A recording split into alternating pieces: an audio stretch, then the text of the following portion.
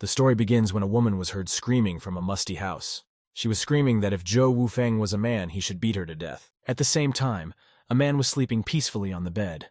A disgusting liquid was pouring out of his mouth. The place where he lived was not a good place.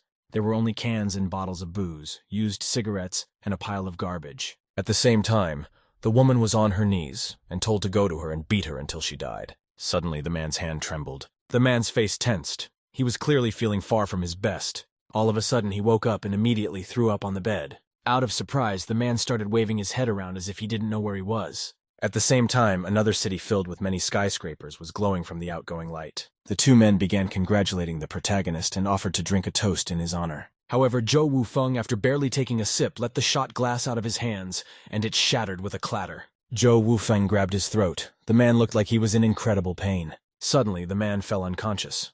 People began to gather around him and asked if he was okay. In a panic, they talked about calling an ambulance. Suddenly, the man opened his eyes. He started screaming furiously, instantly getting out of bed. After the man shouted, he tried to catch his breath. In contrast to the protagonist's mood, the room looked completely normal, with only the curtains swaying in the breeze. Zhou Wufeng looked out of the window and was very surprised at what he saw. Putting on his slippers, the man tried to get out of bed. Fastening his shirt, the man walked out of the room and tried to figure out where he was. And then it hit him. Memories began to surface in his eyes. However, along with the memories came incredible pain. He remembered that he had been married to Jiang Xiaoduo for 2 years. Both of his parents died when the equipment was misused. The man tried to get out of his shock, but he couldn't calm down so easily. His hands kept shaking. Suddenly, the man realized that those memories were not his own, and it was as if he had been reborn. Zhou Wufeng remained in shock for a while longer. He couldn't utter a single word. A woman's crying sound brought him out of this state. Zhou Wufeng obviously did not expect it, and turned to the source of the sound. There he saw a woman sitting on the floor next to a lot of broken bottles and a pile of alcohol. She was crying, either from unhappiness or despair, and called the protagonist a bastard. Seeing her, Zhou Wufeng said hello as if nothing had happened. The woman didn't expect it. Jiang Xiaoduo couldn't utter a word and merely looked at the protagonist as she continued to cry. Zhou Wufeng tried to turn around, for he was extremely embarrassed by the woman's revealing dress. Averting his eyes, Zhou Wufeng tried to apologize. Jiang Xiaoduo clearly did not expect this outcome of events and looked at the protagonist in surprise. Just then, someone knocked on the door. Zhou Wufeng turned around to the source of the sound. Walking over to her, he took hold of the doorknob and opened it. Yuna and little Zheng appeared outside the door. Zhou Wufeng greeted them politely. Zhou Wufeng noticed the bruise on her face and angrily asked who hit her. He also assumed that she had been hit by one Hu Han.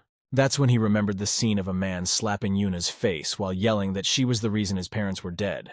The same man told her to get away and stop talking nonsense. A high school girl with a sullen face asked why he was asking if he already knew the answer.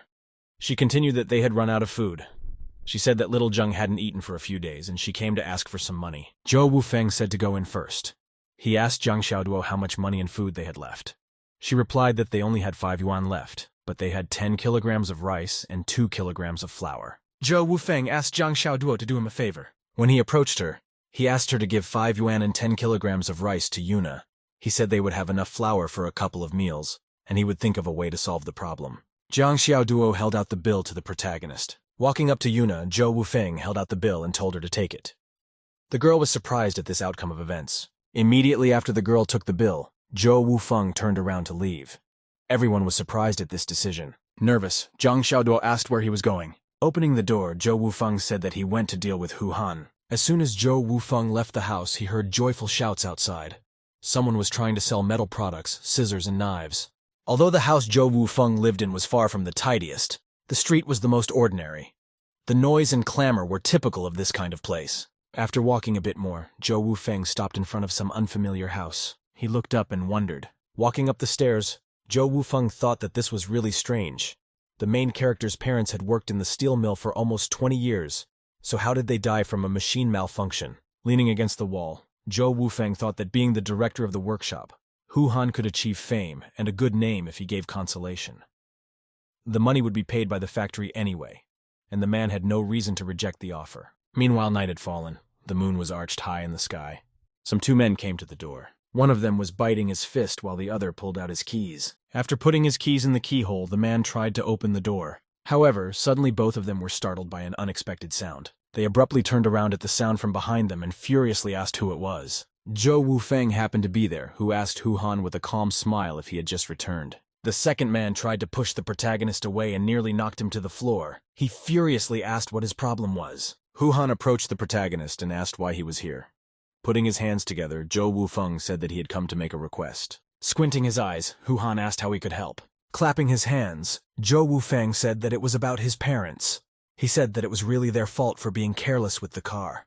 He also apologized for his sister who kept giving him trouble. Hu Han did not expect such repentance from the protagonist and was greatly surprised. Suddenly, the man clapped his chest and started crying. Hu Han said that he was really so caring, and that he was really sad about what happened in the factory. He said that Yuna keeps blaming him for the death of the main character's parents, and isn't it absurd? Scratching his head, the protagonist agreed with the man. Zhou Wufeng said that he came to ask for comfort, because his family was in a difficult situation. Squinting his eyes, the man had already started to talk about the situation. However, Zhou Wufeng interrupted him and started shouting that if the factory did not agree to give him compensation, he would riot. He even said that since he would starve to death anyway, he would riot at his own pleasure. Hu Han tried to calm the protagonist down. He told him not to act rashly, because if he made a fuss in the factory, the bosses would still repress the workers, he might be detained, and he said to think about his family. Zhou Wufeng lost his temper and said he couldn't be bothered anymore. He gave an ultimatum. If the factory didn't give money, he would have to revolt. He also said that he would see if his parents had really made a mistake driving the machine. The man visibly tensed up. He said that Zhou Wufeng would not be able to get any money if his parents were guilty of negligently handling the car. However, he said not to worry. Hu Han said that he had been friends with the protagonist's parents for a long time and he would give him money instead of the factory. However, Zhou Wufeng immediately asked how much he would give, because if he gave very little, he would prefer to riot in the factory. Clapping the protagonist on the shoulder, the man said that the payment was usually 600 yuan, but he couldn't give more than 500 since he needed the money too. He told the protagonist to wait a while and let him get the money. While Zhou Wufeng leaned against the door arch, Hu Han started rummaging through a pile of papers looking for money. Handing the protagonist the money, the man said it was for him. It was still night outside. A black cat ran across the road. Walking out of the house, Zhou Wufeng said that he would definitely make the man pay for his sins. That's when he saw a Chinese candy vendor walking by. Walking up to him, Zhou Wufeng saw that the man was selling 6 pieces of such. However, it wasn't long before Zhou Wufeng went home. Zhang Xiaoduo heard someone opening the door and turned around to the source of the sound. There stood Zhou Wufeng, who was wishing her happy birthday with a joyful smile. The woman clearly hadn't expected such a move on his part, was greatly surprised. Zhou Wufeng said with a soft smile that he was sorry that he could only give this. He was still making excuses that when he left Hu Han's house, it was already quite late. At the same time, Zhou Wufeng held out 2 servings of sweets. Zhang Xiaoduo decided to try one stick. After tasting a piece, Zhang Xiaoduo's eyes seemed to light up. She turned to the protagonist and asked if he wanted to take a bite. Zhou Wufeng said that he had already eaten, and it was all for her.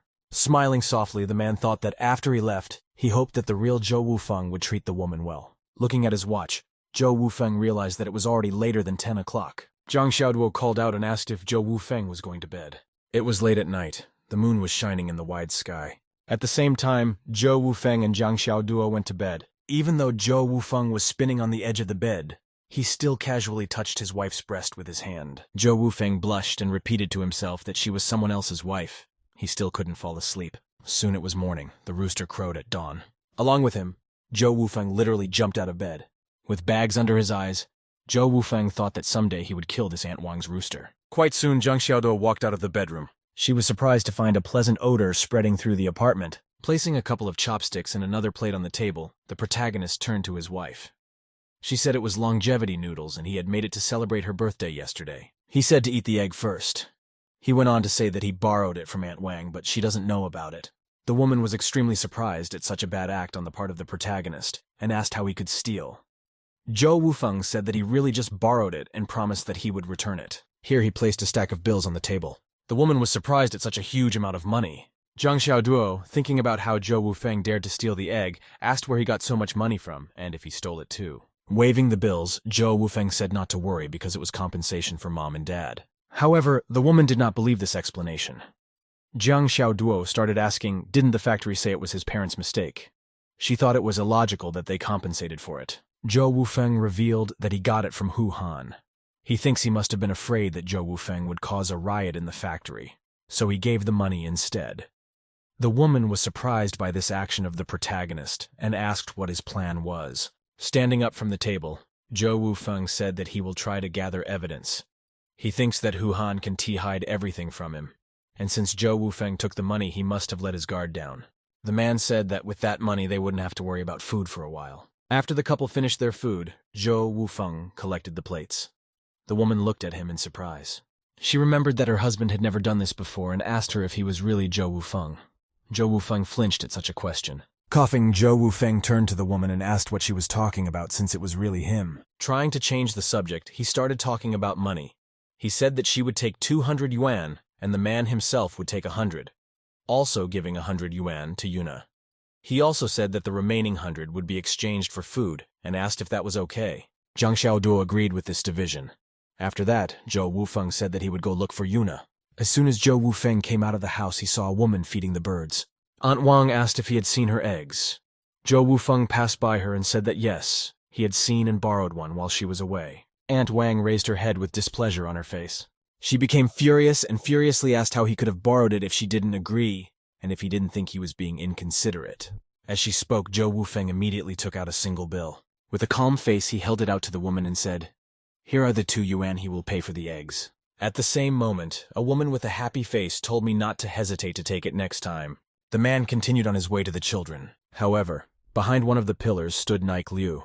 The man was holding some grass in his mouth, and he asked where Zhou Wufeng was going. Zhou Wufeng said hello to his buddy. With grass sticking out of his mouth, the man said that there would be a gambling match with Chen Chora tonight. He said that they could team up and win his money. Zhou Wufeng averted his eyes, trying to remember the identity of that Chen Chora. He remembered that his father was the former head of the Linshui steel factory and was currently working there. Continuing his conversation, Nike said he would come to his place tonight and asked if Zhang Xiaoduo would be with them. After averting his eyes, Zhou Wufeng thought that he would really need to meet with Guoda. However, he decided to do things his own way. Waving his hand, he said he would go to Nike's house instead while he was out. While Zhou Wufeng was pacing, Nike Liu thought that Zhou Wufeng was a real coward. And sighing, he thought about how he had managed to marry such a beautiful woman. At the same time, Zhou Wufeng approached Yuna and little Jen's house. Pushing the door open, he realized it wasn't locked. Zhou Wufeng was extremely surprised by this and even asked aloud. There he saw a child, little Jen. Turning around to his sister, little Zheng said, "His big brother is here." Zhou Wufeng finally went inside the house after all. At the child's voice, Qiu Yuyue came out and asked him what was wrong. Little Zheng pointed at the protagonist with a joyful expression and said that big brother had come. The girl, however, was far from pleased at this arrival. The protagonist went into the kitchen and told her to rest because he would do everything himself. Qiu Yuyue was very surprised at the guy's behavior. Just then, Zhou Wufeng began to knead the dough. Qiu Yuyue watched his movements and was surprised at the protagonist's diligence. Suddenly the door opened and someone walked into the house. It was Yuna. She asked with a happy expression if Qiu Yuyue had cooked the noodles. However, it wasn't the girl who answered her, but Zhou Wufeng. He said that he was working on it, and it would be ready soon. The girl clearly didn't expect the guy to come and, pointing at him, asked what he was forgetting there. Meanwhile, the noodles were already coming into readiness, and Zhou Wufeng turned towards the source of the smell. Taking his hands of the dough, Zhou Wufeng said that he had started cooking here and they would talk a little later. After cooking the noodles, Zhou Wufeng used almost all of the flour. This was very quickly noticed by a schoolgirl, and with a disgruntled look on her face, she asked why he did that. However, Zhou Wufeng said with a smile on his face that everything was fine now because their family now had money. However, the girl didn't believe the guy and asked where he could get it from.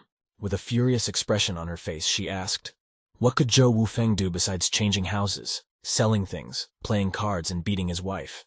Zhou Wufeng had not expected such fury from his relatives. He lowered his hand to his pocket, pulling out something. Taking them out of his pocket, a wad of bills, and he told his sister to look at them. The girl was surprised that the guy wasn't lying. Zhou Wufeng said that they would take it. He also said that since it was important for them to pass the exams, they should eat more healthy food, and he wouldn't deny himself anything. However, the girl was unpleasantly surprised by such money because she thought her brother was going to lose it. She, as Zhou Wufeng, tried to calm her down and said that they should talk about it after dinner. He also said there that he had roasted some meat that he hadn't eaten in so long. Finally, the whole family gathered for a family dinner. The man started talking about where he got the money from. However, the whole family was unpleasantly surprised by the fact that he had taken them from their parents' murderer. After dinner, the family decided to get together and talk about what was going on. Zhou Wufeng started to say that he believes that their parents could not have died due to their carelessness, and he is sure that it was Hu Han. Zhou Wufeng is certain that he knew he had purchased faulty equipment. However, Yuna didn't see how this would help avenge their parents. Zhou Wufeng that this was why this old dog was involved in the death of their parents, because he didn't want to check the equipment. Zhou Wufeng said that he would gather evidence first. Yuna asked what he meant. Zhou Wufeng explains that they need documents to buy the equipment. He says he'll find them when he contacts the seller, and then Hu Han won't be able to escape. With fury, Zhou Wufeng says that the boys won't have to worry about all of this. He will handle it himself and prove their parents' innocence. Both Cho Yuyue and Yuna are extremely surprised by this attitude of the protagonist, so they looked at him in a stupor. Zhou Wufeng averted his eyes and gave little Zheng some change for candy. He wished Yuna good luck in her exams and told her not to worry about tuition fees, because he would take care of everything. Walking down the street, Zhou Wufeng heard about someone selling ice cream. Walking up to the shop, Zhou Wufeng said that he would buy one. The salesman took a popsicle. Giving it to the protagonist, he quoted a price of 2 fin. Zhou Wufeng took a bite and immersed himself in memories. Looking at the bench, Zhou Wufeng said that what they say is true. Every era has its own characteristics. That someone clapped the protagonist on the shoulder. Zhou Wufeng turned around to the source of the sound. There was a group of people standing there, namely 6 people. One of the girls waved at him in a friendly manner. Mentally, Zhou Wufeng scanned who approached him. Among the 6 people, he identified Fu Dahai and Zhang Zijui. The protagonist got flustered and waved back, saying they hadn't seen each other in a while. At the same time, Zhou Wufeng realized that one of the girls was Shen Zijian, and she was Zhang Xiaodo's best friend. Looking at the girl, he noticed that she was decently dressed, thinking that it was usually the richest in any group who dressed well. Suddenly, one of the men pointed at the protagonist and angrily asked why he was staring at the guys. However, another buddy in the group asked why he started up since everything was fine. However, he was unable to stop his comrade's fierce fervor. He started shouting that Zhou Wufeng was acting tough when Shen Zijian was around, and he still did not know how Zhang Xiaoduo had fallen in love with him. One of the girls giggled and said that maybe Zhang Xiaoduo likes bullies. Zhou Wufeng took the ice cream again. He swallowed it whole and whole, suddenly started waving his hands and said Xiao Shan misunderstood everything. He said that how could he act like a bully in front of his wife's friends? After the man spoke out, they tried to calm him down. The girl watched the situation with a calm face. She turned her head to the guy and said that everything was fine and they were just in the same class. She also told them to go now. After the group left, Zhou Wufeng continued to stare at their backs. Squinting his eyes, Zhou Wufeng thought that his carefree life would not last long. After Zhou Wufeng had purchased everything he needed, he would return home with 2 bags in his hands. He walked past one building and turned a corner. Zhang Xiaoduo was there. The girl clearly didn't expect a guy to come. She began wiping the remnants of her food off of herself, as if afraid he would notice. Zhou Wufeng asked if she had eaten ice cream. Zhang Xiaoduo didn't know what to say to him and only stammered. She began to explain that she hadn't had ice cream in a long time and decided to try it. She also said that she had bought him a watermelon. Zhou Wufeng smiled softly as he looked at Zhang Xiaoduo. He lifted his hand and began stroking her head. He said that they had enough money to buy whatever they wanted, and there would be even more in the future. Zhang Xiaoduo blushed and agreed with the man's words. And Zhou Wufeng offered his help. He offered to carry the watermelon because he thought she was tired. The woman denied it. Taking the girl's load, he said it was fine, and he would deliver. The woman was extremely surprised by such an act on the part of the man. She blushed and called his name. Closing her eyes, she sank into reminiscing. There's Zhou Wufeng, 2 healthy thermoses. Apparently, the man decided to carry the thermos for the girl as well, while she was walking nearby and talking to the man. Turning around, Zhou Wufeng looked at his wife. He asked her why she was in the clouds and if it was time for them to go home. The woman snapped out of her stupor and opened her eyes wide. She ran up to the man and said she was on her way. So it was like they were coming home again. Suddenly there is a loud scream in the middle of the street. Someone is cursing the man to die in the street. Someone knocked insistently on the door. Suddenly opened and a man came flying out of the house. Zhou Wufeng asked Nika what really happened. The man patted the boy's shoulder and said that they should step back first. The man started to say that he had lost some money in the morning, but his wife, whom he called very insultingly, was already buzzing his ears. The man was indignant that she didn't realize that people win and lose in casinos. That man approached the protagonist and asked if he knew the principal's son. He hugged the protagonist and started saying that he was very rich, and therefore it would be easy to get him hooked on casinos. The man already started dreaming about what would happen if they teamed up. However, Zhou Wufeng shook off his hand and asked how much money he had brought. The man said he hadn't received his wife's paycheck yet and asked to borrow some money. He said he would pay her back when he got even. Zhou Wufeng scratched the back of his head and said that Nika owed 3 more yuan. He also said that he only had 1 yuan with him today. The man yelled at the protagonist and asked if that was really the case. However, Zhou Wufeng also looked at the guy strangely, for he didn't have any money either. The man had nothing to say. Zhou Wufeng had already started to ask if he should do it next time. However, the man grabbed the protagonist by the arm and said that since they were already packed, he would lend some. Unexpectedly, Nika lifted his foot and started digging into his shoe. Zhou Wufeng looked at him in bewilderment. However, it wasn't long before Zhou Wufeng opened his eyes in surprise. The man from the soul took out a few bills. It wasn't long before the company approached another house. They were met on the doorstep by another man walking with his dog. He asked if it was really Niki. Nichai said that Zhou Wufeng had also come. A man, apparently the owner of the house, asked them to pass. Nika suddenly asked the man where he had brought them to. After all, they only wanted to play. Smoking a cigarette, Brother Chen said that he had been carrying fruit for Grandpa all day today and would have to do it again tomorrow, so they could only play here. Nikai smiled and asked the man what his new game was and asked him to teach them. Chen told everyone to sit down, he's about to teach them everything. After picking up a card, the man began to explain that a standard deck of cards is used. 3 cards are placed face up on the table, and the rest are dealt equally to the 3 players. The first player to bet is the player who first received the card when it was dealt. The man continued that the highest bidder takes the cards from the table and becomes the landowner. Showing the cards, man says this is a really good game. He says the remaining 2 become peasants playing against the landowner. The man says that both peasants win if at least one of them wins. Chen continues that the combinations are simple as usual, along the lines of a pair of 3s, a pair of 4s, and so on. Holding his head with his hand, Zhou Wufeng realizes that it is Du Diju. Chen shuffles the cards and says they're about to start, and he's the landowner. And that we could hear shouts of joy. Someone shouting that he had won. Chen looks at his cards. He has a pair of 7s and a 10. The man throws the cards on the table and says he has a pair of 7s. Nisai smilingly looks at his opponent. Chen says he has 2, still smoking his cigarette. He is clearly confident of his victory. Zhou Wufeng thoughtfully says that he has a pair of 8s. Nisa takes another look at his cards and says he passes. Chen happily throws his pair of 10s. He apologizes to the guys and says he's won one more time while Zhou Wufeng goes over the cards. Chen looked at what kind of deck he had. Smiling, he says he has a pair of 6s and 2 combinations again. Zhou Wufeng thoughtfully throws a pair of kings on the table. Then suddenly Nishie says it's his turn and furiously throws his 2 cards. It turns out to be a pair of aces, the highest suit. However, Zhou Wufeng looks at him with bewilderment. The guy belatedly remembers that he is supposed to go for the landowner, not the protagonist. Chen passes and says the guys are cool, lighting a cigarette. Nikai, looking into his deck, says that he has nothing else to go around and can only throw senior cards. Chen happily picks up on his opponent's idea and shows a jack. Chen asks the protagonist if he passes. After agreeing, Chen says that he has won again. Nietzsche gives Cheng a thumbs up and praises him for playing well. Zhou Wufeng squints his eyes as he looks at the 2 of them. The guy looked into his deck. There was a rack of 2s. Zhou Wufeng scratched the back of his head and said that he had bullshit again, not cards. His 2 opponents looked up and laid out their cards. Nika took another look at his cards and asked if it was his move, then said he had a bomb of 6s. That's when Zhou Wufeng pulls out his rack of 2s. The protagonist pompously threw his cards down on the table. At the same time, Niki opened his eyes in surprise, because he didn't expect such a combination. Clearly agitated, Chen said that he was passing. Zhou Wufeng was starting to get excited about his winnings. He had 3 bombs and a black joker. Then Zhou Wufeng looked at Nikai and asked where his money was. However, the boys didn't end there. Someone posted a pair of 2s again. Chen yells for more throws when the other 2 pass. Showing a deuce, Chen winced once again. He exhaled the smoke left from the cigarette. Nietzsche was already angry, throwing the cards on the table. I guess he had no luck at all.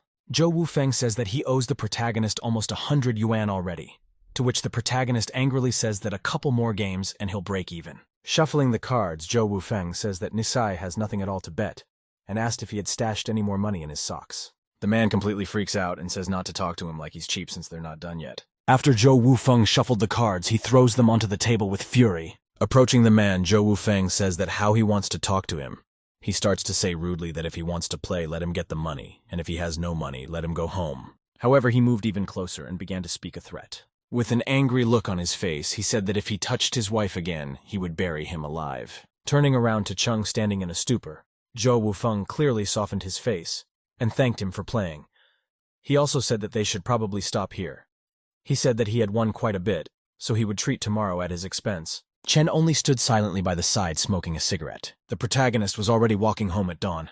He thinks that Chen Goda's father is a former factory director and has quite a few connections, meaning he will definitely be able to help the protagonist. Zhou Wufeng finally made it home after all. The man straight up spat on the bed from exhaustion, unable to do anything else. However, Zhou Wufeng turned around at the shout. He listened with bags under his eyes as someone accused them of losing all the money and how they would survive. Hearing a groan, the protagonist sighed and went back to sleep. It wasn't long before Zhou Wufeng found himself in the Wuet Chaikana. He went to the table and asked the boss for a cup of tea. He was quoted a price of 5 fines. After Zhou Wufeng paid, he was poured some fragrant tea. Suddenly, he turns around at an unexpected voice. Someone asks how Wu Liu's son is doing. It was a conversation between two men. One of them said that he had just picked up and quit when the other had absolutely no idea what was on his mind. Zhou Wufeng took a sip of tea, thinking about how the 80s were difficult. However, he also recalled that many millionaires started their businesses around this time. Zhou Wufeng turned around and looked at the views from the window. Zhou Wufeng thought that if he went back to the 2020th year, he would be very foolish to miss a great opportunity. Zhou Wufeng still remained in the Wu Weiqian tea house, immersed in his thoughts. The boy clutched his head and wondered if his thoughts were right. He has a hard-earned career that he doesn't want to give up. Opening his eyes, the protagonist made a decision for himself. Looking up, Zhou Wufeng thought that once he dealt with Hu Han, he would go back to where he came from. Pretty soon the rumble from the motorcycle engine could be heard from the street side as well. Watching Chen park, Zhou Wufeng thought that he had finally arrived. Immediately afterward, Zhou Wufeng came out of the tea house and called out to the man. The man turned around at the source of the sound and asked if it was really Zhou Wufeng. The main characters only said what a coincidence it was as Chen scratched the back of his head and said that he had just finished helping his grandfather and was very tired. Zhou Wufeng started to say that he was very timely because they should have lunch together and that it was a small compensation for yesterday. Chen spread his hands and said that it was just nothing. Zhou Wufeng said no, it was not nothing, and invited him to the restaurant. After the guys sat down at the table, a waitress came over and asked them what they wanted. Zhou Wufeng asked for a menu. Looking at the prices on the menu, Zhou Wufeng was very surprised. Everything was very expensive. Mao Tai vodka cost 7 yuan, fish stew almost 3, when ginseng chicken cost 4.5 yuan. After the order came, Chen turned to the protagonist and asked that it was indeed very polite of him. But wasn't it too expensive? Zhou Wufeng patted the protagonist on the shoulder and poured him a drink and said it was fine. He says that he was lucky to have lunch with him so he can enjoy himself. Unexpectedly, the same group of friends of the protagonist's wife also entered this restaurant. They noticed that Zhou Wufeng was eating there too. One of them pointed at the protagonist and asked if he had come here to waste money. Zhou Wufeng calmly chewed his food without paying attention to such provocations. The same man started shouting as he didn't hear the main character's answer. He called him a freak and asked what he thought Zhang Xiaoduo was eating. "You're the one girl said she lost her appetite and told the guys they'd eat somewhere else." Our new one had to be calmed down, and the whole group headed for the exit. Chen, listening to the conversation between the protagonist, asked about the protagonist's relationship with Hu Han's son.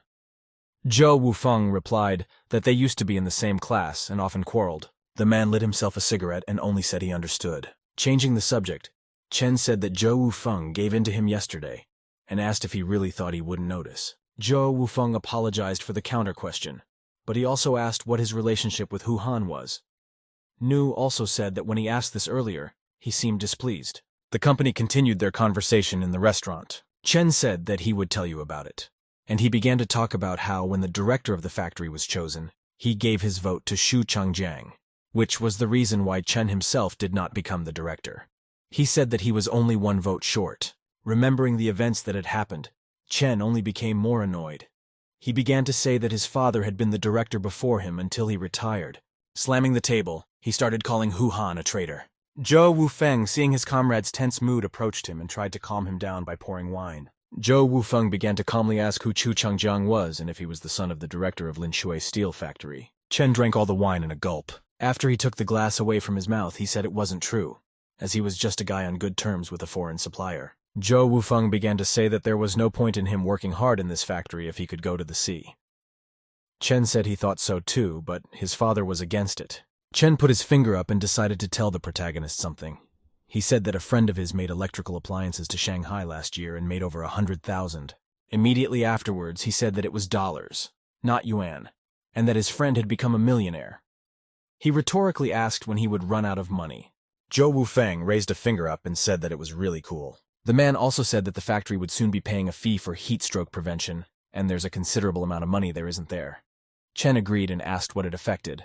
Zhou Wufeng asked if he would be paid money if he supplied the food collected by his family. However, the man immediately threw up his hands at such an offer. Chen said that if he did that, he would get in trouble eating. Grandpa would find out about it. However, Zhou Wufeng immediately clapped himself on his chest and said that this was the moment he was entering the conversation, because his grandfather would become the grandfather of the protagonist. However, the man did not understand such an idiom and asked what Zhou Wufeng meant. Zhou Wufeng began to explain that he would be the middleman delivering the fruit, and the man should just use his name. Chen clapped the protagonist on the shoulder and thought about how he hadn't even thought of it.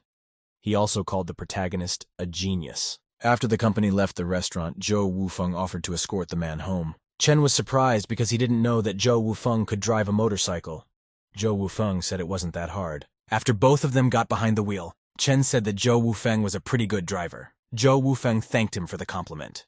It wasn't long before Zhou Wufeng found himself at home. Opening the door, Zhou Wufeng thought that Zhang Xiaoduo must be asleep by now, and after all, it was already late. However, after looking around, Zhou Wufeng realized that she was awake and was humbly waiting for him. When Zhou Wufeng came home, it was already late at night. He approached wife and asked why she was still awake. The woman was silent. The protagonist started scratching the back of his head, and he apologized for coming back so late. The woman turned away, immersed in her own thoughts. She recalled her friend asking who was more important to her family or her unhappy husband.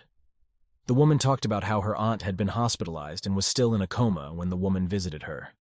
The aunt mumbled about her all the time. Zhang Xiaoduo lowered her eyebrows and said that he was so reformed, but she didn't have time to say it.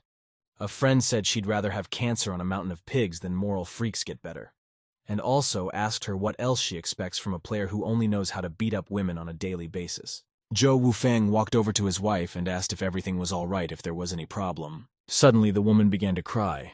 She rose from her chair, barely shuffling her feet. She immediately embraced the protagonist. She blushed, after which said he could do whatever he wanted to her today. She pressed her whole body against the protagonist, expecting something from him. Zhou Wufeng blushed heavily and darted his eyes at his wife's actions. Pretty soon it was past midnight. Zhou Wufeng was lying on the sofa thinking about something. He remembered what he had done at that moment. The man called her name.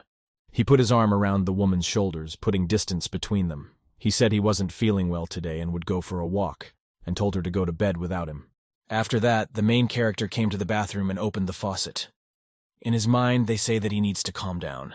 He put his head under the running water, trying to regain consciousness. The man only thought about the fact that he was going to come back, and that it was not worth it to do what was not asked. Soon the morning came.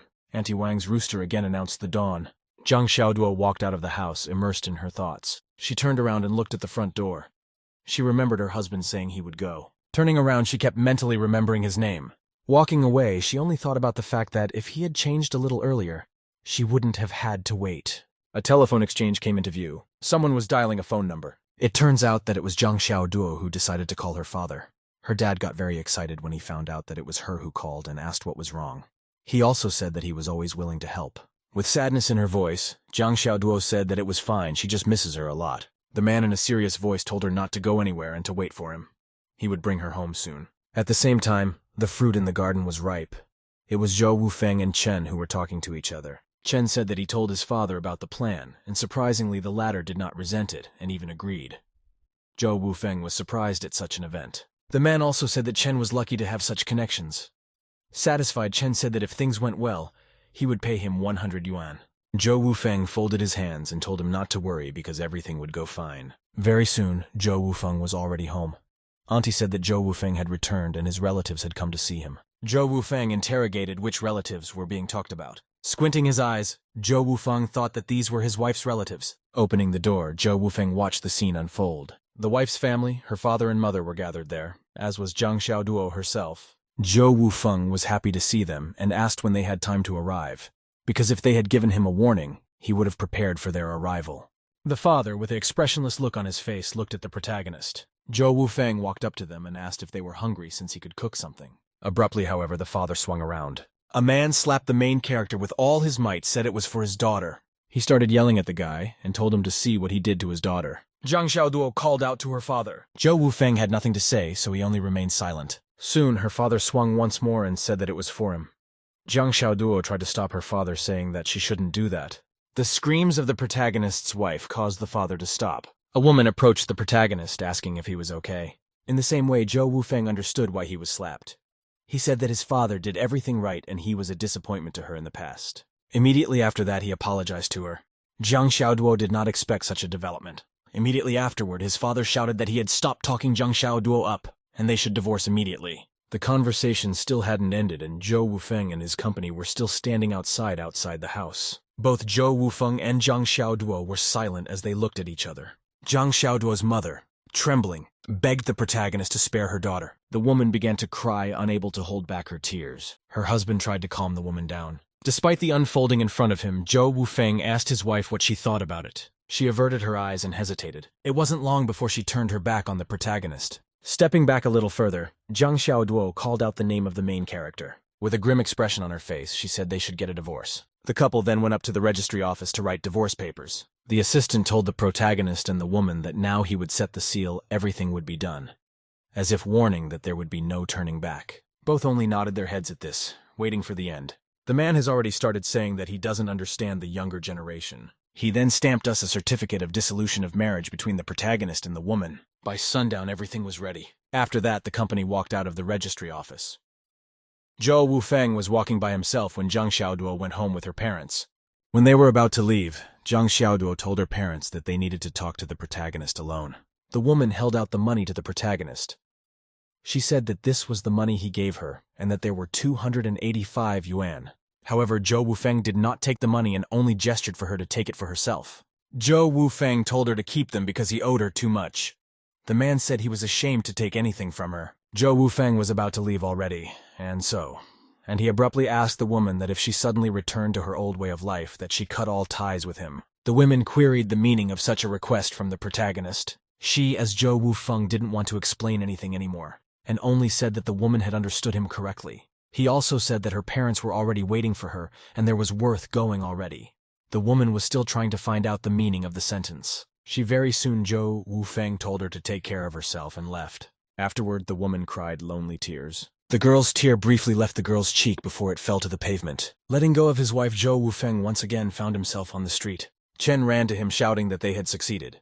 Zhou Wufeng was quietly eating ice cream at the time. Running up to the main character, the man said the factory had sent a notice that the fat warning fee would be replaced by fruit. With joy on his face, the man said that they had promised 1,500 yuan for each installment. Clenching his fists, Chen said that he hoped for further cooperation and he would personally pay extra when everything was perfect.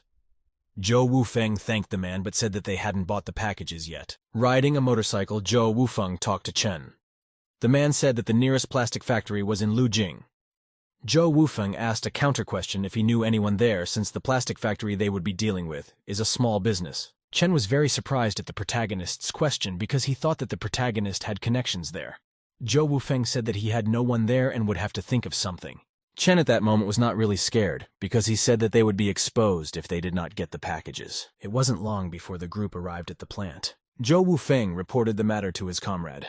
Chen asked, what way will they enter? Zhou Wufeng that they would stop by right away. However, they were stopped by a guard and asked who they were. It wasn't long before the protagonist stopped the motorcycle. The protagonist told the guard to call his boss because they have a serious case. Hotline is always unavailable. The guard asked if they were looking for Mr. Li. Zhou Wufeng asked which office. The guard replied that they were on the 3rd floor, the first room to the left of the stairs. Zhou Wufeng thanked the guard. Chen was still worried because they got in, but Zhou Wufeng does not know the director. Zhou Wufeng said that the man would have to be quiet for this. Pretty soon the comrades were outside Mr. Li's office. Hearing a knock on the door and the supervisor, Li said to come in. After that, Zhou Wufeng and a man entered the office. Mr. Li asked who they were. Zhou Wufeng smiled affably and said that he was the director of Guoda Fruits and that he was happy to see him. Mr. Li asked how the company got here. Zhou Wufeng said they alerted the guards. Immediately afterward, Zhou Wufeng said that to be honest, they were passing by. They were on their way to Zhehai to buy a batch of plastic bags. Zhou Wufeng said that he had heard that this factory also had pretty good bags. The man said they were in the fruit transportation business. Mr. Li pondered the words about exporting. Sipping his tea, Mr. Li waved his hand and said that they definitely wouldn't fit their bags. There was a plaque nailed in the office about dignity and honesty. Taking out his cigarettes, Zhou Wufeng wondered how they wouldn't fit. Zhou Wufeng said that he went to Ligshui to buy fruit, but they had run out of packs. Immediately after that, he held out cigarettes to Mr. Li. Lighting a cigarette, Zhou Wufeng said, the thing is that they did not calculate the cost of transportation, so they came to them. The supervisor said that he understood everything. After that, Zhou Wufeng spread his hands and said that quality assurance is their priority after all. They are a big company after all. Mr. didn't start out asking public or private enterprise from the protagonist. Zhou Wufeng, on the other hand, changed the subject and asked if Mr. Lee would like a mug. Mr. Lee seemed to come to his senses, looking at the box of tea in his cupboard.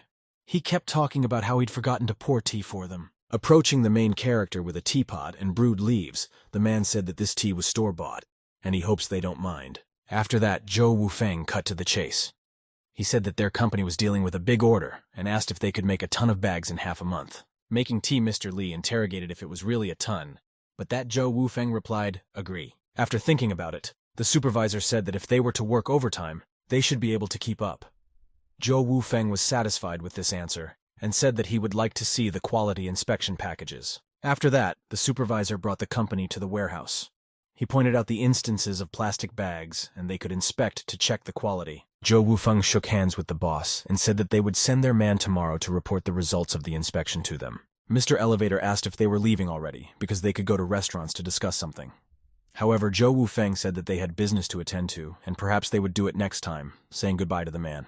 Waving the man goodbye, Zhou Wufeng said that they would see each other next time. After the company left the building, Chen started praising the protagonist. After all, they haven't even spent even a fun and already have bags. Turning to the man, Zhou Wufeng told him to call Director Lee tomorrow and tell him that the packages did not pass the quality inspection, so the transaction will not take place. After the company returned home, Chen shouted happily that you could drag a cow away in those bags. Walking up to the man, Zhou Wufeng told him to stop suffering nonsense. Crossing his arms, Zhou Wufeng asked if the man had promised to take him to a restaurant in the city.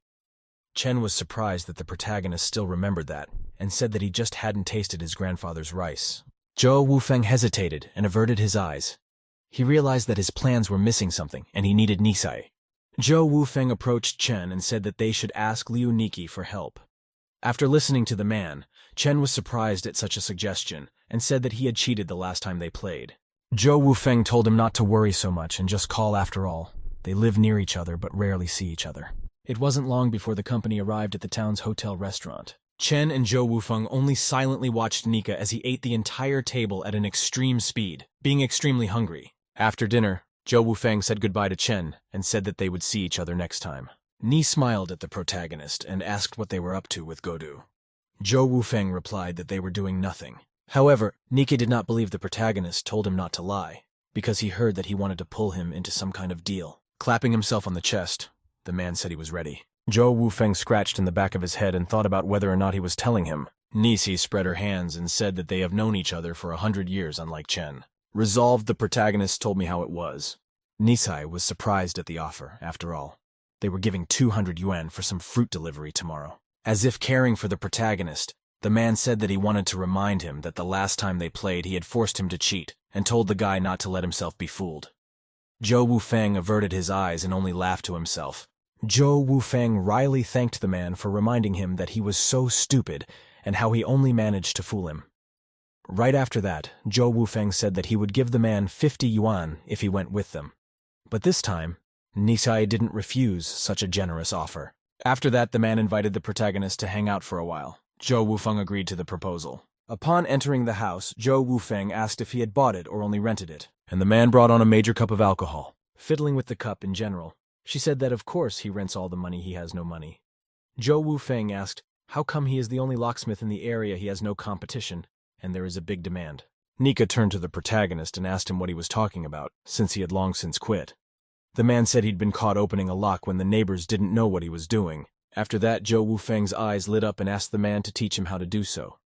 The man began to explain. He showed the protagonist a hook and said that they usually use one of these to open doors. Leaning against the door, Nika told the protagonist to look carefully, or he wouldn't see anything. After fiddling with the lock, the man tried to open it. It was not long before he succeeded. The lock opened with a distinctive sound. Zhou Wufeng began to praise Nikai and asked him to teach him to do the same. Waving his finger, the man said he didn't want to set him up since it wasn't exactly legal.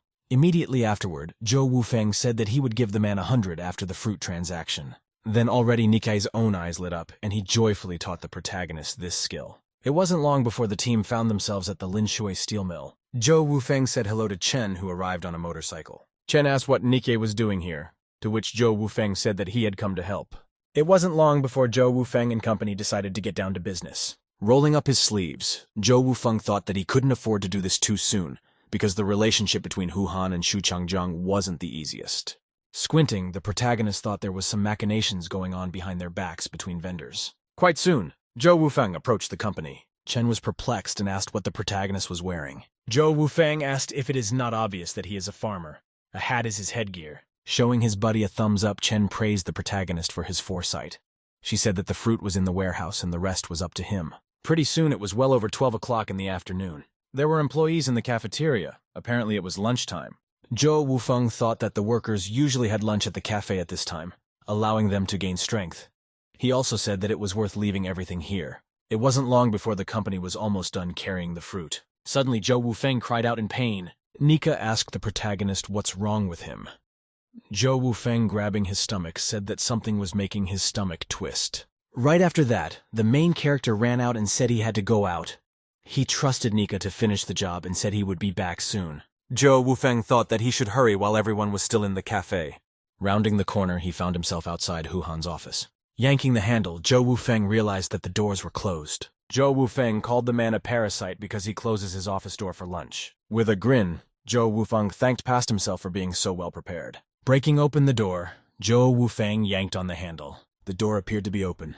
Zhou Wufeng looked around. Going through the books, the protagonist tried to find something worthwhile. Pretty soon he found the sales contracts. However, he was extremely surprised that there was no stamp on the contract and thought of a signed contract. Thought about how the books on the shelf were really good. However, it wasn't long before he had doubts whether Hu Han would actually read them. Zhou Wufeng and company were still in the factory. Zhou Wufeng decided to pick up the book on the shelf. However, the guy didn't expect the book to be so heavy. With a rumbling sound, Zhou Wufeng lowered the book and it fell to the floor. Turning around, Zhou Wufeng wondered if this book was really a book after all.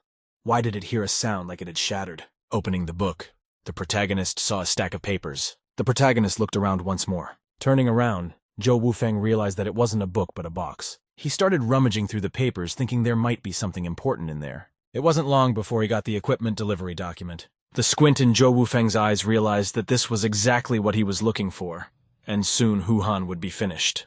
After removing the evidence and locking the door, Zhou Wufeng returned to his company. Nika asked where Zhou Wufeng was if he had fallen into a push. He also said that he was almost done with everything. Zhou Wufeng gave 100 to Nikai. He didn't expect the guy to actually do it. Bowing to the protagonist, Niki thanked the protagonist and said that he would take care of everything. Here in the building, the protagonist looked at the documents again. As it turned out, it was a document with an official seal for a value of 2.5 million yuan. Zhou Wufeng thought it was suicide, not proof. At the same time, a group of friends passed by Ziyu's side. They greeted the girl, and just as affably the girl greeted them. Some other girl greeted Ziyu as the man complimented her. The girl turned around, looking at unexpected face. Ziyu asked what he was doing here. The group turned to the main character and started laughing that he was walking around. The man began by saying that divorcees are lucky. They have so much free time that they can finally give to themselves. One girl sympathized with Zhang Xiaoduo. She thought that it would not be easy for a divorced woman to remarry. At the same time, the man said that it was only a matter of time.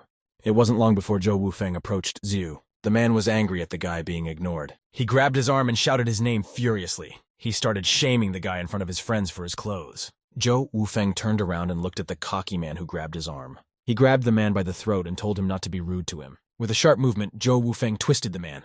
He started screaming that he was in great pain because his arm had been twisted.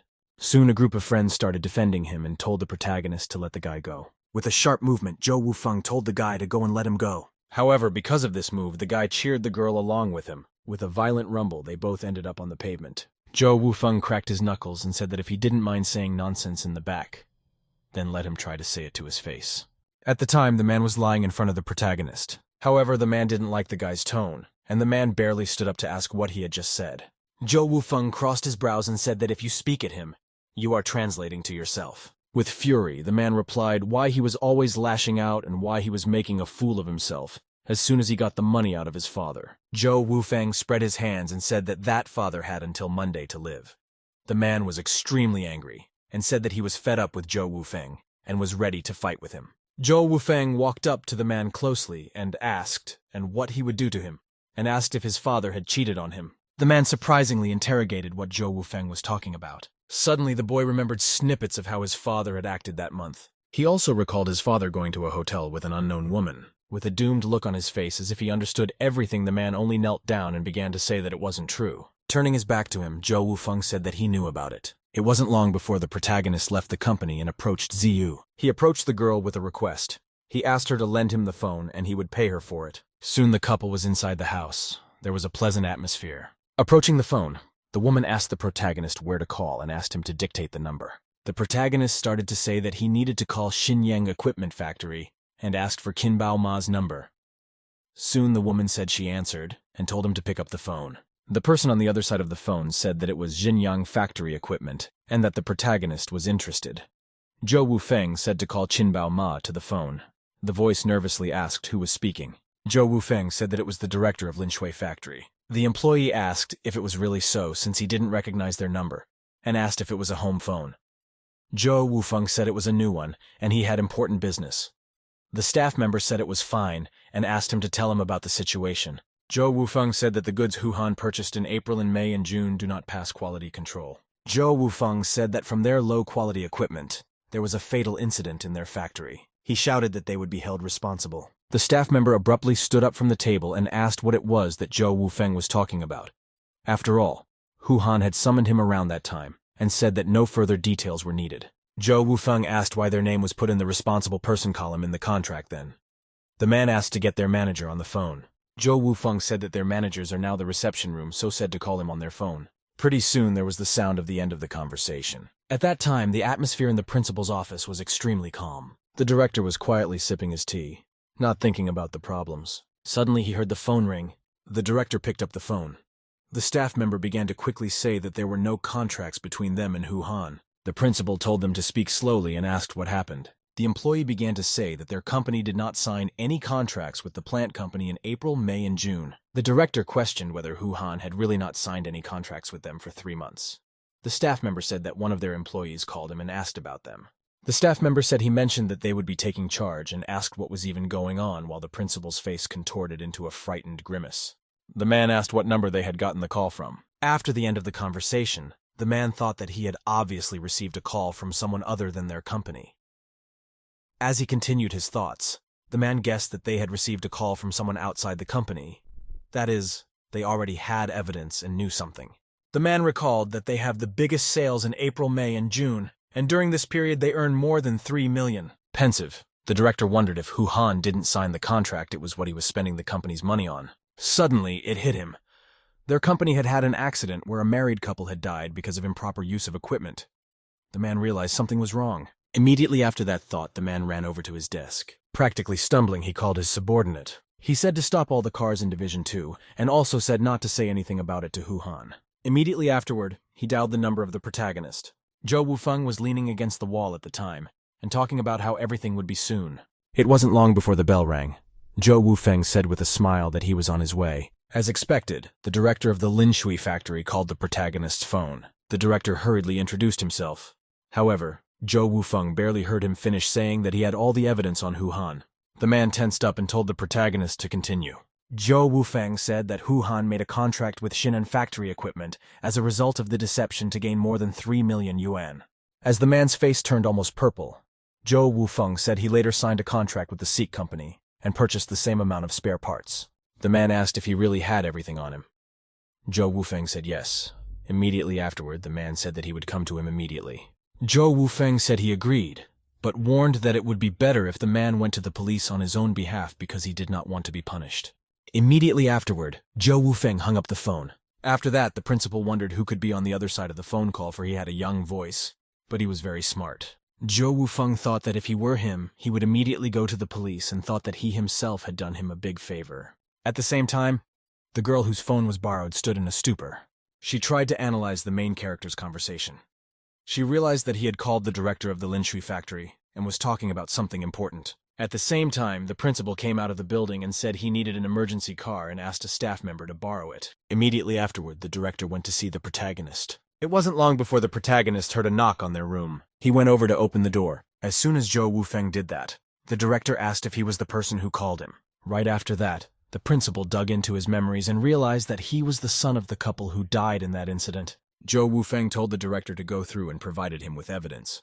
The man looked over both contracts. He thought that on these contracts and this signature would be enough to prove his guilt. Immediately afterward, the man clapped the protagonist on the shoulder. Turning to the guy, the man asked his name and said he was a hero. Waving his hands, Zhou Wufeng said that the director himself found the evidence on Hu Han, and the guy didn't do anything at all. Immediately afterward, police rushed to the apartment. A group of people approached the principal and called out to him. The policeman ran up to the protagonist and asked what had happened after all. They asked the director who he was talking to on the phone and then ran off somewhere. The principal decided to look at the guy, however. The guy only turned away. He realized that Zhou Wufeng had decided to set this all up to protect him from responsibility. The man held out the documents to the police officer and told him to consider them. He said he found these contracts in Hu Han's office and said it was direct evidence of his fraudulent scheme. After that, he looked at the main character and said that his action caused 2 people to die, and he would tell everything in detail. After she explained everything to the cops, the director clapped the protagonist on the shoulders, approving of his actions. It was well after 3 o'clock in the afternoon. Zhou Wufeng testified to the police that Hu Han to the death of his parents and said everything in detail. The policeman turned to the principal, asked if everything the guy said was really true, to which the principal said yes. The policeman asked the guy if the man knew his schemes had been exposed, to which Zhou Wufeng said he didn't think so.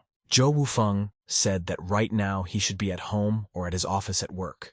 The guy also said that he thought he would be easy to find through his immediate family.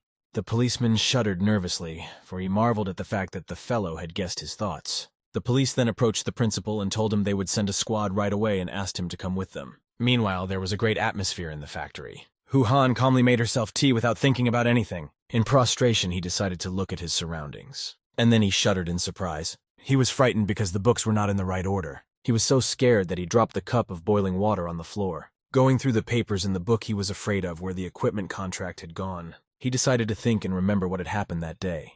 He remembered that there was a farmer walking around the factory. He also thought that it didn't look like he was a factory worker. The man thought he must have seen him somewhere, and then it hit him. It was Zhou Wufeng. Meanwhile, Zhou Wufeng made his way home to his children. Little Zheng opened the door for him. He was clearly happy to see the protagonist. However, unlike him, the rest of the family was extremely surprised by the arrival of the protagonist. Especially surprised were the schoolgirl's classmates who came to study. Zhou Yuyue approached the protagonist and asked him why he had come here. Zhou Wufeng said he was just passing by. Zhou Wufeng remembered that Yuna had an exam coming up. The girl agreed to the guy's proposal. Zhou Wufeng said that he wanted to say a few words to her, and thus hinting that they wanted to talk alone. After that, Yuna's classmates said that they would already go and they would meet tomorrow. The girl grabbed hold of the guy's shirt and said they had to go. A classmate said to let him go, saying that Zhou Wufeng wanted to say it was important. However, the girl seemed to know the protagonist, because she said that he had come to sell something as usual because he had lost everything. Zhou Wufeng only looked at their backs in silence. After that, Zhou Wufeng summoned all 3 relatives. Zhou Wufeng pointed to himself and said that he had dealt with Hu Han. Zhou Wufeng said not to worry about him anymore. However, Yuna was extremely frightened and pointed at the person behind the protagonist's back. It turned out to be Hu Han himself. Zhou Wufeng abruptly turned his head around, not expecting to see this person. There, with a furious face, stood Hu Han. Zhou Wufeng covered his relatives with his hands and told him to enter. Hu Han, with eyes burning with rage, said that it was indeed him. It's like a crazy man threw himself at the protagonist. Zhou Wufeng easily dodged the suck of the obvious punch. Immediately afterward, he swung his arm to make a counterattack. Immediately after Zhou Wufeng squeezed the rogue's arm behind his back, Hu Han cried out about how hurt he was. Zhou Wufeng smiled and asked what he needed to bring back and said to speak more specifically. He also mentioned if he was looking for a contract with Xenon Company or Seek Company. The man with angry eyes said to give it to them right now. The protagonist wasn't in a great mood either and reminded the villain of what he was in for. Such a threat made the scoundrel yell even louder. Immediately afterwards, Zhou Wufeng swung his leg to strike Hu Han. Releasing him from his tight grip, the guy stepped toward the man. Immediately after that, Zhou Wufeng walked over to the table where he picked up a bottle of alcohol. With a sharp movement, he smashed the bottle against the nearest sharp corner. Yuna was extremely surprised by this action. Zhou Yuyue didn't remain poised either and opened her eyes wide at the protagonist's actions. Putting the rest of the bottle to his throat, Zhou Wufeng asked the scoundrel if he now realized what he had gotten himself into. The man couldn't adequately assess the situation and could barely make out his words. Frightened for his life, he replied that yes, he understood. After that, Zhou Wufeng slapped the rascal hard and asked him again if he understood exactly. From such a hard blow, the man screamed and fell to the floor. After a series of blows, blood flowed from behind Rascal's mouth and nose. Sitting on his knees in front of the protagonist, he said in a trembling voice that he was aware of it. The blood man asked what the protagonist needed. With burning eyes at Zhou Wufeng, he said that it was for his parents. The protagonist was not on a joke angry as he himself was trembling with anger. However, he wasn't the only one in this state. Yuna was also furious to the extreme while Cho Yue tried to calm her down. The man said he had nothing to do with their deaths. He cried out that they had known each other for years and really sorry about that. Zhou Wufeng said he understood. Trying to dispel the protagonist's misunderstanding, the man says he said that before. Raising his hands, the man said to give him the contract because it's the state. If they find out about it, they will arrest him for sure. As if frightened by the man's threats, Zhou Wufeng said that he could give up the contract. Putting his hand on the man's shoulder, the protagonist said something he hid it. After all, why would he lug around such papers? With a strained smile, Hu Han hustled the protagonist. Both girls stared at the protagonist in bewilderment. The protagonist returned to them with a soft nod of his head. After Zhou Wufeng left the house, a fair amount of time had already passed. Sunset had come, but the company still hadn't stopped. After walking for such a long time, Hu Han asked where Zhou Wufeng was going. Turning to him, Zhou Wufeng said to be quiet as Zhou Wufeng wanted to talk about how they would divide the money. The man began to deny that he didn't have any money because he had given him everything that time. Immediately afterward, Zhou Wufeng's shoulder slapped his cheek and said not to lie to him. Not otherwise, it carries the contract of his superiors. Zhou Wufeng rubbed his hands together and asked where he was making 2.5 million. The scoundrel who was on the floor from the strong blow was surprised because he knew everything. Zhou Wufeng spread his hands and said that he knows everything, so stop pretending, because Zhou Wufeng does not want to take away a single yuan from the man. Zhou Wufeng said not to worry because since he was on his side, he didn't have to worry that he would throw him away or he would be in trouble with him. Right after that, the main character's face turned sinister. He said that when he bought new equipment in July, he should replace low-quality equipment with high-quality equipment, and then no one would realize anything. The man got up and said that yes he would, and they could keep walking. It wasn't long before Zhou Wufeng withdrew into the complete wilderness. They found themselves in a cemetery. Hu Han started digging the grave of one of his ancestors, trying to find something there. Only Zhou Wufeng stood aside as if he had nothing to do. After digging up 100,000, the man gave it to the protagonist and told him not to forget about their pact. The main characters from told him to open the bags and look at the money. Seeing that there was exactly 100,000, the guy smiled evilly. Quite soon, they were already on their way back home. She, as Zhou Wufeng, decided to stop by somewhere on the way, and told the man to wait and not to go anywhere. So it turned out Zhou Wufeng went to a clothing store and bought some things there. Zhou Wufeng said that he needed to buy new clothes because Hu Han's costume raises unnecessary questions. The man agreed with the boy's statement. After the man got dressed, he asked where the contract was. Zhou Wufeng said that it was under the red brick by the garbage can of his house.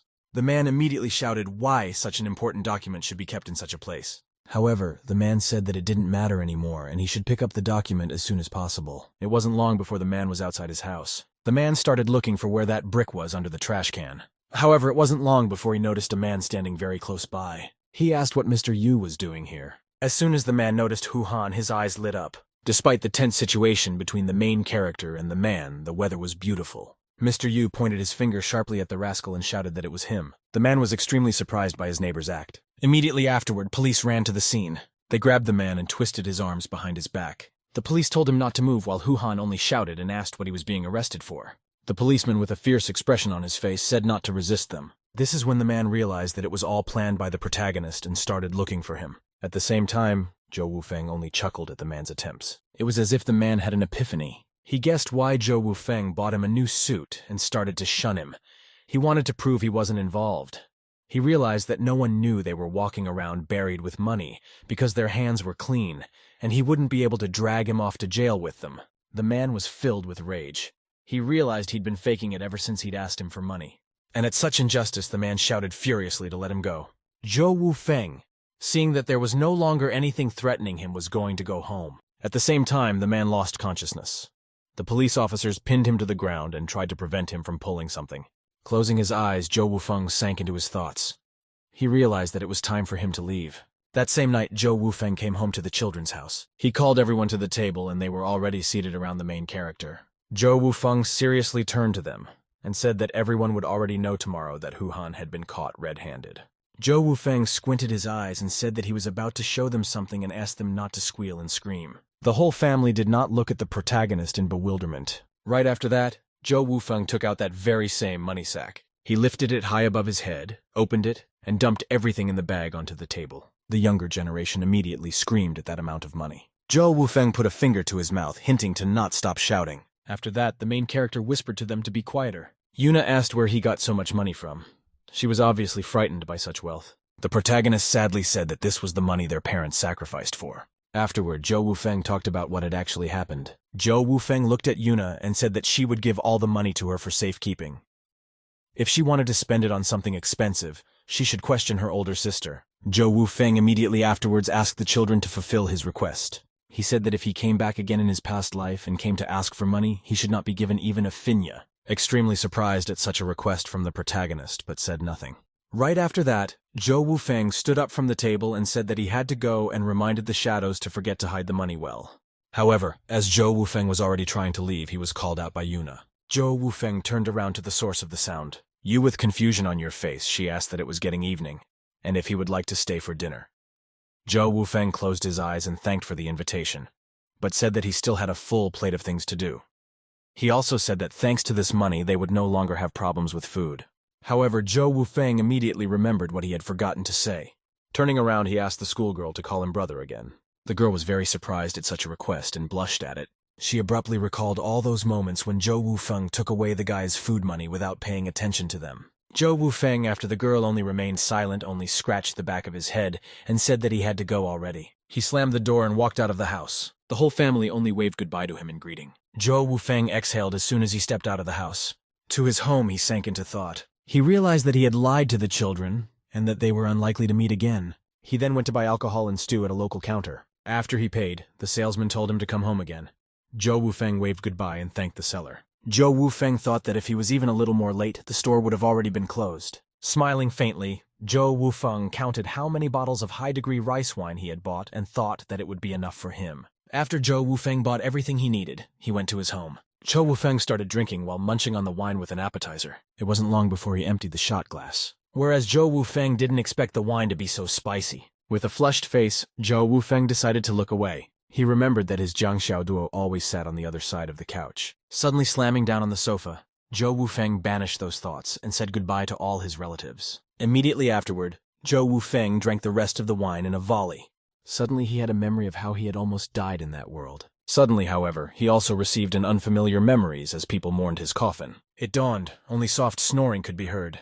Zhou Wufeng was still lying on that couch where the guy had poured the rest of his drink on. Zhou Wufeng was snoring peacefully without feeling any worries. Unexpectedly, Zhou Wufeng opened his eyes after such a dream. In front of me, that gave off light. Finally opening his eyes fully, Zhou Wufeng realized that he was still in this body. I literally screamed in frustration because he didn't expect to see himself here. Literally jumping out of the couch. He thought he had already been buried in that life. Be you crazy?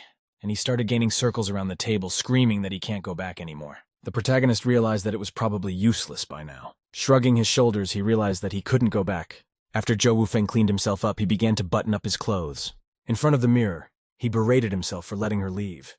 If he'd known he wasn't coming back, he wouldn't have let her do it. Taking the picture with the main character and Jiang Xiaoduo in his hands, the man sank into his thoughts. Squinting his eyes, he realized that if Zhang Zijue could contact Shenyu Zijiang, then surely she could contact Jiang Xiaoduo. East Zhou Wufeng realized that he could not return.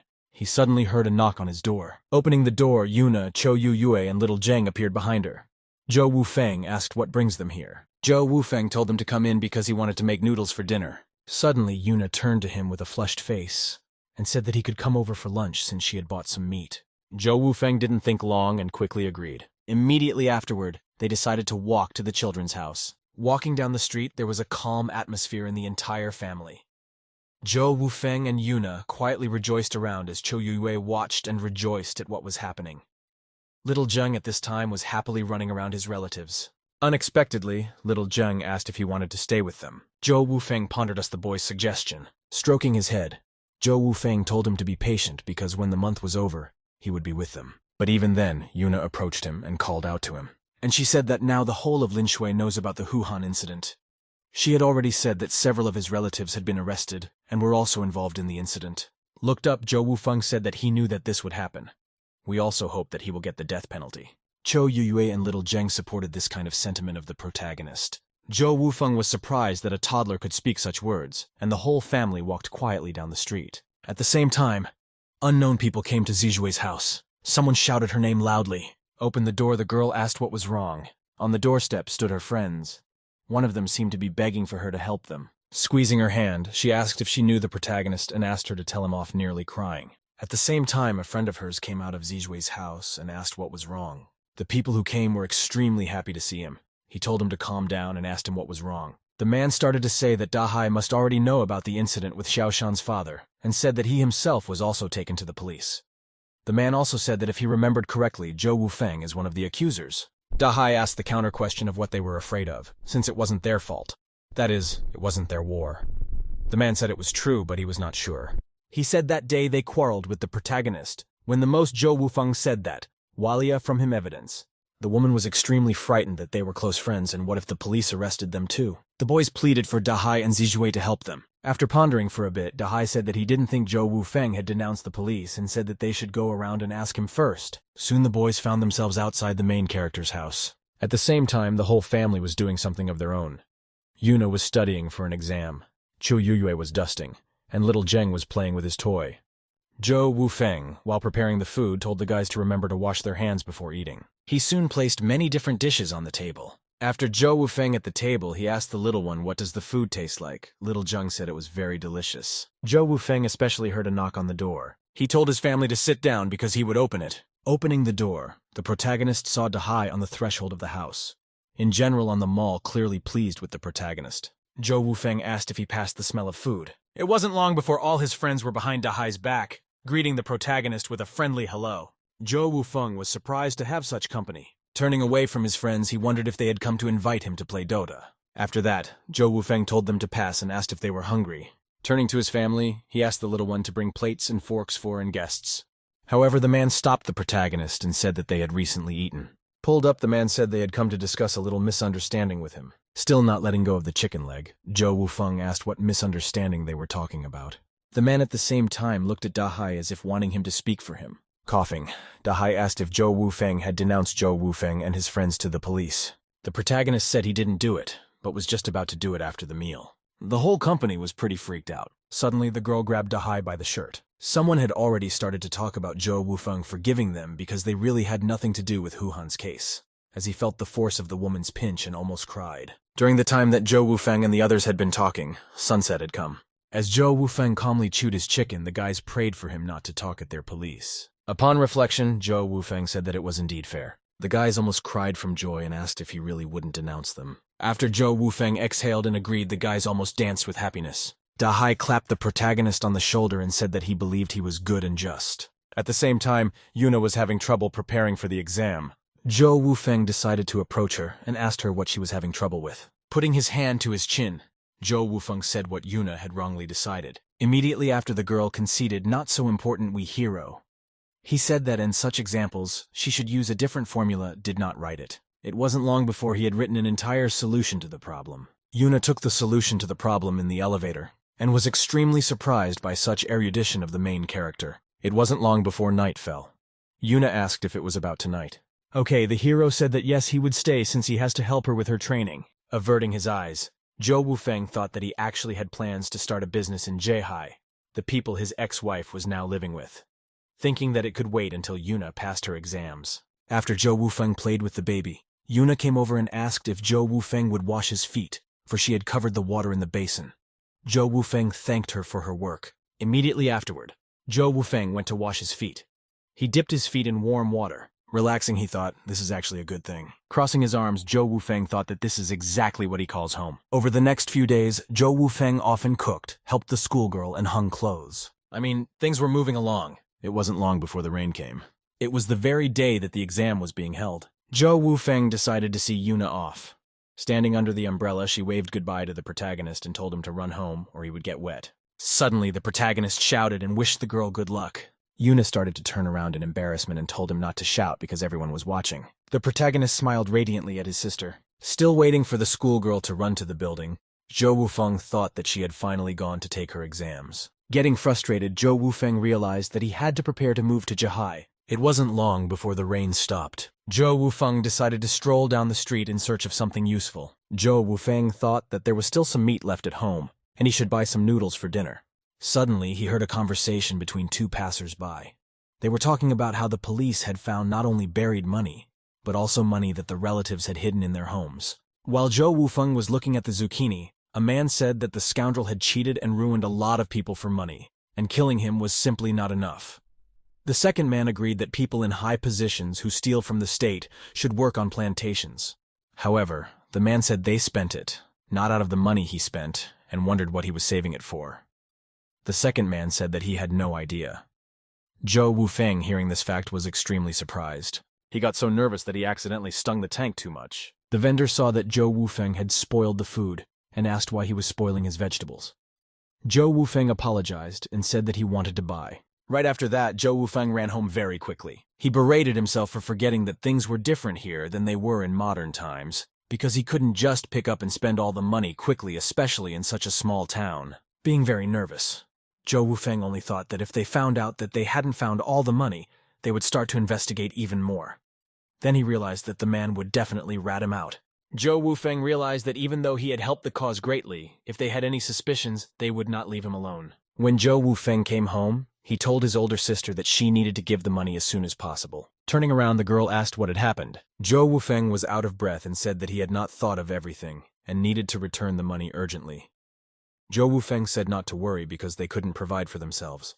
Pretty soon the main characters were already at the cemetery. Looking around, he made sure no one was there. He immediately ran to the grave of the calm one. Upon examining it, he realized they hadn't dug that grave yet. Zhou Wufeng thought that they didn't know about this place yet, meaning he was saved and exhaled in relief. At the same time, an interrogation was taking place at the police station. The man questioned Hu Han and the details of the relationship of feeling. The director asked the policeman. He said that there was 100,000 yuan missing, and the accused said that Zhou Wufeng stole it and asked what he thought about it. The director was extremely surprised at this assumption, because Zhou Wufeng had helped the case so much, and why would he set himself up like this? The police officer reminded the director that we're talking about hundreds of thousands as well. It wasn't long before sunset came.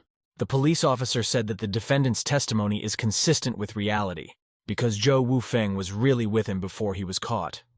He also said that the investigation confirmed it all. The policeman turned around and said that Zhou Wufeng was too suspicious, and they would need to call him in for questioning. Immediately afterward, the principal grabbed the policeman's arm. The man asked if he could meet him first. However, the policeman quickly shook off the principal's hand. With fury on his face, he said that if they hadn't been friends for years, he would have suspected him. To the director, he said that this matter should be resolved. It wasn't long before the policeman left the cell. The principal stared at the back of the departing man. The policeman said to keep an eye on the principal, and not to let him out until the protagonist is arrested. Zhou Wufeng thought that he had gotten too excited when he thought he would leave this world. He had almost made a terrible mistake. Luckily, he managed to avoid her. While eating ice cream, he watched the game of Xiangqi. The man checkmated his opponent. Laughing happily, he said that the man didn't watch his horse. Suddenly, police officers rushed to the spot. The protagonist realized without even looking back that they were coming for him. Finishing the ice cream, Zhou Wufeng realized that it was his turn to put up the checkmate. It wasn't long before Zhou Wufeng found himself in the interrogation room. The policeman directly asked him where the 100,000 was.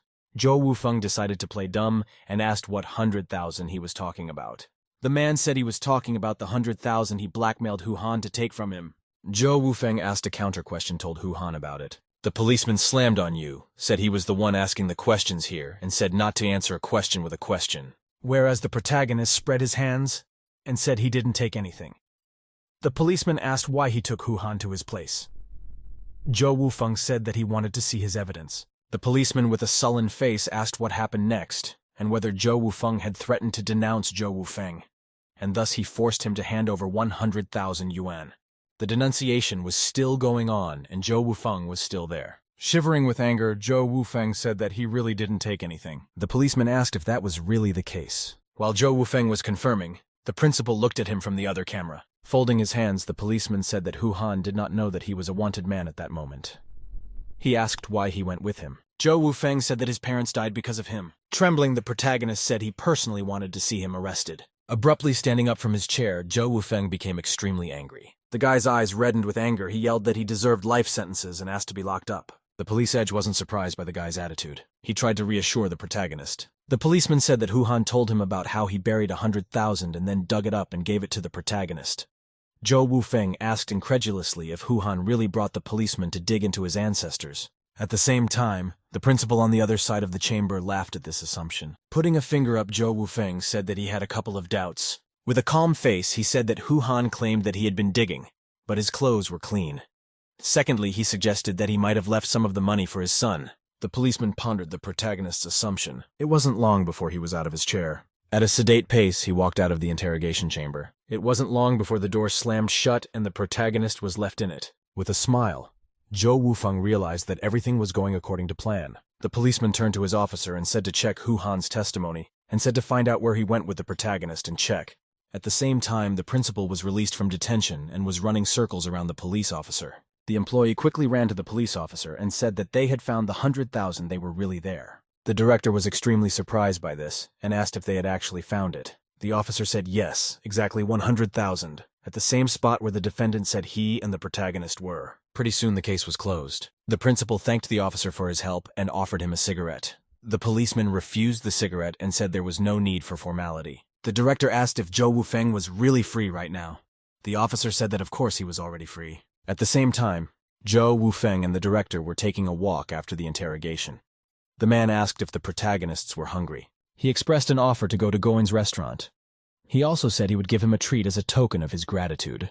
Zhou Wufeng refused and said that maybe sometime next time since his family is worried and he needs to go back. And suddenly he remembered that he wanted to ask him something. The director told him not to worry because he had sent a letter to the relevant authorities, and the reply would arrive in a couple of days.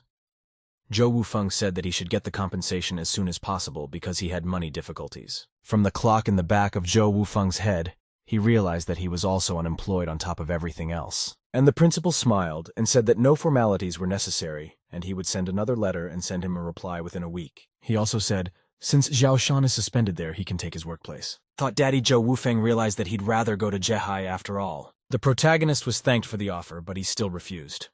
The director didn't expect this from the protagonist. The man thought that he was only talking, and there how badly he needs a job now takes and refuses. Zhou Wufeng waved his hand at the man and said that he had to go.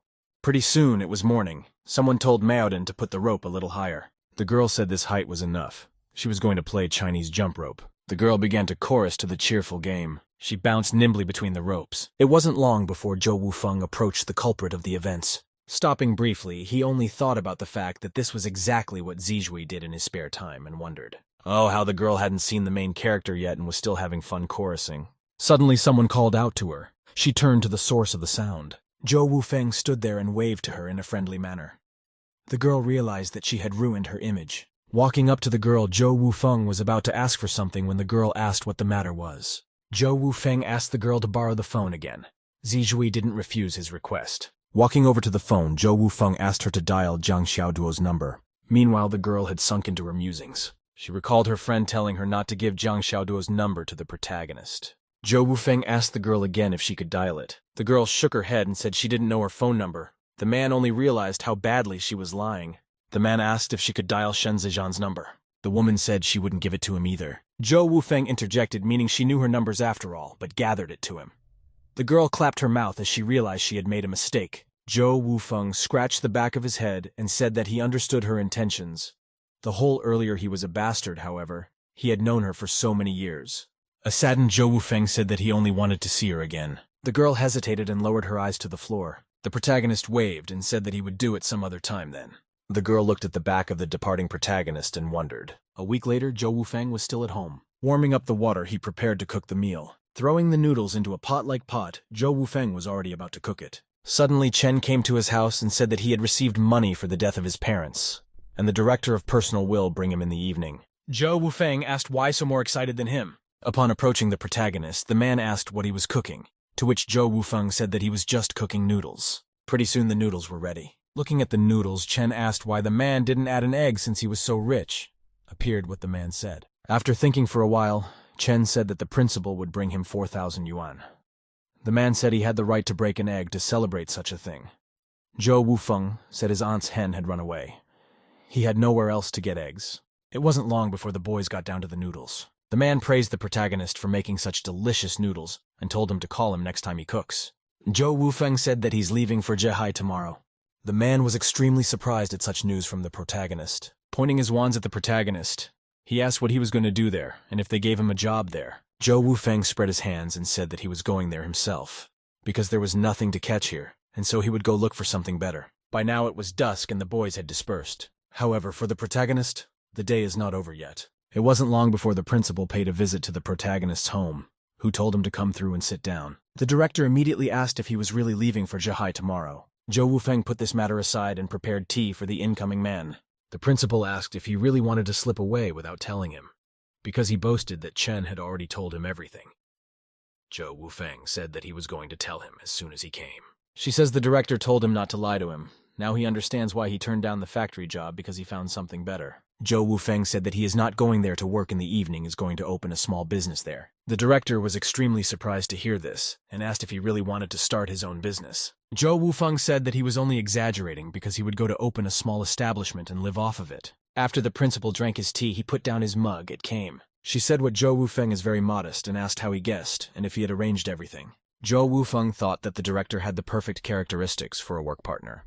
The main character's approach to "you will open" said to promise him not to tell, then told his plan. It wasn't long before Zhou Wufeng finished his story. Zhou Wufeng said that it happened like this while the principal looked at the protagonist in surprise. The man realized that the main character had an incredible story, and if he had that chance, he was just lost. After that, the comrades decided to separate. The principal said that if he had any difficulties, he should write to the man.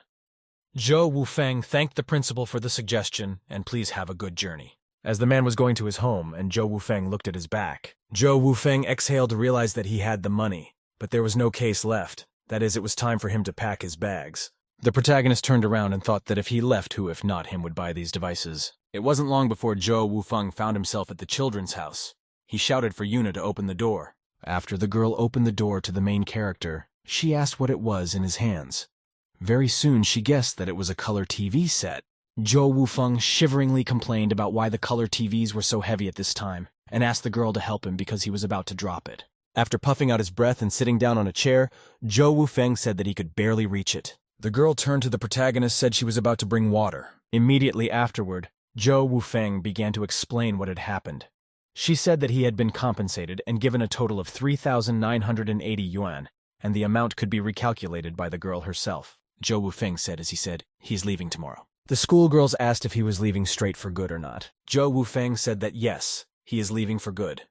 He also said that he would collect 500 yuan and leave the rest to the children. Chu Yuyu asked if this amount would really be enough for him, since Zhehai is a big city, and the prices there must be higher. Zhou Wufeng patted his sister on the head and said that he had enough. He also said that he would earn money there, not spend it. She also asked where little Zheng was now and if he was still asleep.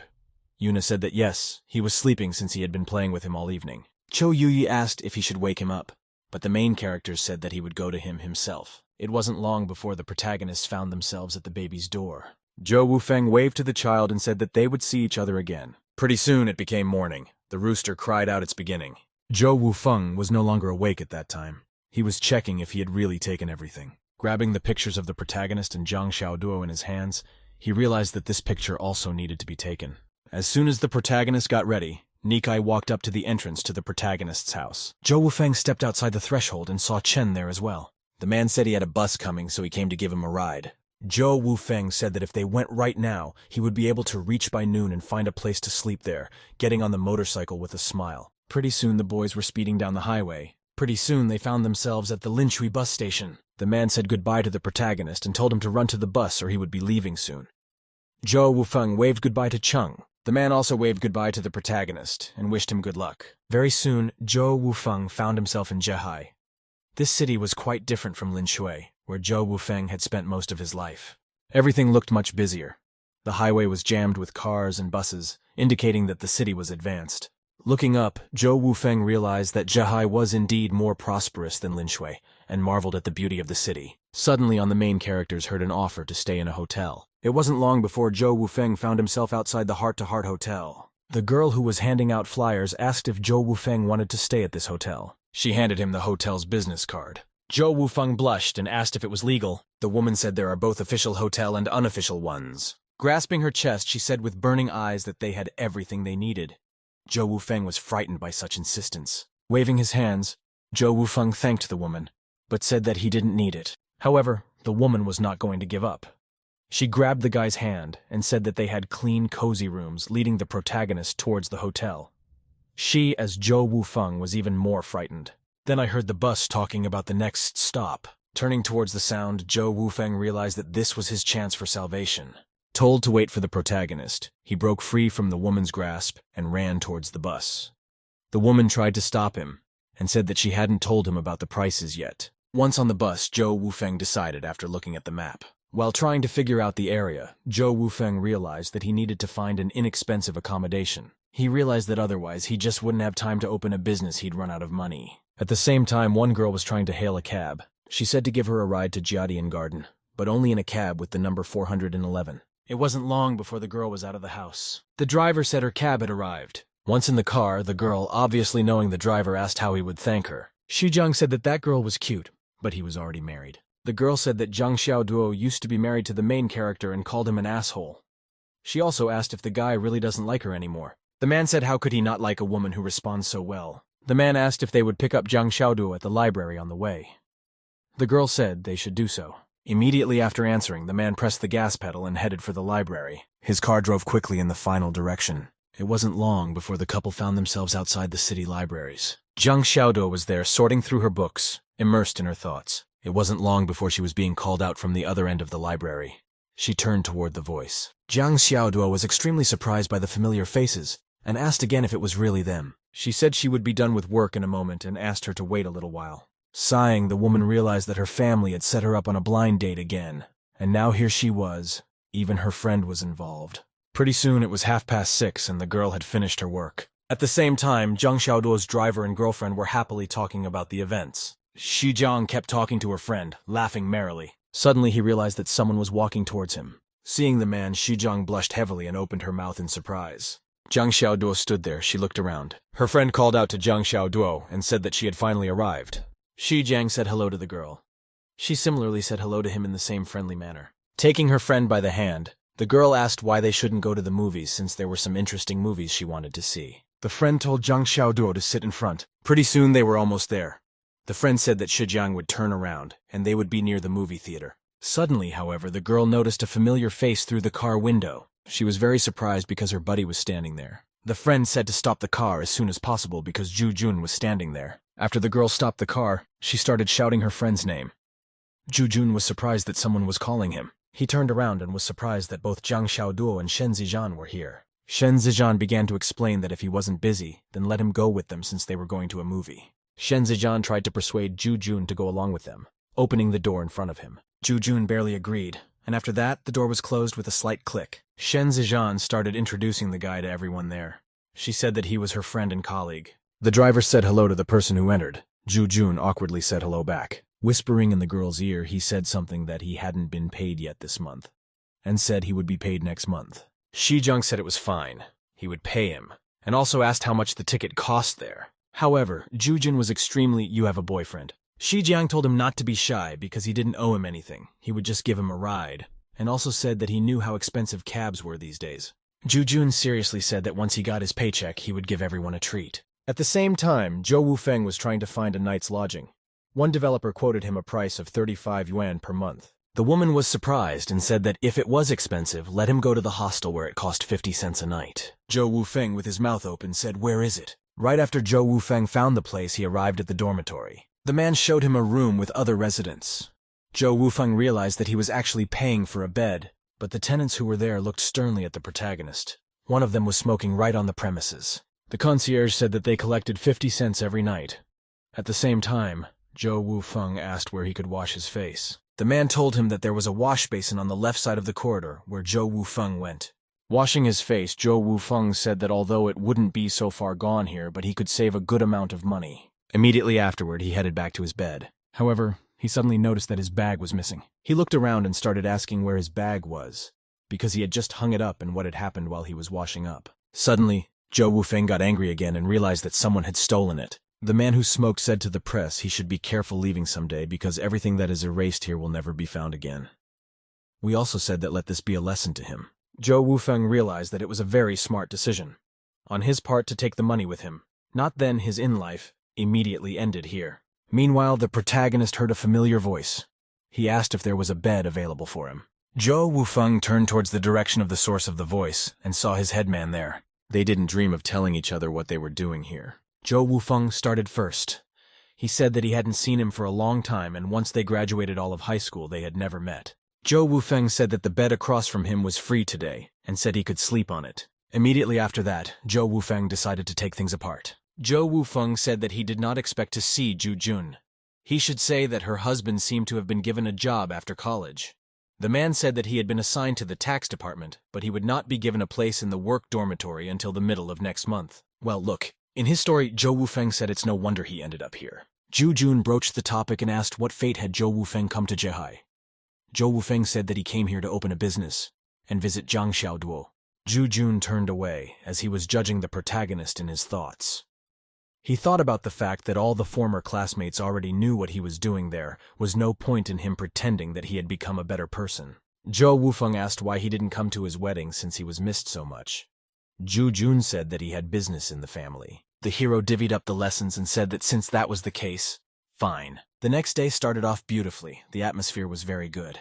Zhou Wufeng bought herself a bun and ventured into the case. At school he ended up at the Empire of Hope store. Well, Zhou Wufeng decided to start there. Nam thought today would be a good time to look around for potential business while munching on a scone. It wasn't long before the man was inside the building. He decided to consider clothing stores. After that, he realized that although Zhehai was a big enough city, it was still behind the capital. He looked at the clothing counters. He thought that the girl who brother the popular capital only after a while to get here. But despite this demand, hope in this city is not much different from her. Zhou Wufeng realized that this was his chance to make some money. She decided to remember all the trends of those years. Leather jackets, skirts, oversized pants, flared jeans. Exhaling, Zhou Wufeng decided that he would start with the flared jeans. Since they were just starting to gain popularity at this time, he would easily break through to the masses. Zhou Wufeng decided in the evening that he had some time left and watched some more. He remembers that many popular items have their origins in night markets. Very close by, Zhang Xiaoduo was looking at the floor and thought. Zhou Wufeng still hadn't noticed her and was looking around for bait. Suddenly their eyes met each other's. The guy was very surprised that he met a woman here. At that moment a brilliant idea came to him. Everything became clear to him at once. When the girl was also extremely surprised at the appearance of the guy, Zhou Wufeng quietly called out his ex-wife's name. Immediately afterward, however, he shouted her name joyfully. Approaching the woman, Zhou Wufeng said that it had been a long time since they had seen each other. The girl sadly said that they really hadn't seen each other for a long time. At the same time, her friends were behind her back when Zhang noticed that the girl was uncomfortable. Zhou Wufeng started to ask if Zhang Xiaoduo was hungry and if they could eat together. Zhang Xiaoduo said that she was full. Zhou Wufeng immediately afterwards asked them to take a walk somewhere because he had something to say. Unexpectedly, Shen Zijian ran up to the company. She covered Zhang Xiaoduo with her hand and started yelling at the protagonist. She asked why didn't she tell him that now, since Zhang Xiaoduo was no longer his wife, so he had nothing to hide. The woman was still extremely resentful of the protagonist. The guy wore out to get the girl to listen to the protagonist. With a sullen expression on her face, the girl agreed. Zhang Xiaoduo told her friend that she talked to the protagonist briefly. She also said that she wanted to clarify some points with him, but in private. The girl also said not to worry. After that, Zhang Xiaoduo pointed to the side, hinting that that was the right place for them to talk. At the same time, one man was burning with anger. Xu Zhang shouted about Zhang Xiaoduo taking and leaving to go to her ex directly to date him. Shen Zijian sighed heavily as there was nothing to say. Shen Zijian said that it was already late. It is time for them to go home. Turning around, she left the company. Zhu Jun followed her. However, the man still hadn't calmed down, his eyes blazing with rage. Finally stepping aside, Zhou Wufeng started talking. By the clock, the back of his head, he said that since they hadn't seen each other, her form had gotten better, and apparently he hadn't been feeding her well. After that, Zhang Xiaoduo called out the name of the main character. She revealed that her family had recently started signing her up for a blind date. She said her mom keeps passing out and she's worried about her health. Lowered his head, she said all she had to do was obey her. In a trembling voice, Zhang Xiaoduo said that maybe this year she would get married. After that, Zhou Wufeng was unable to say anything, only silently looking at the girl. Shortly after, Zhang Xiaoduo turned around. She walked backwards away from the protagonist without saying a word. Zhou Wufeng decided to go back and say something to the girl after all. He called her name and started walking in her direction. At the same time, Zhang Xiaoduo only cried silently, trembling her entire body. Zhou Wufeng decided not to stop her. He only frowned at her back, immersed in his own thoughts. Suddenly, however, he grabbed the girl's arm. The girl shrieked at this surprise because she had not expected such a move on the part of the protagonist. That one hugged Zhang Xiaoduo. The girl blushed at such a move on his part. Suddenly, he kissed her on the mouth. Such a touching action only made the girl cry once more. She was unable to say anything and only blushed. Suddenly called her name. However, the girl was frightened by this sequence of events as well. She opened her eyes wide. After that, she pushed the guy away, unable to tolerate such insolence. Zhou Wufeng staggered and tried to justify his actions. In a serious tone, she told the protagonist not to say anything. Lowering her head, she said that she hated him. She hated him because of how suddenly good he'd been to her, and because of that she missed him now. On the verge of tears, the girl once again called out and at the main character. She said that in those 2 years he had almost killed her many times. He repeatedly hit her for any reason, even if it was someone else's fault. Zhou Wufeng opened his eyes at Zhang Xiaoduo's words. Zhou Wufeng tried to justify himself to the girl, however. He was unable to do so as the girl interrupted him. She said he was different now, and she wasn't sure of herself. She asked him if he was trying to fool her by being nice to her. Almost crying, she said she didn't understand why he had come here. She also doesn't understand why she met him at the market. Zhou Wufeng said to dry it because she did not understand anything. However, the girl only repeated that she could not hear anything. Screaming at the protagonist, she said she didn't know why he came here, and she didn't want to know. Immediately afterward, she ran in the opposite direction from the protagonist and screamed not to follow her anymore. All he had to do was stare sadly at her back. As the woman ran away, Zhou Wufeng was immersed in his thoughts. Clenching his fist, Zhou Wufeng only wondered if she knew what Zhou Wufeng wanted to tell her. Zhou Wufeng hesitated and looked at the lantern. He realized that even if he told her, he wasn't sure if he wanted to get into conflict with her family again. He mentally told himself to stop hurting her. Lowering his head, Zhou Wufeng realized that he was now living rough in the dormitory and taking care of his sisters. He wondered what he could even give her. Opening the eyes of the hero realized that he needed to earn money for startup capital, but where he could stand to take. The next day, Zhou Wufeng strolled through the alleys of the city. That's where he met the antique dealers. They were all trying to sell things from the past. Unexpectedly, Zhou Wufeng turned her attention to the turquoise ring. Picking it up, Zhou Wufeng began to examine it. The seller said that you should be careful because it was a valuable artifact of the Ming dynasty. The protagonist asked how much this ring is worth, but the seller only said not to even think about it because she is priceless and he will not have enough money. Zhou Wufeng told the boss to take it easy, and once again asked how much he was selling the adventurous jade for. The vendor was clearly surprised that Zhou Wufeng recognized this ring so clearly. The seller said that it was only 2 yuan because the fee was only for the master's work. The protagonist asked how this ring could be so expensive if they were mass-produced.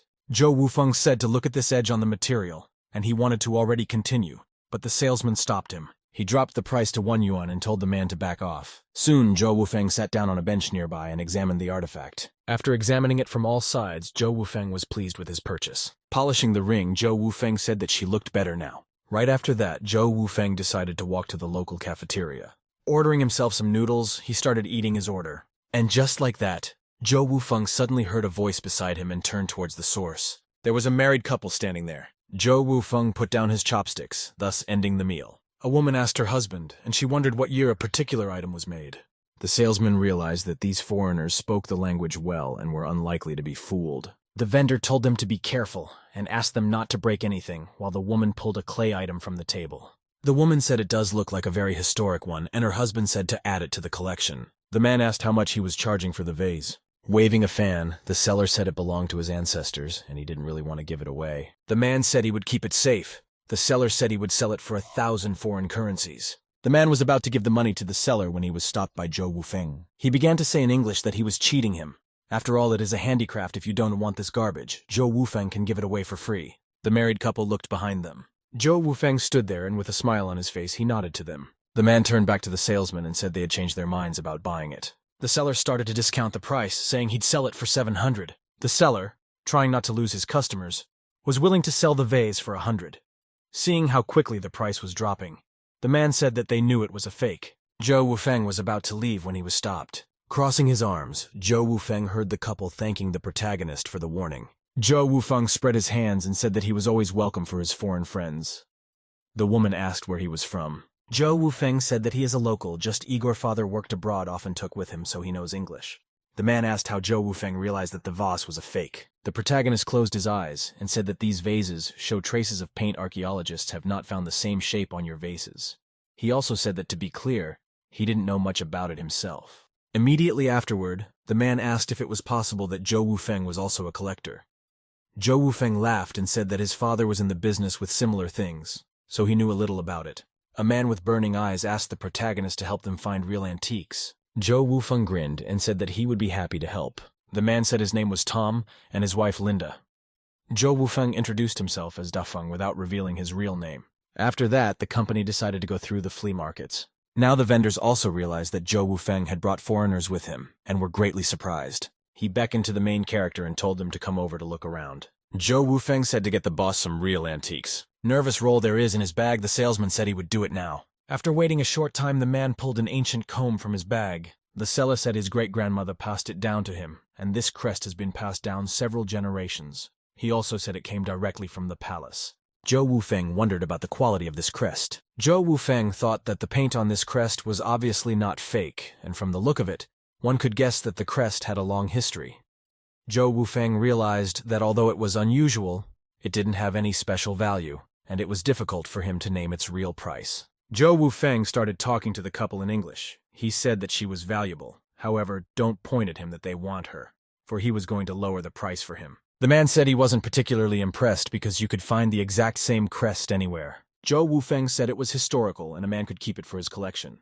The seller tried to approach the protagonist, said that this crest has a great history, and it is definitely worth taking it into the collection. Zhou Wufeng approached the seller and asked what minimum price he was willing to offer, and if it went over budget they wouldn't buy it. The seller began to say that he would sell it for 100 foreign currencies, because this thing is really very valuable to him. Because of less, he will not give it away. Zhou Wufeng nodded to the man and said that the deal was done. Immediately the happy company distanced themselves from the salesman as he watched their backs silently. The seller realized that he could sell for more money. At the same time, the man thanked the protagonist for helping him make such a purchase. He also suggested that the protagonist have lunch together, because that way he could express his gratitude, and asked him not to refuse. The protagonist has his head back in his thoughts that this is the moment he's been waiting for. It wasn't long before they found themselves in a restaurant. The man told the protagonist to look at the menu. The woman told her husband that she really liked this comb. Zhou Wufeng looked at the couple and said that they were very lucky, because he was worth at least 1,000 foreign currencies. The man gave a thumbs up to the protagonist and said he was really lucky to meet him after all and didn't buy the comb for only 100. Zhou Wufeng started rubbing the ring on his finger and said that he was really sorry. The couple immediately noticed the main character's unusual object and asked what it was. Zhou Wufeng said that if the comb was made by a famous needleworker, it would have cost much more. The man said that they had only spent 100 and were already very grateful. Immediately afterward, the man asked the protagonist what that ring on his finger was and what era it was. Zhou Wufeng said that he really didn't know. The man was surprised at this response from the protagonist and asked again if it was really true. The main character said she got it from the village, and he can't exactly say what era it's from, but he bought it because it looked beautiful. The man said that since an expert like him couldn't tell, it must be a really good item. He also asked how much he bought it for. Zhou Wufeng said that he bought it for 1,000 yuan. The man also asked the protagonist so he could watch the ring. Immediately after Zhou Wufeng handed it over to the couple, they examined it. The woman was surprised by the beauty of the ring. Zhou Wufeng smilingly said that he planned to wear it for a while once he got tired of selling it. The man said why don't he sell it to them, since Linda really liked it. Zhou Wufeng questioned whether the man really wanted to buy it because even Zhou Wufeng himself was not sure how old he was. The man said that yes, they are indeed willing to buy it because the fact that his wife likes the ring is all that matters. Zhou Wufeng said that since it was such a matter, he would do him a favor. Immediately afterward, the man handed over the money to the protagonist. The woman asked if he would really buy it at the purchase price, and if Zhou Wufeng wanted to make any profit from it. Zhou Wufeng said that he was willing to sell to his girlfriend for just that much because it is important to have friends abroad. He also said that they are friends now. It wasn't long before Zhou Wufeng returned to the dormitory. When he went to his room, he asked the headman if he was still or if he was reading the paper. Immediately after that, Zhu Jun closed the newspaper and put it aside. Zhou Wufeng asked. Really, he felt sleepy as soon as Zhou Wufeng came in. The machine said that he had to get up for work tomorrow. Zhou Wufeng said he was not keeping him for long and asked what kind of man was with Zhang Xiaoduo yesterday. However, the man was already pretending to be asleep. Averted eyes, the main character thought, here's another man who doesn't think he's right for a woman. Immediately afterward, the protagonist tugged the headman's shoulder and kept calling his name, trying to wake him up. However, the man was not happy about this action. He furiously shouted the name of the protagonist. He started shouting, why does he care who Jiang Xiaoduo was with yesterday, since he had already divorced her, and asked why he was still chasing after her. Zhou Wufeng repeated his question. The man said it was Xu Jiang, the cab driver. Zhou Wufeng was surprised that the person who was trying to date Jiang Xiaoduo was just a simple cab driver. Zhu Jun says that he makes more money in a day than a man makes in a month, and told the protagonist not to even try. Soon, Zhou Wufeng realized that he had found himself on a train. Looking out the window, Zhou Wufeng thought, you're still, and they should definitely be enough to buy a batch of good flap jeans from Guanghai.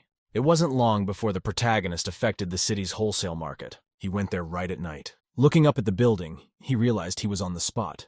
Still looking at Zhou Wufeng's building, he realized that that one was 3 times bigger than the market in Zhehai. Looking over, Zhou Wufeng tried to understand the situation. All behind the beam, Zhou Wufeng said that he usually goes to the market a little earlier to vomit better. But now it was only 2 in the morning.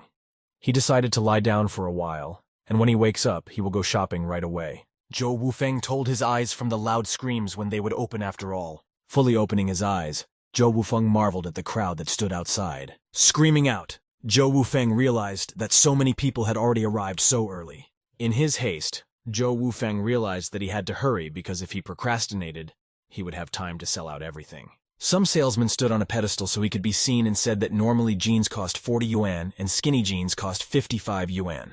Zhou Wufeng was surprised no jeans because if they were to be converted into a price at the exchange rate of 2020, they would cost 3,000 yuan for one pair, and this is not even a brand.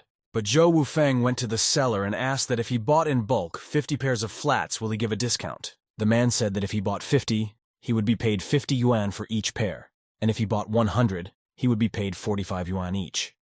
He also said that if he wanted to buy one, the man should think faster, because the stock was running out. The protagonist wondered if he really only wanted to acquire steam. Zhou Wufeng decided to cheat and call people who want to buy flared jeans with him. Turned side to side, he was inviting people in. Quite soon, a man approached the protagonist and asked about whether they would really buy together and pay together. Zhou Wufeng confirmed this and asked if he wanted to buy flared jeans. Soon another woman approached him and said she wanted a few pairs. Zhou Wufeng asked how many pairs he wanted. He would calculate the amount before collecting the money. Everyone named as many as they needed. A man named 20 pairs, the women 50, and another man said he only needed 5. After counting, Zhou Wufeng realized that there were only 105 pairs, including the main character, and that should be enough. Immediately afterward, the protagonist collected money from 3 people. Zhou Wufeng said that the store ahead of them sold the cheapest good quality jeans. The man said to let the man drive, and the woman said he better not lie. Zhou Wufeng said not to worry, because the vendor had already been approached by many people, and Zhou Wufeng realized that now was the time to hurry up. Immediately after this main character, an idea was born. Raising the money, Zhou Wufeng said that he would buy 105 pairs of skinny flap jeans from him. However, the protagonist waved not simple yuan, but foreign currency. The salesman was very surprised that this kid had so much foreign currency. The salesman told his butt assistant to pack 105 skinny flap jeans for the protagonist and said that he didn't get it wrong, and it was the skinny ones that were needed. After everyone had sorted out their part, the woman said that the protagonist's idea was brilliant. The protagonist said it was all to their advantage. The man said he needed another pair of regular men's flared jeans. The protagonist thought about it, so he propositioned. He looked at his jeans and realized they weren't in the best condition. A lot of the main character realized that maybe he should get himself a pair too. It was already nighttime when Zhou Wufeng returned to Zheihai. He approached the real estate salesman and asked him for a good place. He was not very eager to do so. After that, the protagonists handed a cigarette and lit it to the salesman.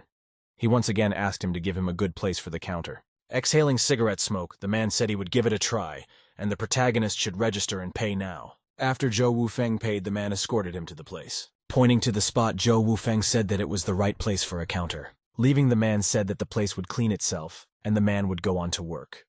Zhou Wufeng thanked the salesman for being so generous.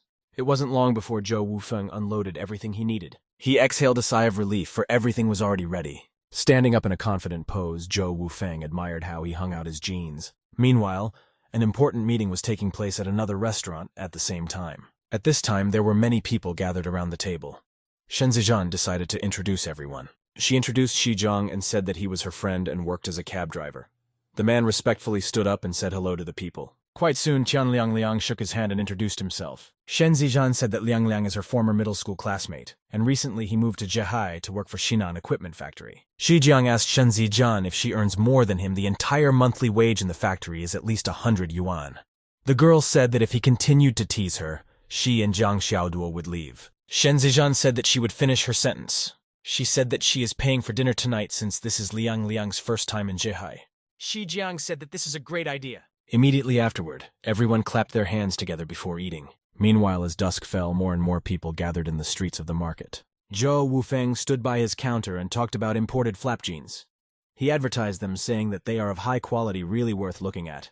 Nadeau asked the protagonist if he could prove they were imported. The main character started speaking in English and said to pay attention to the material and style. It wasn't long before a multitude of customers gathered around his counter. Zhou Wufeng asked if this size would fit the woman when the woman asked how much it would cost. Zhou Wufeng said it was straight from the factory, and at the lowest price of only 99 yuan. Right after that, the main character's eyes lit up. He said that they also had a special offer. He said that if they changed into those jeans and walked all over the market in them, they would give her back 5 yuan. The woman was surprised at such a generous offer. Zhou Wufeng said that if they thought they weren't suitable after that, after she bought them, he would just refund them. The woman asked if the protagonist had a size S because she wanted to try it on. Zhou Wufeng gave her a pair of jeans in the right size. The girl fairly purchased began to walk through the market. Zhou Wufeng said with a radiant smile that this was the first successful sale. And meanwhile, the company was leaving the restaurant. Shen Zijian said it's not a bad idea to take a walk after eating. Shi Jiang asked if Zhang Xiaoduo liked walking. The girl lowered her head and reluctantly said she liked it. Jia Pei told Shen Zijian and Zhang Xiaoduo that it would be a good idea to go to the night market, because it's funnier there than on the street. Walking through the night market in her new flared pants, the girl heard many rave reviews from passers-by. Zhou Yufeng, as a true peddler who wanted to sell his goods as soon as possible, couldn't help but compliment the beautiful girl. As all the conditions were met, he took out a 5 yuan bill and gave it to the buyer as previously agreed. Jeans were so gorgeous that girls' hearts fluttered at the mere sight of them. It was impossible not to fall in love with such fashionable pants. The guy decided to attract the attention of customers with a tempting condition of purchase, promising to return part of the money for defile and new jeans. Holding a wad of money in his hands, the hero was satisfied with today's good earnings and decided not to stop there. Jia Pei spotted a woman walking by wearing an extremely beautiful pair of flared jeans and called out to her friend, pointing to her find. Zizhang also wondered where they had bought these clashing jeans, because you couldn't buy them in the center. The girls decided not to waste any time and went to look at the shopping pavilion inside the night market. Zhou Yufeng managed to gather a crowd of customers around him and began to serve them one by one according to their preferences and clothing sizes. In the midst of the haggling, the girlfriends came over and Jia Pei inquired about the cost of the flared jeans. The flared jeans cost 99 and 9 yuan. Unfortunately, the petite size jeans had run out, but the businessman promised to buy some on reserve for 1 yuan. Neither friend expected that the salesman would turn out to be the very type who had caused so much trouble for one of them. In order to avoid an awkward situation, Zhou Yufeng pretended that nothing had happened and offered to bring Xiaodo a pair of jeans in the next batch, as this one was already out of the right size. The girl was confused and couldn't answer him anything. She lowered her head, trying to avoid his gaze. Receiving no response from her, the boy happily decided to take the silence as a sign of agreement. Clash jeans cost no small amount of money. Xiaodo declined them, hoping he hadn't forgotten about his sisters. Yuifeng began to argue that things weren't the same now. But at that moment, Zizhan decided to lead her friend away from this man. Li Daicai supported Yuifeng in his endeavors, saying that he would become the richest of the guys in their class if he kept working like this. The protagonist did not react to his words of encouragement, and only stubbornly looked through him as if he couldn't see him. Receiving no response, the guy noticed that his interlocutor was ignoring him, and all his attention was on the ex-wife behind him. Angry at this kind of attitude, Li Daicai deliberately pushed Xiaodo with his elbow, and the girl began to fall. Noticing this, Shoujiang, standing nearby, reflexively reached out his hand and managed to catch it, preventing it from falling and injuring himself. Feeling his touch on her skin the next second, the girl jerked her hand away sharply, embarrassing the young man. After witnessing the unpleasant situation, Zizhan told the guys that they had nothing to do here anymore, and it was time to walk. Gritting his teeth and gathering his will in a fist, the salesman shouted after them, trying to stop them. Shijiang and the others turned around. Without wasting time, Yufeng offered them to support his business as an old classmate. Li Daicai was angered by his words, recalling that Zhang was not his classmate at all. Zhou Yufeng realized his mistake. It seems the guy was just on good terms with his classmates. Li Daicai didn't want to offend his acquaintance, and lest Shijiang misunderstand him, he decided to clarify the whole situation. Shijiang just stood silently staring at the puzzled Yufeng, as if pondering to himself about something. Unexpectedly, the young man reached into his pocket and started looking for something there. Taking the money out of it, he handed it to the guy and said he would support him on behalf of the class, and he would no longer have the need to ask for anything from the others. A satisfied Chow thanked him, pulled out a notepad, pen, and prepared to make a pre-order list of the right size of flared jeans. Jia Pei immediately became animated and began to announce the sizes she and her friends needed. After waiting for the orders to finish, Zizhan hurriedly led her friend away from this man. When everyone was about to leave, the guy decided to call his ex-wife to talk privately. Hearing his request, Xiaodo stopped without turning around and froze, not daring to move. Zhu Jun, standing beside him, carelessly reminded him that they were already divorced, hinting to stay away from the girl. After the wounding words about divorce, there was silence all around. Everyone was in anticipation of Xiaodo's answer. Shen Zizhan didn't understand what else the two of them could talk about and why her friend didn't want to leave this place. But Xiaodo was determined to dot all the dots between them. or else he would continue to harass her in the future. The guys thought she was too soft on him. On top of that, Li Datesai rashly assumed that she still loved him. However, Xu Zhang, who intended to get closer to the girl, was not at all happy about these words. Seeing her friend's annoyed expression, Shen Zizhan told Li Dekai in raised tones to stop talking nonsense. At this moment, Xiaodo agreed to step back to talk to Chou Yuifeng away from prying ears. They headed down an empty alley lit by sparse streetlights, secluded from unsolicited counselors. After walking a fair distance and making sure no one was there, the girl stopped abruptly, giving him the right to speak. The guy started talking about what had happened since she left, about Huang's arrest, his parents' funeral, and the compensation he'd given his sister. The girl stood with her back to him, silently listening to all the things he was so eager to tell her about, but she turned around suddenly, piercing him with her gaze. Deciding to change the subject, Yuifen bragged about his earnings for that night, showing a wallet stuffed with money. Xiaodo decided to end this pointless conversation by saying that she was going to marry someone else and asked him to stay away from her again. The guy couldn't believe his ears and was stunned, her words putting him in a stupor. The girl asked him to go back to Lingshui so they would never see each other again. She didn't expect a convulsively hysterical laughter to erupt from the opposite side after her words. Losing control of himself, he grabbed her by the shoulders, screaming that he would not let her try to marry another man. Unable to hold back her tears, Xiaodo asked if he was going to chase her to her death, to which Yufen replied that after letting her go once, he would not repeat his mistake again, and would not let her get away a second time. Looking directly into the girl's tearful eyes, he rashly proposed that she marry him again. But seeing that she was greatly startled by his actions, he let her go, taking a deep exhale. Realizing his reckless behavior at the moment, he tried to make things right. Suggesting that she forget what she had said in a burst of emotion, he thought it appropriate to offer to walk her home.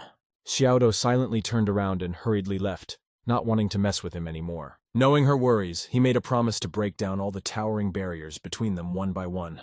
When he returned to his workplace, he began to inventory the rest of the merchandise to determine which sizes were in greater demand. He urgently needs to replenish the missing sizes while they're being snapped up like hotcakes. The next morning, Chou Yufeng went to the Guanghai wholesale market again, intending to buy up some clashing jeans. The man he bought jeans from last time recognized him immediately, but this time the guy only asked for 60 pairs. But regardless, the salesman decided to be generous and sell him the pants at wholesale price, as if he were buying 100 pairs. In the midst of a trade deal, someone suddenly called out to Chou Yuifeng from the side. He turned around out of curiosity and saw that a familiar man was walking towards him. As it turned out, it was the same guy he'd shared a pair of flared jeans with last time. A young man named Shu came on behalf of the company he worked for to learn about the latest fashions. Chou Yufeng immediately assumed that he was a representative of some trading company, and was not mistaken. Shu confirmed his speculation and said that he worked for Guanghai International Company, which had a trade permit to import and export all possible goods. It could not but be happy because it became possible to get good connections with factories abroad. In joy, Chou Yuifeng offered to take him for a walk, intending to get closer and find out more information. Shu wondered if his sales were so good since he had come back so quickly for new merchandise. He replied confidently that the demand would only increase in the future. Being experienced in this matter, his new acquaintance warned him that in such a lucrative business there would always be competitors, which would certainly affect his income. The protagonist himself knew this, so he wasn't going to do it on a permanent basis, but just to make a couple days of money. Seeing the puzzled look of his interlocutor, Chou Yufeng explained that in a price war, one had to be smarter than the others. There were frenzied screams in an apartment building in a wealthy neighborhood in another part of the city. Upon learning of Chou Yufeng's arrival, Xiaodo's father became furious and started smashing objects around him. Hearing the sound of breaking glass, the excited girl rushed to the room where her parents were at the moment. Seeing Xiaodo enter, the father started begging for information about when the bastard arrived. She made no attempt to conceal anything, and, with her head sadly lowered, answered her father that he had arrived 2 days ago. Yun Guang once again couldn't control his emotions, thinking that the rascal had come to ask her for money again. But Xiaodo denied it, saying that he just wanted to talk. Jiang Mingming tried to calm down the angry Yun Guan, concurrently curious about what he wanted to talk to her about. Her mother rebuked her for marrying him without listening to her and offered to buy him off with money, just so he would leave them alone. The angry father was outraged. He would not give him a penny, lest in future he should come to them until he had sucked all the money out of them. Like any mother, Jiang Xing was worried about her daughter, and didn't know how they should proceed with the situation. Xiaodo was concerned about her mother's poor health and promised her to sort things out. As evening fell, people from all over the city began to converge on the night market, hoping to buy something interesting. Chou Yufen was just putting out a new batch of flared jeans when the first customer approached him. The girl checked if the price was still 99 and 9 yuan as before. but since she hadn't pre-ordered, the price was 110 yuan. The girl was surprised. She hadn't counted on such a sudden price increase in one day. He explained to her that yesterday he only had a few pairs left at the purchase price, which he couldn't even make money on. Unfortunately, he can't sell her pre-ordered jeans from another customer. The customer was outraged and did not want to buy the jeans at the new price, threatening to just leave if he did not relent. Cho Yufeng was adamant. He said that he was already selling them 20 yuan cheaper than in the capital. Gave in to temptation, girls still decided to buy Jeans Clash. Despite the price, they really liked it. During their dialogue, 2 other customers who had pre-ordered as many as 3 pairs came up.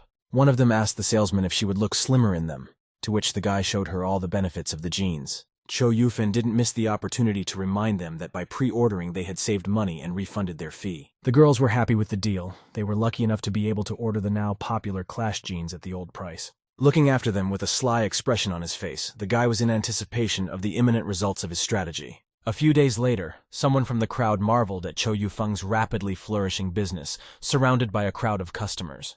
Turning around, the guy recognized his first client, the one who had tried on the clashing jeans before anyone else, and walked around the night market in them. Her acquaintances would also like to buy some jeans, so she asked the price.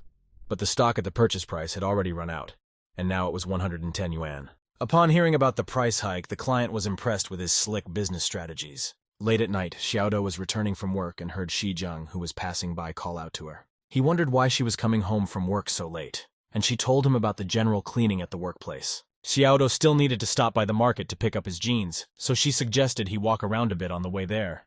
On her way to the market, she met Jia Peipei and continued with her. Her friend offered to pick up the jeans instead to avoid an unnecessary meeting. But the girl had something to say to her ex-husband, so she graciously declined Peipei's offer. Her friend tried with all her might to convince her that her ex was a sick man and couldn't be blindly trusted. But Xiaodo was serious about resolving some points with him about their past together.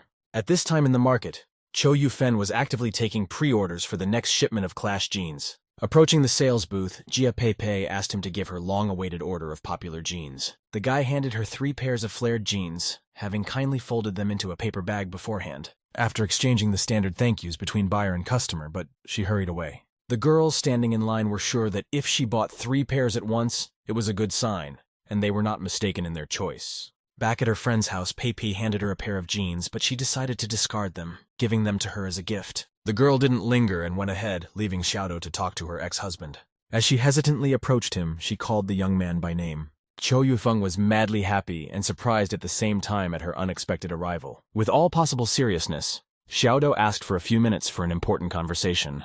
The boy felt embarrassed, for he thought it was all because of yesterday's incident, and apologized for his thoughtless behavior. Realizing that he had caused her a lot of problems before, he tried to convince her that things were different now. The girl looked a little confused by the young man's sudden revelations. He promised that he would not disturb her again in the future, but if she decided to marry him again, he would be sure to wait for her.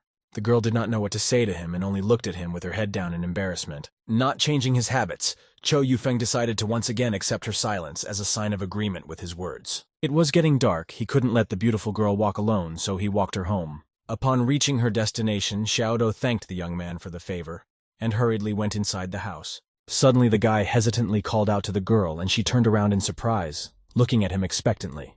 After which he proudly blurted out that in his opinion, no one else deserved her but him. Closing the front door behind her, the girl leaned against it thoughtfully, pondering his words. Alarmed by her daughter's late return, her mother ran up to her and saw Xiaodo's tear-filled eyes. Mother's heart told her that all the troubles were as usual because of the rascal Cho Yufeng. Did he really hurt her? Not wanting to cause trouble to her loved one, the girl lied that it was just a grain of sand in her eye. Jia Xiaohua, the heroine's sister, also guessed that she was dating her ex-husband. She reproached her with the fact that the girl had broken the promise she had made to her parents to avoid him. But Xiaodo began to convince them that they had just talked and he had promised not to bother her again. The parents had strong doubts about the truthfulness of the promise made by this man. Meanwhile, her father informed her that he had made reservations at the restaurant for 2 just for her and Lu. The girl was so sick of blind dates that she couldn't contain her emotions, and yelled that she wanted to be alone and wasn't going anywhere. The furious father was sure that if it wasn't for him, no one would have agreed to go out with a divorcee without a decent education or job. Xiaodo's anger at her father's suggestion that she marry Liu herself. Because of his daughter's unrestrained behavior, Zhang Yongguang's mind burst and he slapped her cheek with all his might. Unable to bear the scolding of the people close to her, Zhang Xing's heart ached. She slumped to the floor and everyone rushed to her aid at the same second. This situation reminded her mother of how angry Xiaodo was when they were against her marriage to Yufeng. She begged her to listen to them for once, for they meant her no harm and did not want her to suffer again because of this man. Xiaodo had no choice but to agree to all the conditions and become an obedient daughter. The next morning promised to be quite profitable and promising in terms of trading. Today, Cho Yufeng went to another outlet, and he had already served the first customer. Zizhan, Jujun, and Jia Peipei, who were passing by, were engrossed in conversation, but one of the girls noticed the guy. Jia Peipei didn't expect to see him here after all. He usually sold clashing jeans at the night market. Cho Yufeng informed her that he had decided to change places for a while and was trading here today. When he saw the girl wearing the jeans he bought from him, he singled her out, saying she looked better than her friends. Jujun took umbrage at his words, saying that a pair of stupid jeans doesn't make her more fashionable than the others. Smiling wryly, Yufeng let the headman know that he couldn't speak so poorly of his classmate. Realizing that his words might have offended the girl, Jujun began to apologize to Peipei. Making an offended look, Yufeng decided to embarrass Jujun even more for criticizing his pants. He rebuked him for condemning poor salesmen like him, who earns only 2 yuan from each sale, making ends meet. Hearing about the amount of earnings, Zizhan indignantly interrogated about the profit from the guy. Seeing the girl's angry look, Cho Yufeng realized that he had said a little too much. After collecting the goods, he hurriedly left for the market, citing that he had no time to chat with them. The girl told the others not to waste their time on him, since they weren't even friends with him. Dusk came. Cho Yufeng decided to take a little rest from trading and gain strength. He went to refresh himself with noodles, hearing from Qin Yigu about his talent in trading. The guy answered him that he works for an authority figure and doesn't even know what his profit margin is right now. Qing Yu was curious if his boss had contacts with overseas manufacturers. Cho Yufeng brushed off the unnecessary questions and said that he was just an ordinary working man with small sales. Qin didn't believe him, deciding that the guy just didn't want to share the supplier's contacts with him. He decided to sever all ties with him, chasing him out of the market, depriving him of a place to do business. Not wanting to start a conflict, the guy agreed to leave, but after the lease expired for the place. Freaking out, Qin hurriedly removed himself, not wanting to see him here again. Yufeng expected this moment to come, but he didn't think it would be so soon. At that moment, he thought of a way to earn some money. Finished with the noodles, he headed to the payphone to call his trusted comrade Xu. Promising to pay tomorrow morning, he asked me to help him buy a batch of flared jeans. After agreeing to deliver 110 pairs of flared jeans, he hung up the phone and walked away. Cho Yufeng was confident that if he could sell all of his supplies, he would make more than 10,000 yuan. Returning to the market to get some jeans to go on another shopping trip, he met an indignant Qin again. Without paying much attention to him, the guy went to peddle fancy clashing jeans along the alley. A very familiar girl was walking towards him. Walking closer, he met Xiaodo's gaze. As he leveled himself with her and said hello, he simply walked past without lingering for a second. Feeling something inside, the girl turned around and looked after the young man who was leaving. The next morning, Xu waited for Cho Yufeng at his house, busily preparing food. When he heard a knock on the door, he stopped all cooking processes and hurried to open it. After saying hello, he invited him to come inside and make himself at home. But the guy was more interested in the jeans he'd actually come for than anything else. Xu pointed him to the neatly stacked stacks of clashing jeans in the corner of the room. Before Yufeng arrived, Xu was busy cooking, so he offered to eat with him. Seeing the variety of dishes on the table, Yufeng thought that he should treat him somehow too. After receiving such a sudden large order, Xu wondered why he needed so many jeans. The guy told him about the jealous people trying to find out from him even about his supplier. It was obvious to him that others would want to make money too. Hearing about the high demand, Xu was curious about how much he earned from the sales. Trying to come up with an approximate amount in his mind, Yufeng voiced a figure of 10 and something thousand. The interlocutor was so shocked that he even shrieked in surprise, forgetting about food. After learning that he was selling a pair for 110 yuan, Xu couldn't believe that people were buying them for so much. Yufeng explained that nowadays business is booming in Zhehe. Accordingly, people have money and spend it on expensive things. After that, he handed Xu a 5,000 yuan check for the payment for the clashed jeans and stood up from the table. Upon opening the check, the guy found that there was a larger amount than he had spent on the purchase of goods. Xu pointed out an error on the check, which showed 5,000 instead of the 4,950 spent. As he left, Cho Yufeng told him to keep this 50 yuan for himself as a delivery fee. The protagonist got on a train and set off with a new batch of clashing jeans to a new retail outlet. For today's sale of the latest batch of sought-after jeans, he chose Jati Park. Girls who didn't have time to buy clashing jeans at the night market were immediately interested in the offer.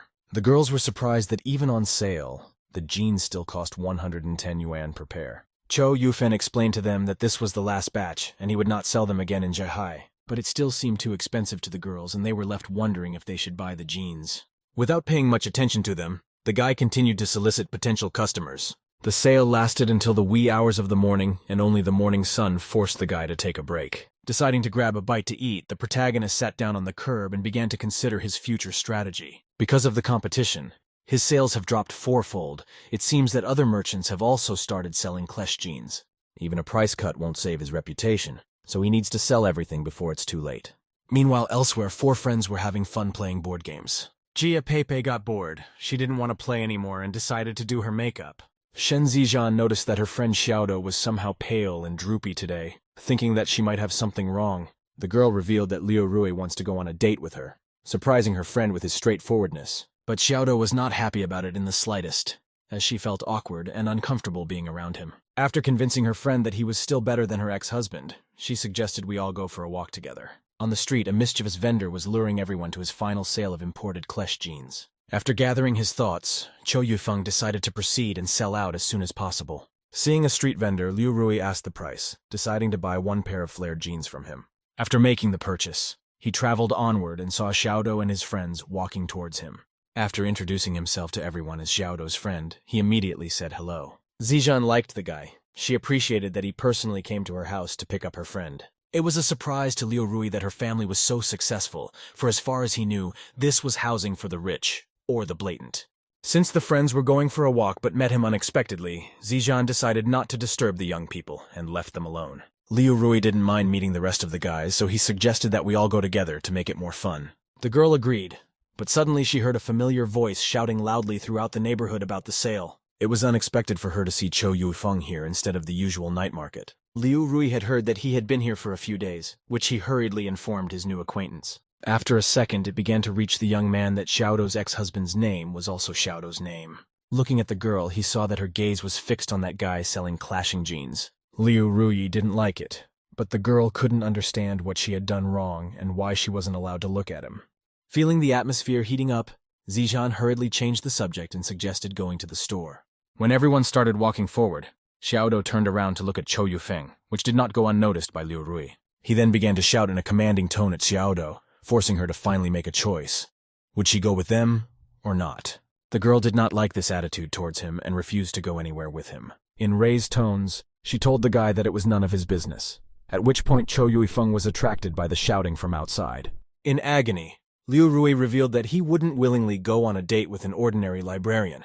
He did it because of her father. Hearing that the situation was getting worse, Yufeng suddenly called out to Xiaodo, beckoning her to come over. Without a second's hesitation, the girl embarrassedly responded to the invitation and approached him. Slipping his green merchant's belt bag into her hands, he asked her to put it on herself. Though she felt awkward and the request seemed strange to her, she didn't refuse him. A satisfied Cho Yufeng continued the sale, with his ex-wife standing modestly aside. Liu Rui only glared irritably at them, feeling that he was about to boil over with anger. The man was unwilling to put up with being traded for a poor former man. Liu Rui was scattered with insults, not forgetting to mention the guy's meager earnings of 2 yuan, saying that Soyato deserved a poor life. Determined not to miss the opportunity to suppress his pity, Yufeng began asking to buy jeans from him. The women standing nearby did not appreciate the mockery of a simple merchant and began to praise his hard work. They pounced on Liu Rui with an interrogation about what kind of shitty company encouraged such behavior, causing him to become confused. Deciding to support the young man's business, the first woman bought a pair of flared jeans from him. The second woman decided to keep up with her too, and bought 2 whole pairs of trendy jeans. Cho Yufeng was touched by the kind aunt's act, and thanked them wholeheartedly, almost crying. The women were pleased with the quality of the Klesch jeans and the young man's diligence. After realizing that the trick worked, he decided to continue to press the sting with his small income to increase sales. Slowly, the rest of the people started converging on the sale as well, having heard from the aunties that they were selling even cheaper than cost price here. Jujun and Zhang Zijue were surprised, but they still doubted Yufeng's diligence. They decided not to linger here any longer and head back home to Pei. The sun had gone below the horizon. The tired residents returned to their homes, eager to get some rest. At the end of the working day, the guy decided to do a count of the remaining goods, and the girl meekly watched him. Today he managed to sell 42 pairs of jeans, which was not a bad result. Since it was already getting dark, he offered Xiaodo to walk her home, and the girl didn't mind. The guy was carrying a rack of leftover jeans, and she silently followed him down the alley. Suddenly she decided to explain today's situation by saying that she was forced to go on a date with that guy. Without reacting in any particular way, Cho Yufeng asked what she herself thought of that guy. But the girl only replied that she didn't want her parents to worry, so she agreed to their terms. After listening, the guy didn't say anything to her on that, but only said goodbye, walking her home. At home, her mother was waiting for her as usual, asking about her date with Liu Rui. But she did not tell her what had happened so as not to alarm her. Walking into the room, she noticed that her brother, Jiang Mingming, was also home this time. He had just come in to discuss some business with his father, so she didn't bother them and just went to bed. He informed his father that some guy in the night market was selling jeans for 110 yuan, even though their purchase price was 45 yuan.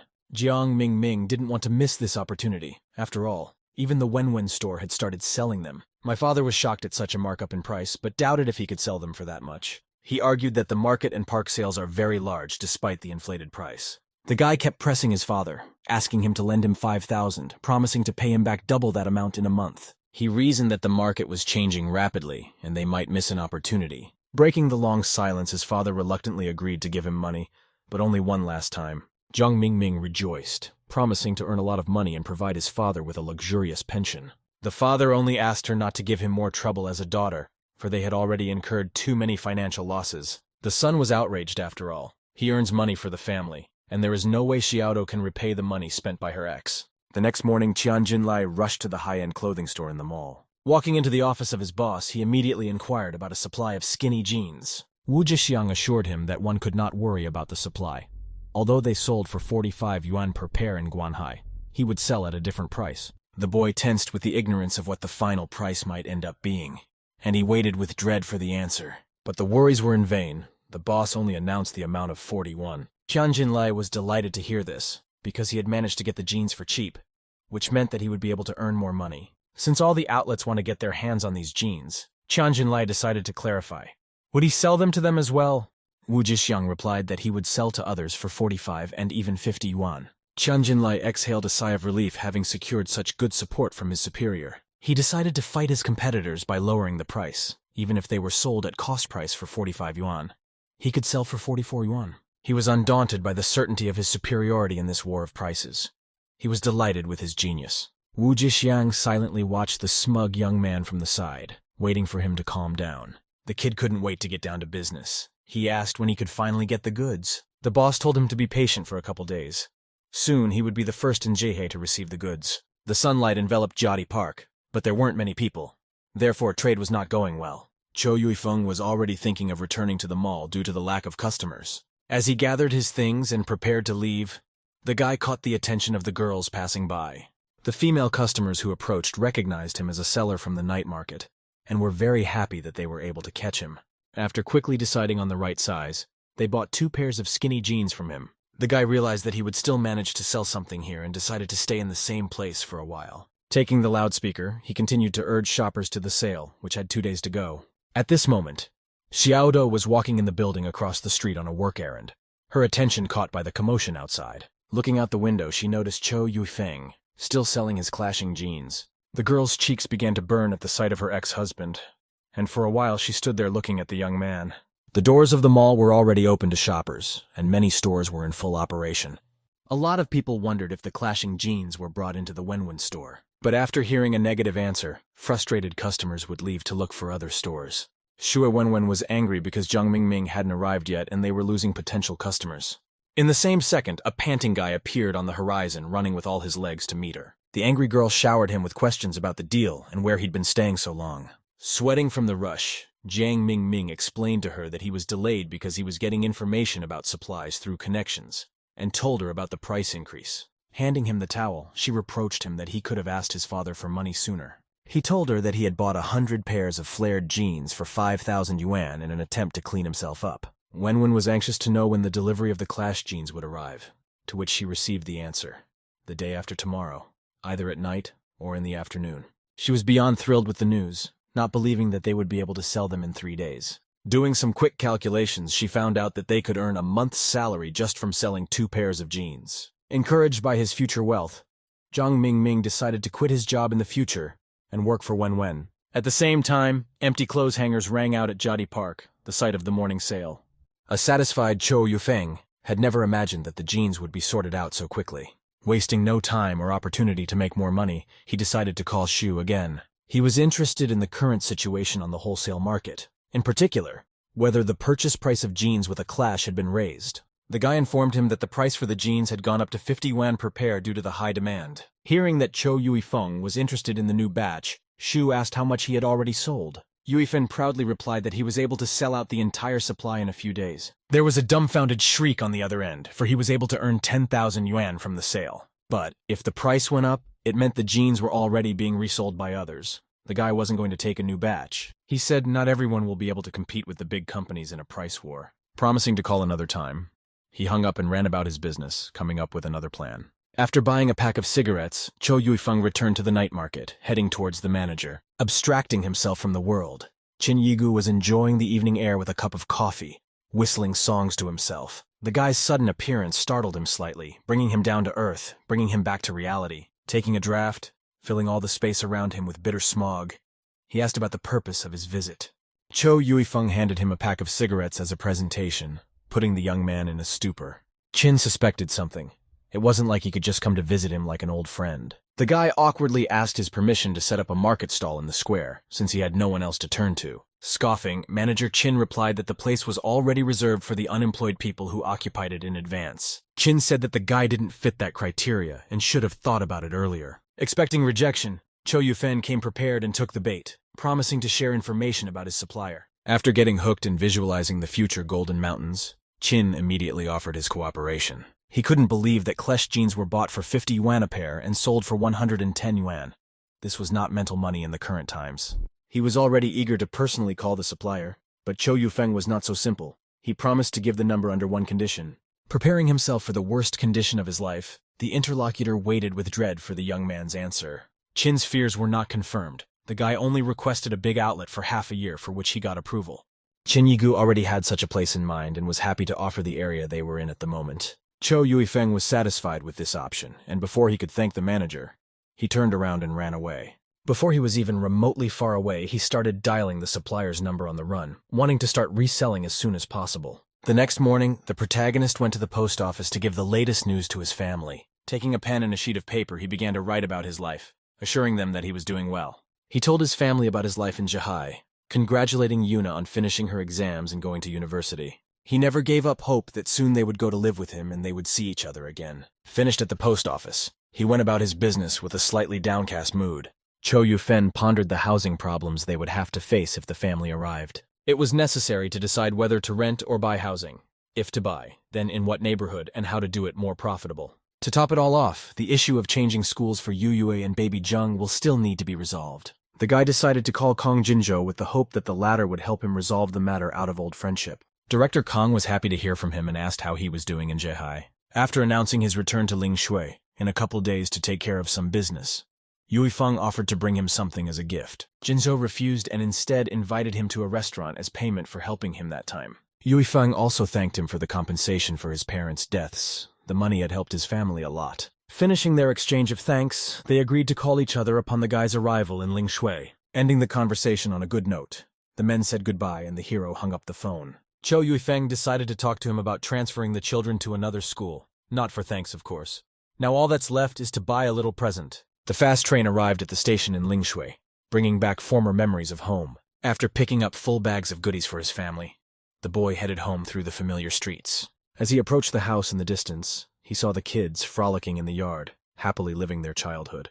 Calling little Zheng over, he waved his hand, showing him a full bag of various sweets. The boy was overjoyed at his brother's arrival and ran to meet him, leaving his friend planted. When he saw the bag of sweets, he couldn't believe his eyes. He wanted to eat them all at once. Not holding back and doing a bag revision, he pulled out a couple goodies for a snack and they headed home together. Before he even got home, Zheng started excitedly shouting about his brother's return. The guys entered the house and the younger one loudly announced to the girls that Cho Yuifeng had arrived. The girls were pleasantly surprised by his sudden visit.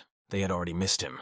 Yufeng managed to arrive before his letter reached them, so it turned out to be an unexpected reunion. Everyone was hungry, so they set about preparing lunch, putting off the conversation while little Zheng enjoyed the candy. Having prepared many goodies and filled the entire table with food, the family sat down to eat dinner together for the first time in a long time. Because of Yuna's departure for university, his brother was scared to leave the others here alone. He suggested that they too transfer to a school in Zhihai, so they could be together and support each other. Little Zheng and Cho Yuyue were fine with moving to the big city and agreed to his proposal. Yuna thought that transferring to another school was difficult, but her brother promised to talk to Kang Jinzhong about it. Yui Feng's next destination was precisely the Linshui steel factory. After having a good time with his family, he went to meet Mr. Khan, deciding to wait outside for the end of his work shift. Looking around the factory grounds, time flew by and soon the workers began to leave. Seeing Kang Jinzhong walking, Cho Yufeng called out to him, catching the tired man's attention. After refusing Director Kang's offer of a snack, the hero handed him souvenirs brought personally from Zhehai.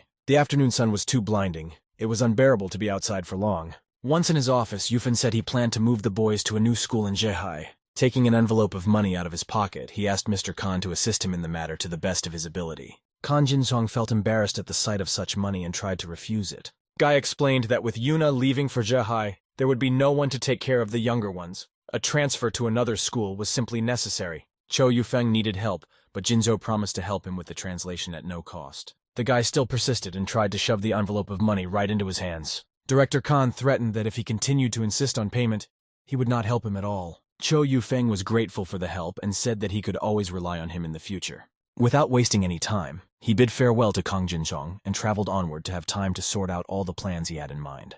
Walking down the street, he was surprised at how many people were trying to resell the flared jeans. In the middle of the workday, there was a restless shout in the mall. Someone was running madly. The anxious girl rushed through the store, trying not to run over people who got in her way. Dealing with the shipment of Clash jeans, Wenwen didn't understand what had happened or where this sudden panic was coming from. Nearly knocking down the display case in front of her, the girl informed her that the floor above, Jinlai was also selling clashing jeans. This was not news to Wenwen, as the jeans are so popular that they are sold throughout the mall. However, the girl told her that he was selling them cheaper than the others, at 44 yuan a pair. Neither Wenwen nor Jiang Mingming could believe their ears. No one had such a low price. Mingming didn't think it was logical to sell them for 44 yuan. The price per pair from the supplier was 45 yuan. It turns out Jinlai is working at a disadvantage. The girl shared the thoughts of other sellers, although the brand and quality is the same, but he sells jeans cheaper. Just at that moment, as if to mock them, a competitor's commercial blared from the top floor. Jiang Mingming decided to go and check in person to see what the suspiciously low-priced jeans from the manufacturer were all about. Cho Yufeng left Lingshui and returned back to the market, having finished with all the business in the city. Upon hearing of his return, Qin Yigu hurried to the square and called out to him from behind. He decided to share the news that he had received his 50 pairs of flared jeans. For lack of the necessary amount, he had to borrow money from different acquaintances. Qin Yigu asked Yufeng to share his experience and teach him how to sell with the same success he had had. The guy didn't mind promoting his knowledge to the masses and came up with one little trick. Cho told him to go to his old spot in the square and pretend to be his boss to gain people's trust. Evening came and the aisles between the counters were filled with shoppers looking for any new products. In anticipation of the Golden Mountains, Qin gathered his courage and began to vigorously promote his sale. He repeated his predecessor's slogan word for word, just as Cho Yufeng had taught him. A girl passing by was surprised at the new salesman, but the guy explained to her that he was the boss of the employee who had quit and was now selling personally. Having decided on the size of the girl, was about to buy a pair of jeans for 110 yuan. Qin was beyond excited. Thanks to Cho Yufeng's hints, he had managed to lure the first customer from the first few seconds. As it turned out, the man got excited early when he heard the price another woman passing by spoiled this beautiful moment for him. After witnessing a blatant case of fraud, she told the girl not to buy anything from this merchant. The vendor resented such accusations against him. He was not doing anything forbidden.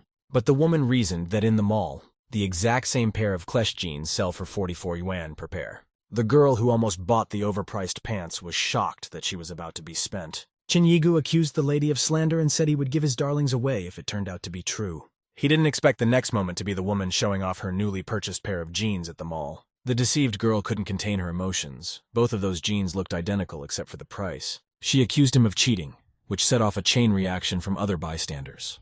The whole market began to accuse Yigu of cheating, not stinting on not particularly flattering remarks against him. Cho Yufeng was watching everything from the roof of a nearby building, waiting to see how this guy's trade would end. He assumed that the one who sells jeans for 44 yuan has found a person higher up in ability, and buys them cheaper than everyone else, enabling him to put a lower price without incurring a loss. Qin couldn't believe his eyes. His business had collapsed before he could even bring in his first income. Behind the entire crowd, Xiaodo appeared, coming to the shouts of the outraged people. But this time there was some other guy instead of Cho Yufeng, so she immediately hurriedly left. Having managed to be upset that he wasn't there, suddenly she heard a painfully familiar voice. Behind the girl's back stood the one she was hoping to see, Yufen, waving her hand vigorously. Xiaodo immediately turned around and went to meet him. And whatever she said, in her heart she was happy for him. It wasn't hard for the guy to guess that she could only come back so late from work, and the girl confirmed it. When he approached her and looked into her eyes with awe, he asked her if she was busy and offered her a walk. Having received her consent, the couple set off under the bright light of a large and beautiful moon. Noticing the girl's anxious silence, he inquired if anything was wrong with her. The girl's thoughts were clogged with the imposed choice her parents had chosen for her. Cho Yufeng decided to tell her about his sister and her academic success, not forgetting to proudly mention his enrollment in Zhehai University. He continued to babble on about Guanghai, known for things of the latest fashion, but the girl was still silent as well, lowering her gaze. Talking about his trip to Lishnui, he could no longer ignore Xiaodo's strange behavior. A shiver ran through Xiaodo's body, and she abruptly turned towards him as if she couldn't hold back any longer. She expressed to him her worries, for she thought he was gone forever, and she would never be able to see him again. The guy hadn't expected her to react this way to his departure, thinking she wasn't interested in him anymore. Grabbing her hand, he pulled the surprised girl behind him as if trying to drag her into the unknown. They continued to run forward, but Xiaodo called out to him, unable to continue following him. She was tired and couldn't run anymore. She needed to catch her breath and rest. Cho Yufeng caustically looked into her eyes, confusing her for a moment like a sly fox. Taking advantage of the moment and her shocked state, he suddenly enclosed the girl in a strong, tender embrace. His beloved didn't fight back. She missed him so much that she unconsciously returned his embrace. Silently pressed against each other, the couple enjoyed the moment in the dim light of the lantern, wishing that the moment would never end. Cho Yufeng was concerned about the girl's condition, thinking that her parents were once again forcing her to do things she didn't want to do by manipulating her. Xiaodo didn't answer him, but from her detached gaze it was clear without words. Determined to cheer her up, the hero told her that he had earned 10,000 yuan from the sales of flared jeans. The girl couldn't believe it. She had thought all this time that he was only earning a few feng. Cho Yufeng only laughed from Xiaodo's silly thoughts and said that it was true. He was actually able to earn a good amount of money these days. The girl was genuinely happy for him and offered to celebrate such a success at her expense. She had just received her paycheck and would like to treat him. Yufeng interrupted her by saying that now he could buy an apartment here, and she wouldn't have to live in poverty like before. He knew it would be hard for her to trust him again, admitting that he had treated her badly in the past, but he promised that he had changed and it wouldn't happen again.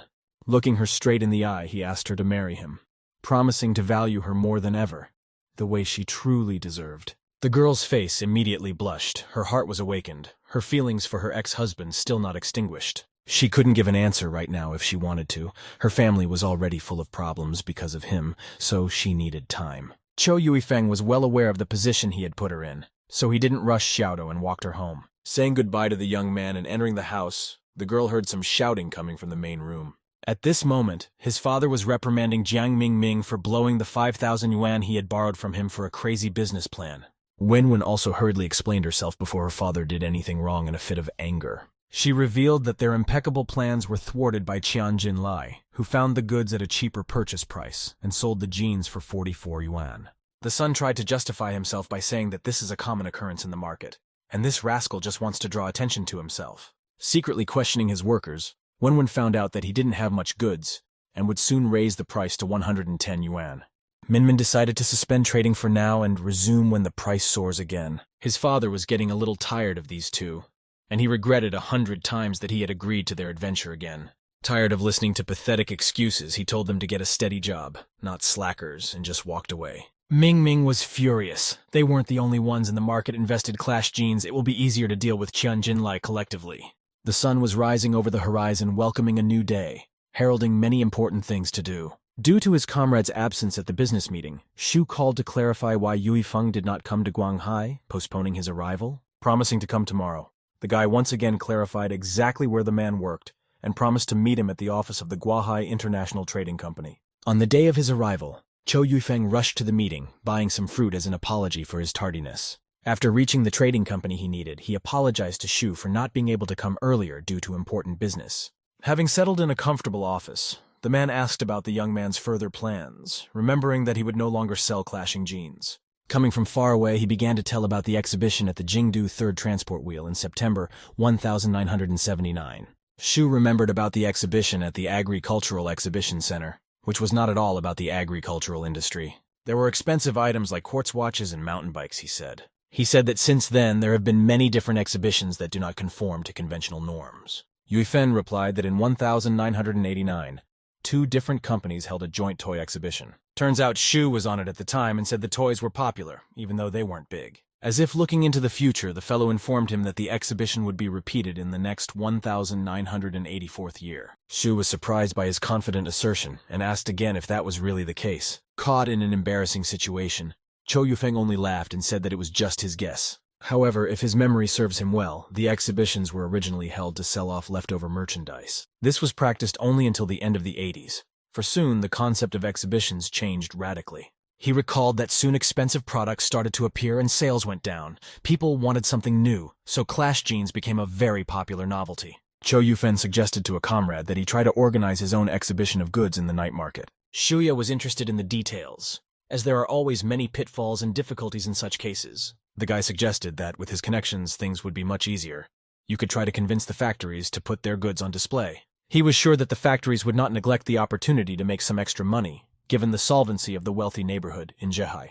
Yufen had no doubt if his plan worked and the factories agreed to participate, it would be easier to negotiate with the government and everyone would benefit. Hearing about the opportunity to earn money, Shu demanded details, because it's not every day someone comes to you with such an offer. Yuifen said they will order unsold clothes from factories and try to sell them based on their popularity. Shu didn't quite understand him, how one could make money on a product that one couldn't even sell before. The guy went on to explain that although they would be selling in conjunction with the factories, it would be other types of goods, which would help them avoid competition. They will provide the factories with free sales space, and thus take advantage of their popularity to sell their own goods. Shu was delighted with the young strategist's flawless plan.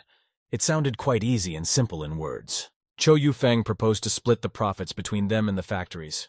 Even if they lost money, they would only suffer half of the loss. The comrade was itching to dive headfirst into it all, so he poured them some tea and they sat down to discuss it. To begin with, the young man had to prepare a list with the best product categories for them, and afterward contact the factories for contracts. His journey in the mall business started by selling women's clothing.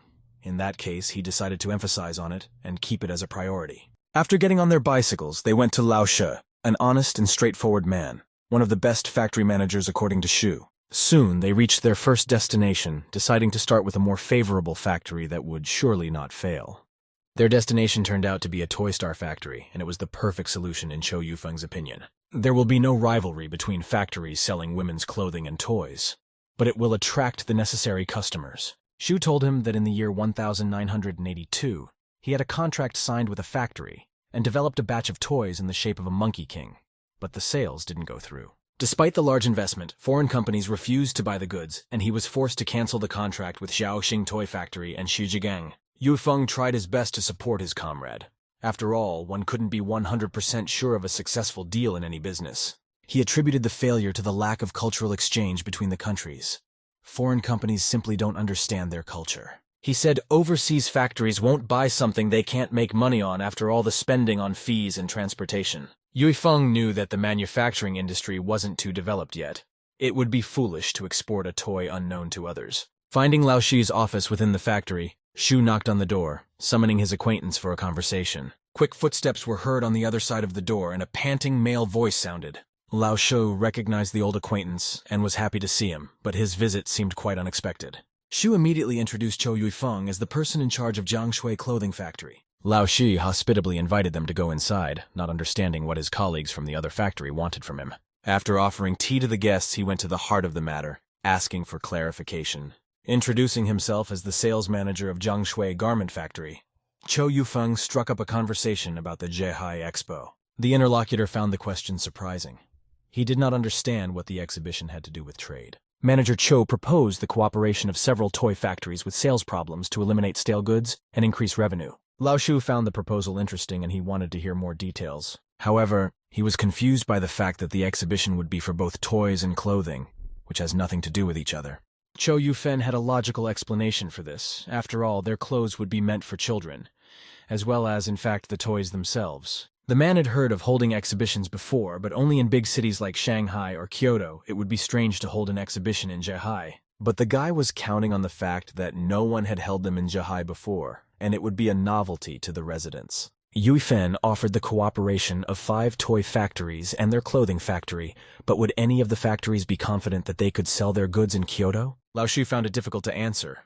In business, you can never be 100% sure of anything. Manager Chow went on to say that none of them can guarantee it, not even himself. He argued that the stagnation in the sale of goods is solely due to the unwillingness of sellers to sell them. Lao Shu agreed that because other merchants' toys in big cities are much better, consumers have no reason to buy them. Hence, he had a very logical question.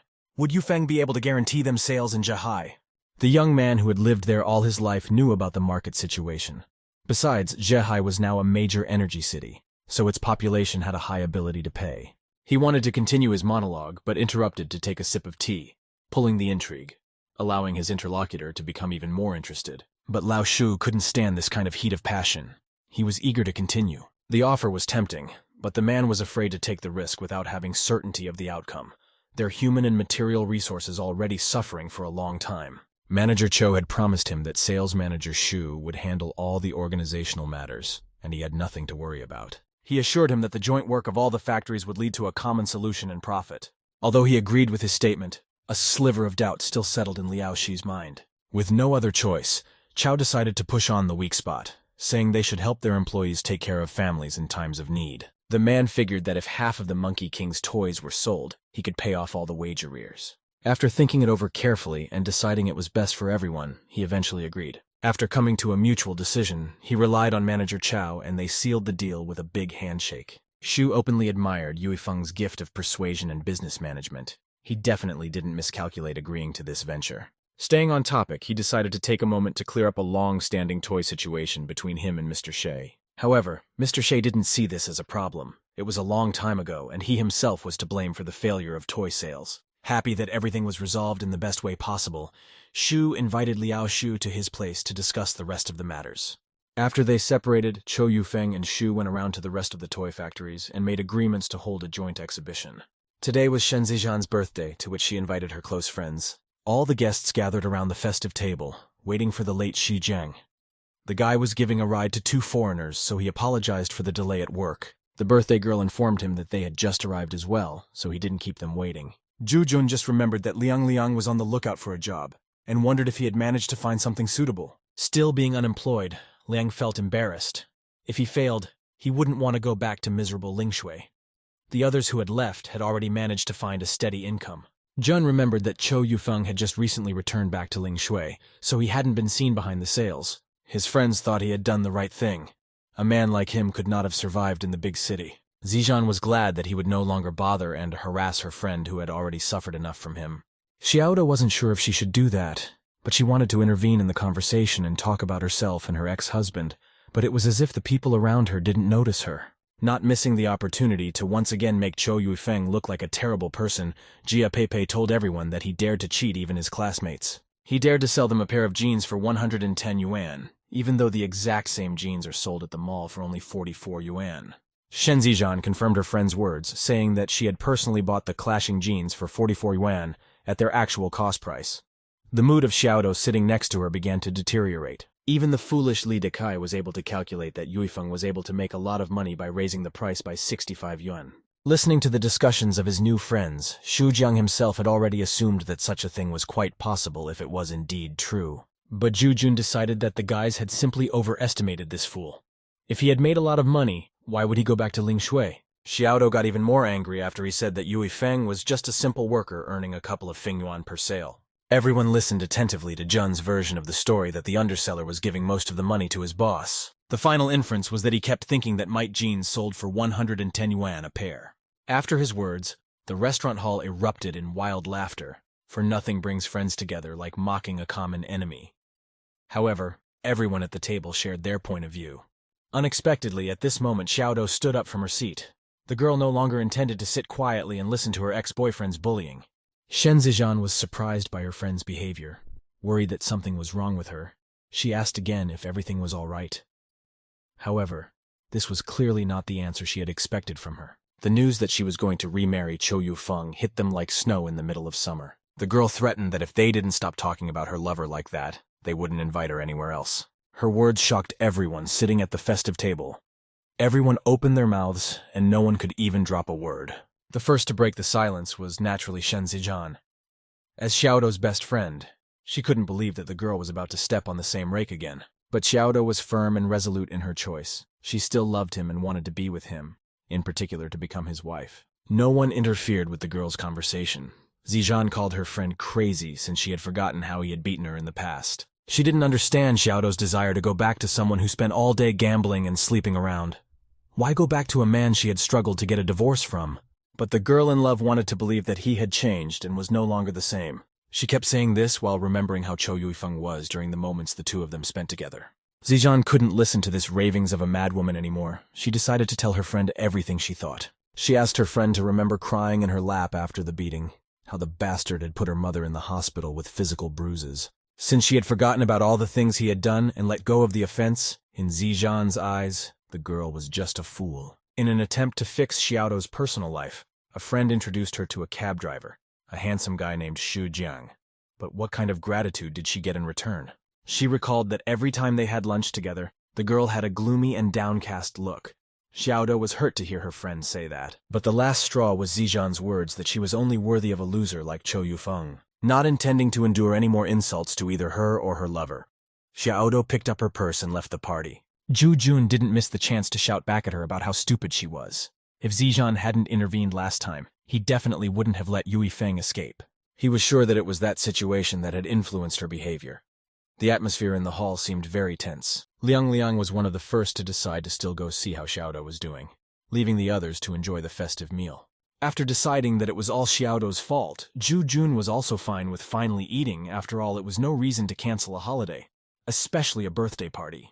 However, Zijan was so angry that she no longer cared about the celebration and yelled at the young man, asking him to stay away from her.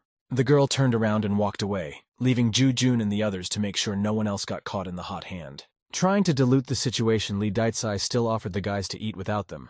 They wouldn't be throwing away so much food. Feeling a little guilty, Zhu Jun decided to also go check on the situation of the guys who had left. In the end, the role of rescuing the holiday food fell to the remaining Li Daicai, Shijian, and Jia Peipei. The blazing sun and the blue sky made the already difficult journey of the two men even more difficult. Unaware of the drama that was unfolding at the seemingly simple birthday party, Yui Fen tried to push the bike with his last strength. As the rest of his strength began to leave his body, it was Brother Shu's turn to push the bike uphill. There seemed to be no end to their misery. All day long they did just that. They traveled to different factories. And so, finally, after what felt like an eternity, they did make it, and were able to exhale a sigh of relief. In front of the two men was their final target, the Feiyun Toy Factory. It was not until dusk that the young men finished all their business for the day and were returning home. Shu didn't even think that everything would go smoothly and the factories would agree to participate in the exhibition together. Considering that these factories were all doing the same thing, Cho Yufeng was sure that they would have no reason to refuse to benefit from it. However, despite the fact that everything seems so easy and simple, the real test will begin for the guys themselves. Tomorrow they have to go to Jiangshui Garment Factory to resolve the sales arrears from last year, so it's worth going to bed early. After having a good night's sleep and waiting for the first rays of sunrise, the young people went to Jiangshui Clothing Factory. Jiang Dahe didn't know about Department Head Shu and Cho Yufeng's visit to the factory. Otherwise, he would have personally gone to pick them up so they wouldn't have to walk. Wasting no time, Shu introduced one of Zhehai's biggest individual entrepreneurs, whom he had told him about earlier, in the person of his comrade Yufeng. Seeing a very young-looking young man, Mr. Jiang found it hard to believe that he could help them solve their sales arrears problem from the winter. He must be a good expert. The protagonist was flattered by the high opinion of himself and said he had no trouble at all doing it. First, he needed to find out how many unsold garments were left over from the winter at the factory. Doing a rough calculation, Mr. Jiang said there were about 6,000 jackets left in total, of which somewhere around 5,000 were women's jackets. Yui Feng further found out that there were 3 styles of clothes, each costing 8, 9, and 10 yuan respectively. To show them what they were dealing with, Jiang Dai took the young men to the warehouse so they could assess the quality and appearance of the goods, and went to make them tea himself. Moving closer, Yu Fen began to carefully grope the fabric and inspect the fittings, trying to get a hold of something. With a keen eye, he quickly realized that all the jackets were made of the wrong fabric. No wonder they couldn't sell them. Meanwhile, Zhang Daje made tea and invited Department Head Shu and Manager Cho to come to his office to talk. But Yu Feng was not interested in tea party. He came with the purpose of buying 5,000 pieces of women's clothing specifically. He didn't need the rest. Overjoyed that he could dump almost all the stale goods, Mr. Jiang decided to sell for 7 yuan apiece. Cho Yufeng was not a fool, and would be able to find a benefit where there was even the slightest chance. With a clear conscience, he stated that it was too expensive. Not expecting such a turn of events, Mr. Jiang seemed even speechless, and stared at Manager Cho with a look of incomprehension in his eyes. waiting to get an explanation. The argument was that Jiangshui Garment Factory mainly sews with dacron, which increases the durability of the garment by several years. In addition to this, Yufan said that because of the increase in cotton production, the country has started to produce enough textiles for everyone. A confused Mr. Jiang continued to hear from Manager Chow about the downsides of these clothes, which especially stood out in contrast to their textiles. According to Cho Yufan, the uncomfortable and not unique clothing was the reason why their sales were low year after year. He then asked Mr. Jiang an unexpected question concerning how many times the number of unsold clothes had increased in the last year compared to the year before. Jiang began to be covered in sweat from nerves, making it difficult to find an answer to the question posed to him. But Chow Yufan seemed to know it all himself, so he continued to press that the dacron situation was getting worse every year, judging by the sales in the summer. Mr. Jiang knew the guy was right, for their sales this summer were down more than 4 times what they were before. The poor man was so suddenly assailed with questions that he even forgot to put his tea on. But now he wanted to know what was the reason. Cho's answer was simple: dacron used to sell well because of overseas companies' understanding of the market, which first inflated the price of the product and then knocked it down, attracting people who wanted to make some profit. Yui Fen emphasized that the most important aspect is that they don't need the product itself. You sell them, and anyone can buy them. He then added that once the benefit is gone for the customer, people stop spending their money. After hearing all this, Mr. Jiang looked like he didn't understand anything about sales at all. As one example, Yui Fen cited a clothing brand that has been in the market for more than 30 years will be shutting down this December. Even department head Shu had not expected such a turn of events. He was as shocked as Jiang. A shiver ran through Mr. Jiang's body at the realization that the guy was right. When the sales of this brand stopped, the flow of goods would be easier.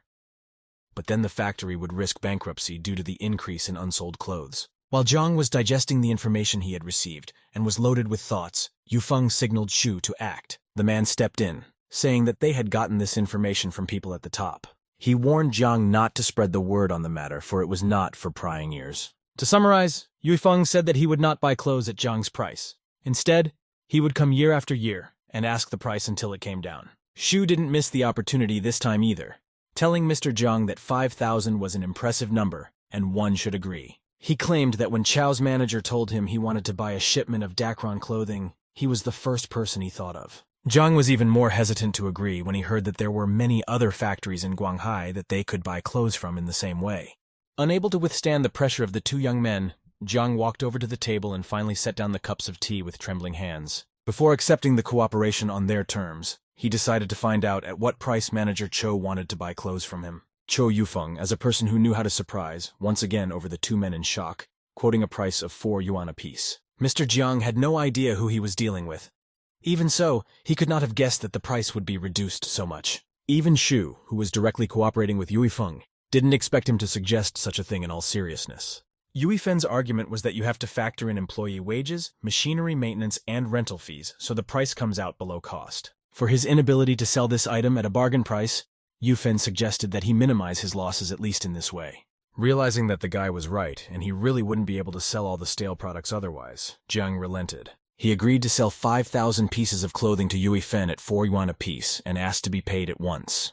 Satisfied with his gift of persuasion, Manager Chow happily agreed to make the payment. Shu admired his comrade's bargaining skills. He would never have thought that the situation could be twisted in their favor. Having finalized the transaction, the young men walked out of the factory and went on their way, but Shu was clearly worried about something. He couldn't help but think that in order to buy 5,000 pieces of clothing, they had spent 10,000 yuan, 10 of which he had to shell out from his own pocket. There was no turning back, but to get some peace of mind, Shu decided to ask Yufen about their plan. He shared his worries that would they be able to sell all those clothes if the factory couldn't sell them? Yufeng assured him that there was nothing to worry about.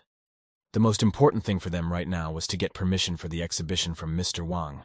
Besides, they had already spent the money. Breathing out a sigh of relief, Shu decided to obey his comrade in everything and not to doubt him anymore. After receiving an assignment from Yufeng, Shu went to the Guanghai Trading Company. When he met Mr. Wang, he told him about their desire to organize an exhibition and thanked him on behalf of all the factories. Mr. Wang didn't balk and happily agreed to such an event, making life easier for the boys. Meanwhile, in Zhehai Shopping Center, the fights over the sale of Klek jeans did not subside. However, the sudden change of the advertising banner on the second floor couldn't help but please Wenwen. Looking up, she saw that a competitor had raised the price from 44 to 110 yuan per pair. At this point, the girl who approached asked what the price of the flared jeans in her store was. Zhang Mingming began to serve the customer, informing her that the price for the newest model of Clash jeans was 110 yuan. The girl decided to try bargaining a little and said she was willing to buy them for 100 yuan. Wenwen, who heard this, decided not to miss the chance to make some money, quickly ran up, and asking her not to tell the others, sold the girl's pants for 100 yuan. Pleased that she was able to buy jeans at a small profit, the girl promised to keep her mouth shut. Minmin was thrilled with his first sale and thanked the girl for the purchase. With one sale of jeans in his hands, he had a month's paycheck, and he was filled with emotions that he was in no hurry to hide. Seeing his behavior, Wenwen snorted at him, telling him to keep his voice down before the other customers heard. At this time, in the cozy area of the city in Xiaodo's house, every member of the family was busy doing their own thing. While her mom was busy preparing the main course at the stove, the girl was busy cutting up various vegetables. Hearing a loud knock on the door, the girl's mood immediately changed. She was clearly not happy about the guests. However, Xiaodo's mother was in the opposite mood, and assuming that Liu Rui had come, she asked her daughter to open the door. As she walked to the door, the girl mentally prepared herself to be more open with her parents today. She decided that today would be a good chance to tell her parents before things went too far. Opening the door, she found her best friend Zijan standing with Liu Rui. The girl had not expected to see her today, for after their quarrel at the birthday party, they had not spoken again. Her friend informed her that she had met Liu Rui downstairs completely by accident. She acted as casually as if nothing had happened. Only Xiaodo still hadn't forgotten all the things the girl had said to her that night. All of her words were weighing on her heart. Noticing her friend's downcast mood, Zijan thought that she was not happy to see her. Waving away, Xiaodo invited her unwanted guest to go to the main room. Unlike her daughter, Jiang Xing was happy to see the girl, for she didn't know about their quarrel. Offering Zijan a treat of fruit while she set the table, her mother asked Xiaodo to talk to Liu Rui in the meantime. The girls' fathers knew each other, but Zhang Yongguang had been busy at work lately, so he hadn't been able to see him, so he asked how he was doing. The girl complained that because of the heavy workload at work, she would be lucky if she could see her father even once a week. After chatting a bit about life, everyone moved smoothly to the dining table and started dinner. Mom tried to prepare a variety of dishes to surely please the guests. The first thing Zijan was asked to try was the shrimp. After helping herself to the food, the girl suddenly said that there was something she wanted to tell Uncle Zhang. Xiaodo's father was curious what news the girl decided to share with him. Perhaps it was related to her father. However, with a sly expression on her face, the girl pointed at Xiaodo and said that she treated her like a sister, and she is bothered by the fact that she wants to remarry Chao Yuifeng, whom she just divorced. The news came down like a huge boulder on Father Xiaodo's head, and he became furious. The girl's mother was stunned by Zijan's words. How could this be true? Smiling wryly, Liu Rui watched the reaction of the girl, who thought that her best friend had come to apologize. Blue in the face with anger, her father barely restrained himself from bursting into anger, but Zijan added that Xiaodo had said it herself on her birthday. Mr. Jiang started shouting at his daughter and demanding an explanation, but the girl only lowered her head silently. At this moment, Liu Rui also decided to approach his father. Strangely enough, he also had a story to tell. He remembered the day Aunt Jiang had asked him to pick up Xiaodo from Jiadi Park. Then he saw her flirting with the jean-selling Yui Fen right in front of him. This was the last straw in the cup of Jiang Yongguang's patience. He began to flood his daughter with questions. How could she go back to the scoundrel she begged to take her away from? Xiaodo tried to justify his act by saying that he had changed and was able to make a lot of money from selling clashing jeans. Throwing a glance at Liu Rui afterward, she said that she was uncomfortable around this man. She didn't want to be with him. Without even letting her say everything she wanted to say, her father slapped the girl in the face with all his might. Not expecting such a thing, the girl couldn't orient herself, took a couple steps back and fell to the floor. Zijan was not prepared for this and rushed over to her friend to help her up. When she came closer, she saw a thin trickle of purple blood spreading on Xiaodo's delicate lips. This was followed by the clinking of falling dishes, drawing the attention of everyone gathered behind them. Turning around at the sound, everyone saw Jiang Xing lying on the floor. Unable to bear hearing the news, the woman managed to lose consciousness. Frightened for her life, everyone rushed to help.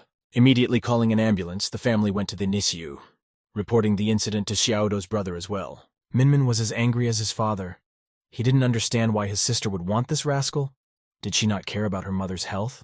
Lowering her gaze, not daring to look them in the eye, the girl couldn't find an answer logical in her mind.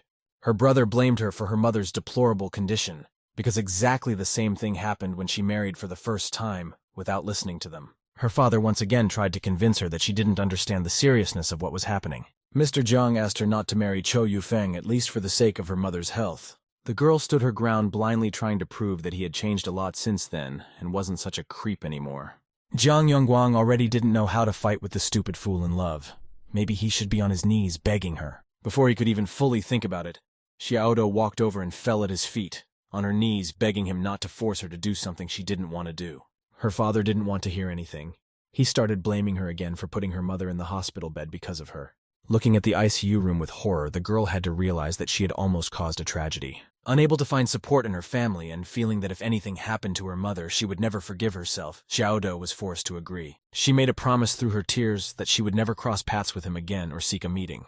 Having finished the day with successful transactions, the young men decided to celebrate by having a drink or two. Swaying slightly as he walked, Yufeng hummed a song popular in the 80s under his breath. Even though it was the only song he knew, Shu noted that he was very good at singing. They're expecting a delivery from the toy factory in a couple days, so Shu persuaded Yufeng to stay a day to see Guanghai. But the young man refused. He was anxious to get back to see someone. A large moon shone high in the sky, surrounded by light cotton wool-like clouds. A dose of blood alcohol could easily loosen even the most confused tongue, so Shu was curious as to who Yufeng wanted to meet. Night is the best time for revelations. The guy was quick to admit that he missed his lover. Shu felt like the guy was just drunk and talking nonsense. What's your favorite? Unable to bear the parting, the thought of returning right tonight entered Cho Yuifeng's drunken head. Initially, Shu didn't believe his comrade's words, thinking it was drunken nonsense. But he was serious, so they hopped on the bike and rushed forward, cutting through the wind. The next day, Yufeng went to Chinigu's store, who was chowing down on a batch of flared jeans. Seeing the person who almost caused him to be victimized by the crowd, Chief Chin became furious. Grabbing the guy by the collar, he began to threaten. Chin was ready to commit the crime of the century. Yufeng was not a timid person and didn't want to make a scene at all. He tried to be as relaxed as possible with the person across from him. But the guy's calmness made Boss Qin even more angry, shouting that the guy had tricked him. He almost snapped. In critical situations, it's either you or you, so without taking the hit, Yufeng pushed Qin away and he flopped on the floor. It was an unexpected development for the man. Thinking he was in charge, he didn't expect aggression in his direction. Sitting with his heel on the floor, he began to chase Yufeng away, promising to drag him through the courts if he showed up here again. However, the guy reminded him that he had paid his rent and his name was on the lists, so he had every right to trade. Dumbfounded by such insolence, Qin Yigu said that he would not allow him to sell anything here. Conceiving something with a sly expression on his face, it was as if Cho Yufeng had been waiting for these words. The next moment he shouted that there were relics, that he was not allowed to trade, although he had paid to rent a place to gather as many witnesses as possible. But Qin Yigu didn't care about the spectators. He threatened with his connections and the fact that he could deal with him, if need be.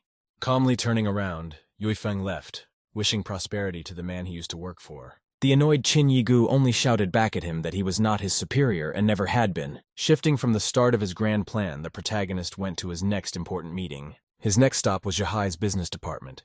He had a few more things to settle. Since you can't just get into such a place, he was stopped by a guard at the entrance, as is required by statute. Having prepared himself in advance, Yufeng brought along an invitation pass, which he promptly submitted for verification. Seeing the personal recommendation from the Guanghai International Trading Company, the guard thought he was facing some big shot.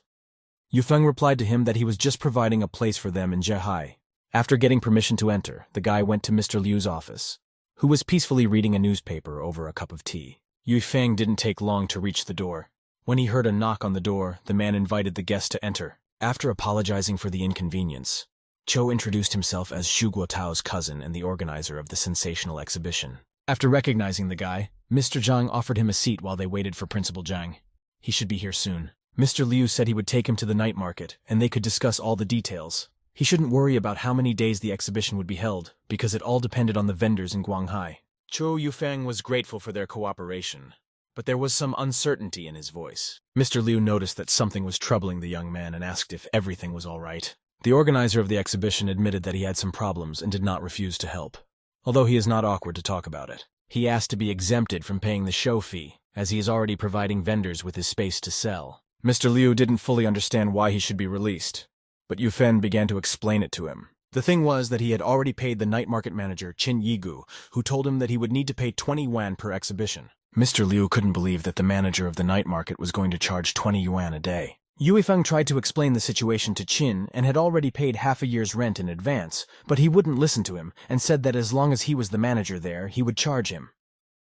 But that was not all he told him. Mr. Li wondered what else this night market manager could have gibbered. From Yufeng's words, It appeared that all the money he would receive would end up going to Mr. Lee himself. The news that he would personally receive the money threw Mr. Lee into a stupor. But Yui Feng did not stop there and continued his deception. Making the most insulted and humiliated appearance possible, he informed Mr. Lee that he had been beaten for his refusal. Yui Feng let out a stingy tear as he complained about the lives of the common laborers in the market. With the excuse that Mr. Lee is his cousin, Qin Yigu is just taking advantage of them. Hearing that some scoundrel was using his name to benefit himself, Mr. Lee became furious and pounded his hand on the table. At that moment there was a knock on the door, and Mr. Lee invited the man to enter the office. Just then, Mr. Zhang, one of the employees of Jahai's business department, came over. Mr. Lee ordered him to fire this Qin Yigu. Whoever he thinks he has no place in the night market. He also instructed Mr. Zhang to find out from the vendors in the market how much they charged as payment and calculate the total amount. No mercy. After accepting Mr. Lee's assignment, Zhang hurriedly dealt with the matter as soon as possible. The people in the night market didn't yet know what kind of show awaited them tonight and were shopping like nothing happened. Yui Feng went to say hello to Chief Qin, however. The latter was not happy to see him. He started yelling at him to get out of here, not noticing anything around him but the object of his hatred. The protagonist tried to give him a hint, and shifted his gaze to the side as if to show him the direction. While Chief Qin had time to figure out what Yui Feng wanted from him, someone abruptly grabbed him under his arms, immobilizing him. 2 policemen stood on either side of him. He tried to break free of the handcuffs, not realizing why he was being tied up. The policeman read him his rights and advised him not to resist arrest for his own good. Witnessing the arrest, the other vendors began to whisper, happy that finally someone had ratted him out and this bloodsucker would be punished. Determined to further annihilate Qin, Yui Feng shouted in his wake. Did he need more jeans? He could keep them at his place. Chief Jin chose to exercise his right to remain silent, but his expression alone spoke of his feelings. It was late. Xiaodo should have already returned home from work, so Yui Feng headed towards her house. Having bought some goodies, he went to the long-awaited meeting with his beloved. When Jiangxing's condition stabilized, Xiaodo cooked some porridge and carried it to the hospital to feed her mother a home-cooked meal. Loud footsteps were heard behind the girl, and suddenly someone reached out their hands, grabbing her. Yui Feng hugged his lover from the back, smelling such a native and sweet scent that he missed. He was so looking forward to their meeting. However, the girl's reaction was the opposite. She didn't expect to meet him so soon. She nearly dropped the food her mother had prepared because of her fright and pulled away from the boy, scolding him. In the blink of an eye, Xiaodo turned around and hurriedly walked away from him, leaving the discouraged guy behind. Grabbing his bag of goodies, he rushed after her, wanting to help her, but the girl rudely refused him. Having traveled such a long way, the protagonist was not going to back down and continued to follow her. He couldn't understand why the girl was acting like this. Perhaps something had happened to her relative. Was that why she was in such a gloomy mood? The beloved only briefly replied that the affairs of her family no longer concerned him. Yui Feng wanted to know what happened. After all, just a few days ago everything was fine, and she wasn't so cold to him. But the girl ignored him. Unable to bear it any longer, the boy ran after her and grabbed her by the arm, demanding that she explain everything to him, for he had a right to know. Xiaodo didn't expect such a reaction from him, and was slightly startled by her ex-husband's sudden movements. Demanding to be released, she yanked her hand away, not wanting contact with the young man. Yui Feng couldn't understand what he had done wrong. What could have changed her attitude toward him so drastically? Upon reaching Jehai No. 3 hospital, the girl asked not to follow her, but to wait outside. Leaving the depressed young man standing in a daze, Xiaodo hurriedly went inside before anyone noticed them. Looking at her with a confused look in her wake, Yui Feng had no choice but to listen to her. It was already late evening. Patient visiting time was coming to an end, so there were very few people in the hospital. This played to her advantage. However, thoughts were eating her up inside. How would she communicate everything to him? The realization that she would have to tell him about their breakup made tears stream down her cheeks. After calming down and coming to her senses, Xiaodo followed the corridor to room No. 3. The girl's mother was still awake, so she handed her some freshly cooked porridge to nourish her. Jiangxing was happy about her daughter's arrival. Besides, the porridge was very tasty. After making sure her mother had had enough, Xiaodo wanted to leave, saying she would come again tomorrow. However, the mother set aside the container of porridge and gestured for her daughter to sit next to her, setting herself up for a serious conversation. Xiaodo wanted to avoid it in every way possible, citing that the hospital would close soon, and it was time for mom to go to bed. Jiangxing didn't delay her for long, but only reminded her of her promise not to meet with Yui Feng. As if nothing had happened, the girl replied that she would never contact him again. Every time the mother thought of him and his attitude toward her child, her heart began to ache. She did not understand why her daughter forgave him. Worried that mom might get sick again, Xiaodo put her to bed and said goodbye. Leaving the room, the girl secluded herself in a remote corner, trying to remain unnoticed. Left alone, she leaned against the wall and slowly slid down, unable to stay on her feet. Giving vent to her emotions and feelings, Xiaodo began to cry bitterly. She didn't know what to do, being caught between two fires. Cho Yufeng obediently waited outside the hospital, trying to see a familiar silhouette in the dark windows. Having come to his senses, the girl came out to him.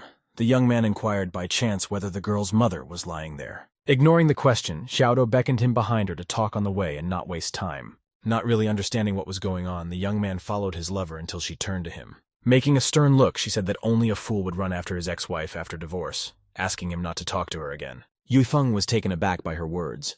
Why did she change her opinion of him so suddenly? After all, everything was fine. Wanting to know the truth, the guy grabbed her arm again, not letting her get away, demanding an explanation as to why she was acting like this. Xiaodo confessed that her family is against their marriage. His name alone gives her mom heart problems. She can't risk her mother's health like that. How can she be with him spitting on her? The young man told her that he had recently made a new deal, and now he would have a lot more money. She should let her parents know. He shouted to her that he had completely changed and would treat her differently. He wouldn't make the same mistakes again. Tired of this conversation, the girl snatched up her hand and rebuked him for not even having a house of his own. It was unbearably painful for Yufeng to hear her say that. But she was right. How could he take care of her if they didn't even have a place to live? To hide her real emotions, the girl hurried away, leaving her lover standing alone. Tears of regret began to flow down her rosy cheeks. She hadn't meant to hurt him, but circumstances forced it that way. The next morning, an employee of a local real estate agent was conducting a showing of a cozy home. After completing the inspection and making sure that he was satisfied with everything, the protagonist gave the realtor a large sum of money. The man counted the money, making sure the amount was correct, and thanked the young man. He then happily transferred ownership of the house to Yufeng, and the transaction was finalized. After saying goodbye, the realtor said he could always contact him if he wanted to purchase another property. Cho Yufeng looked at the house documents in his hands, remembering Xiaodo's words that pushed him to make this deal. He was trying to prove to himself that now he wasn't homeless. Now his family had a place to live in Zhihai. Cho Yufeng only regretted that he didn't have enough money to buy a house near his beloved's house. While the hero finalized all the paperwork with the buying and selling of the house, it was noon. The young man went to the train station to await the arrival of his newly minted business partners. It didn't take long for the men to arrive, and soon Yufeng could see a crowd approaching on the platform. Ahead of everyone was his comrade Shu, waving his arms, announcing his appearance. After greeting them, Yufeng heartily thanked everyone for their presence, looking forward to a long cooperation. Manager Cho then learned from Shu that they had agreed to deliver the goods at 10 o'clock in the evening today. Yufeng told his colleagues that they would now go to see Mr. Zhang, and after all the formalities, they would go to the night market to prepare the workplace. After hearing from Manager Chow a plan for their next steps, the men went to the business department. Mr. Zhang happily gave them the report and wished them good luck at the exhibition, not daring to detain anyone. Leaving the business department, Yufeng welcomed everyone to his rented space in the night market. Lao She, like everyone else, was impressed by the size of the area the guy was able to prepare. Stepping aside, Yufeng started to pull something out, but he couldn't manage it himself, so he called for Shuya's help. The men began pulling out some bright red bundle on sticks, stretching it across the wall. As it turned out, Yufeng had prepared a beautiful banner, the caption of which read the manufactory exhibition. He said that as soon as the time came, they would be sure to raise it above their heads. Having finished all preparations by morning, everyone took their position and the men took a tour of the market, inviting everyone to a sales display of handmade goods from the manufacturer. Stretching a banner that read Manufacturer's Exhibition and loading toys into carts, the guys walked along the street, enticing customers with low prices. A toddler walking by with his mom immediately noticed the plush beauty and told his parent about it. The cart was filled with brightly colored Monkey King toys, which the factory has had a sprinkling of sales in the past. The children were delighted with the new character. Their eyes immediately lit up and they couldn't take their eyes off them. Even the boy's mom thought they were cute. She had never seen anything like this in stores before. There was the cry of children outside, begging their parents to buy them new plush toys and cars. Seeing the joy of their children, many parents followed the fair chariot straight to the exhibition. Noticing the potential buyers, Shu pointed to Yufeng at the crowd following them. High up in a large square stretched a bright red sign indicating a manufactory exhibition. After seeing a variety of toys, kids started going crazy and begging their parents for an upgrade. People were curious about what else besides toys is sold here, and how much the entrance fee to the exhibition costs. Cho Yufeng announced that the entrance is free, and the cost of goods is affordable not only to the wealthy, but also to the most ordinary Zhihai resident. Shu still couldn't believe that so many people had come. It turned out that public campaigning was a great success. Having found customers, it was now left to them to successfully interest them and sell as much product as possible, which Yui Fen reported to the rest of his colleagues. Facing this kind of thing for the first time, Lao Shi and the representative of the other factory stared at him like sheep at a new gate. Meanwhile, Shu began offering customers clothes from Guangshai's largest factory, indicating that the price was 20 yuan instead of the original 40 to 50. Seeing the Dakron clothing, the girls were immediately interested in the offer and decided to have a look. Stepping into the role of bargainer, Yui Fen began to assure that the run was limited and no more of these clothes would be in production. The price was biting a bit, so the girl decided to ask if they planned to lower the price in the future, but the guy replied that they can't do that because the company is already selling them at a loss to itself, not forgetting to remind that you can't buy such a model anywhere else. When people heard that the clothes were discontinued and on sale at a discount, they immediately wanted to try them on. Colleagues from the toy factory standing nearby were amazed by their trading methods, deciding to waste no time and start soliciting customers.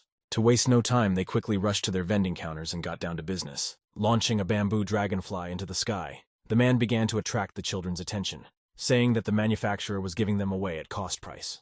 The unusual contraption flying in the air was instantly spotted by the toddler and his mom. Determined to please the child, his mother bought him a toy for some 50 fen. Lao Shu decided to keep up with the man, and also started to advertise the toy of the Monkey King returning from his journey. A neighboring vendor was quick to announce the availability of tin toys that drive themselves from a couple turns of a key. The protagonist beckoned women to see Dakron jackets from the Jiangshui clothing factory, promising a 30 yuan discount. At such a price, they began to be sold like hotcakes, and sometimes it almost came to conflicts. 30 minutes later, the number of copies of the clothes had greatly decreased, which Yu Feng hurriedly informed the customers. One of the salesmen had a hunch that the guy was covering up the show to sell his clothes. However, his companion did not care. Because they had been given a place to sell and sleep for free, they could not miss the opportunity to earn money without spending anything. After serving another customer, Shu thanked her for her purchase, checking the stock of goods. Seeing that they had already sold a few boxes, he estimated that they had earned 1,000 yuan, not reading the spending on gasoline. He and Yue Feng were able to get 500 yuan each, equal to his several months' salary. Noticing that the guys were only selling women's clothes, Lao Shu approached Shu to clear his doubts. He remembered that it was originally about children's clothes and they only had some Dakron women's clothes. Hearing their conversation, the sly Yui Fen immediately hustled over, saying it was called the unified economy. Lao Shu had a mute questioning expression on his face. He had no idea what the young man was talking about. But with his gift of persuasion, Yui Fen said moms may not want to go to the store just for a toy. But since they also sell women's clothes, they will have a reason to come. The guy's plan was to kill 2 birds with 1 stone. Moms buy toys for their kids and clothes for themselves. Each seller makes a profit, and together they all have a great future ahead of them. Hearing Yu Feng's ingenious plan, Lao Shi was once again convinced of the favorable cooperation. With the appearance of the young moon in the sky, the men closed the exhibition and hastened to rest from the busy 4. Lao Shu continued to praise Mr. Shu, calling him a business genius. Everyone could smell the scent of money. One of the men suggested that he celebrate the successful start of the collaboration with a delicious dinner. With no reason to refuse, Shu agreed that it wasn't a bad idea. We could get to know each other better. Cho Yufeng walked in silence the entire way, watching his happy colleagues, and this did not go unnoticed. He referred to his sore throat from having to shout a lot when Lao Shu inquired why he was silent. The other man remarked that Mr. Lao himself was also shouting quite loudly today, that they almost went deaf. Everyone burst into laughter after Shu Shu said that everyone in the neighborhood had heard Lao Shu trying to shout everyone out. Tonight, Yufen came to spend the night in his new home, bringing his first guests. The young man was sitting in one of the rooms calculating the profits of the day when suddenly Shu walked in. The guy told him that he had managed to earn 5,020 yuan from the exhibition today. Shu didn't waste any time either, and after calculating his profit, he reported that he had earned 6,980 yuan. The guys were happy with the proceeds from the first day of trading. It's not every day you can make that kind of money. But in order not to be verbose, Shu decided to still count the bills again so that there would be no mistake. It was only when he was finally convinced that he had 6,980 yuan that he calmed down. Adding the two amounts together, the guys had 12,000 yuan, which meant that they had sold 600 pieces of clothing. Considering that the exhibition had just started, Yui Feng expected even more customers once they became known. Shu was already eager to continue. However, it was already late. The young men were very tired, and Cho Yufeng started yawning from fatigue. Deciding to go to bed early to gain strength before the new workday, the guy wished Shu a good night and they went to their rooms. The next day, the men went to the bank to deposit the proceeds into an account. Shu handed Yui Feng a receipt with the said amount of 6,000 yuan, asking him to cherish it like the apple of his eye. The excited guys made a pact to sell even more product and make even more money. Under the red banner labeled Exhibition, the trade was boiling. Everything was discounted today, and the price was only 20 yuan per unit. The vendors at the neighboring pavilions were shocked at the made-up discounts and decided to give it a try too. With their feet in their hands, they scurried off to their workplaces hoping to make a lot of money. News of the big merchandise show spread throughout the city and reached the mall vendors. Seeing Minmin in the store, Wenwen asked why he didn't go to his job. Since things weren't going well in the store the past few days, so Minmin decided to stay and help out here. The girl said that all the problems are because of the exhibition at the night store, and when it is over, everything will be back to normal. Remembering that the factory making Dakron clothes was closing, he offered to buy some clothes for the store, but the girl refused, citing the uncomfortable fabric. Suddenly Wenwen remembered that she wanted to tell him one very important thing. Minmin couldn't wait to find out what she wanted to tell him, and the girl was pulling the intrigue as if it were evil. As the girl approached the man, she whispered in his ear that she had found out how she could buy a pair of skinny jeans for only 44 yuan.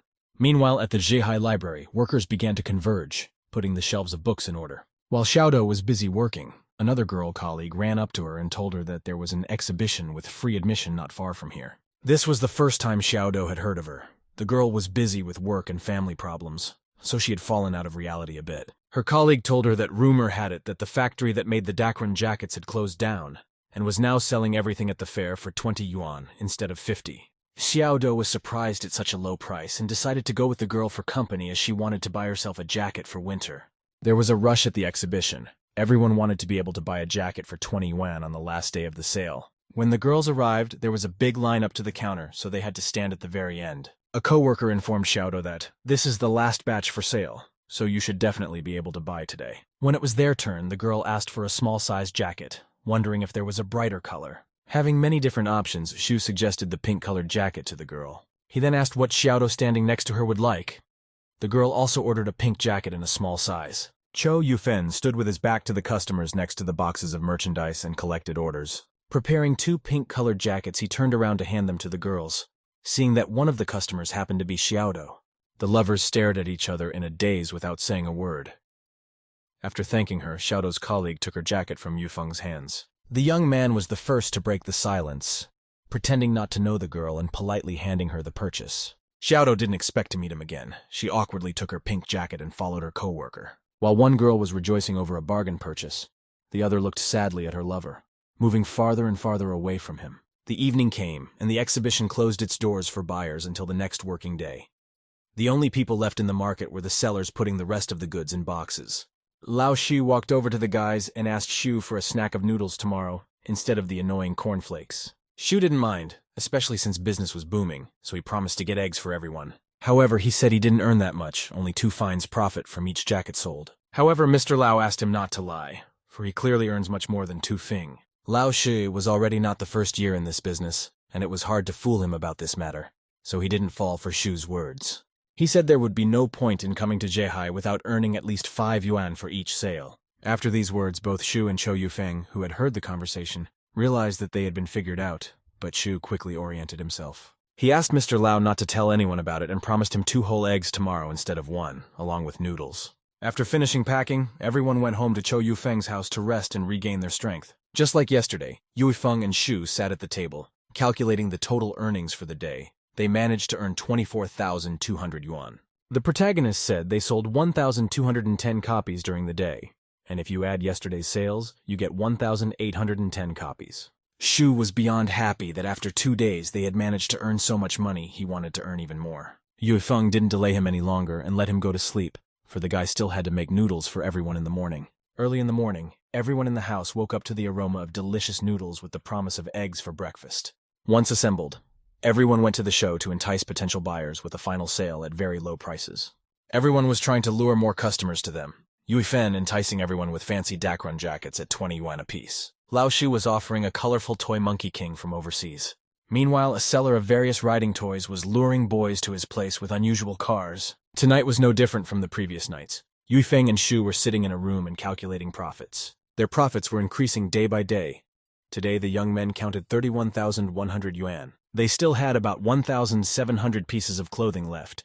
Judging from the sales, Yufeng estimated that they should sell out everything in 2 days. The next evening, after the close of business, some vendors began collecting empty boxes. Walking up to them, Cho Yuifeng was surprised that they had managed to sell out so quickly. The guys explained that they had sold the leftovers at a low price to Jiang Ming and Old Man Shi, so they would be heading back to Guanghai. Meanwhile, Old Man Shu sat down for a smoke, and a curious Yuifeng came over to ask him why he was lounging around. Mr. Shi explained that he had nowhere to rush.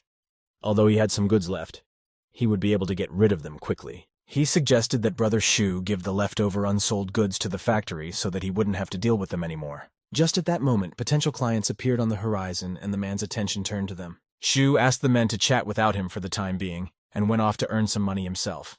This time, Pei-Pei, Zijan, and Ju-Jun walked by. Pei-Pei wanted to buy a jacket, but her friend started to talk her out of it because it was not the season for Dekran. It was hot and uncomfortable. Deciding that it would be warm in the winter, Pei-Pei still decided to buy the jacket as a gift for her mom for when she came to visit for Chinese New Year. The friends approached the salesperson, and the girl asked what the price of these jackets was. Shu replied that the price was only 20 yuan, and if she wanted to buy in time, she had better hurry, because the sale would be stopped tomorrow. While the girls were busy looking at the jacket, Ju-Jun saw some familiar features in the man munching ice cream to the side. Taking a closer look, the guy recognized him as an old acquaintance of Cho Yufeng and asked what was he doing here. Without taking a break from the deliciousness, the young man replied that he was selling clothes. What else could he do at the market? Ju-Jun couldn't believe that Yufeng was such a hard worker. Scoffing, he asked if he was the one who had organized this exhibition. Yuifen would have to lie about working for someone if it was the first day of the expo. But since there was no reason to do so now, he bluntly replied that he was the organizer. Hearing their conversation, Zijan doubted that a beggar salesman like him possessed the means and connections to do so. Yuifeng replied that individual entrepreneurs should not be underestimated. If she didn't believe it, let her ask other sellers.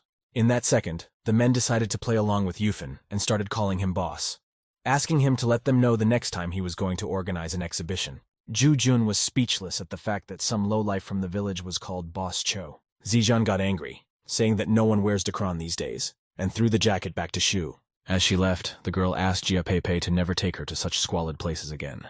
The young moon hung high in the sky. The men returned home for a well-deserved rest. Cho Yuifeng decided to cook dinner tonight and was busy in the kitchen while Shu was handling the finances in the meantime. When Yuifeng brought out his noodles, he preferred to finish counting the money he had earned today first. Placing the plate of noodles on the table, Yuifeng offered him his help, however. The guy could manage on his own. Finished with the math, Shu reported that they had earned 32,680 yuan today. Cho Yufeng reminded the man to remember to make a deposit at the bank tomorrow.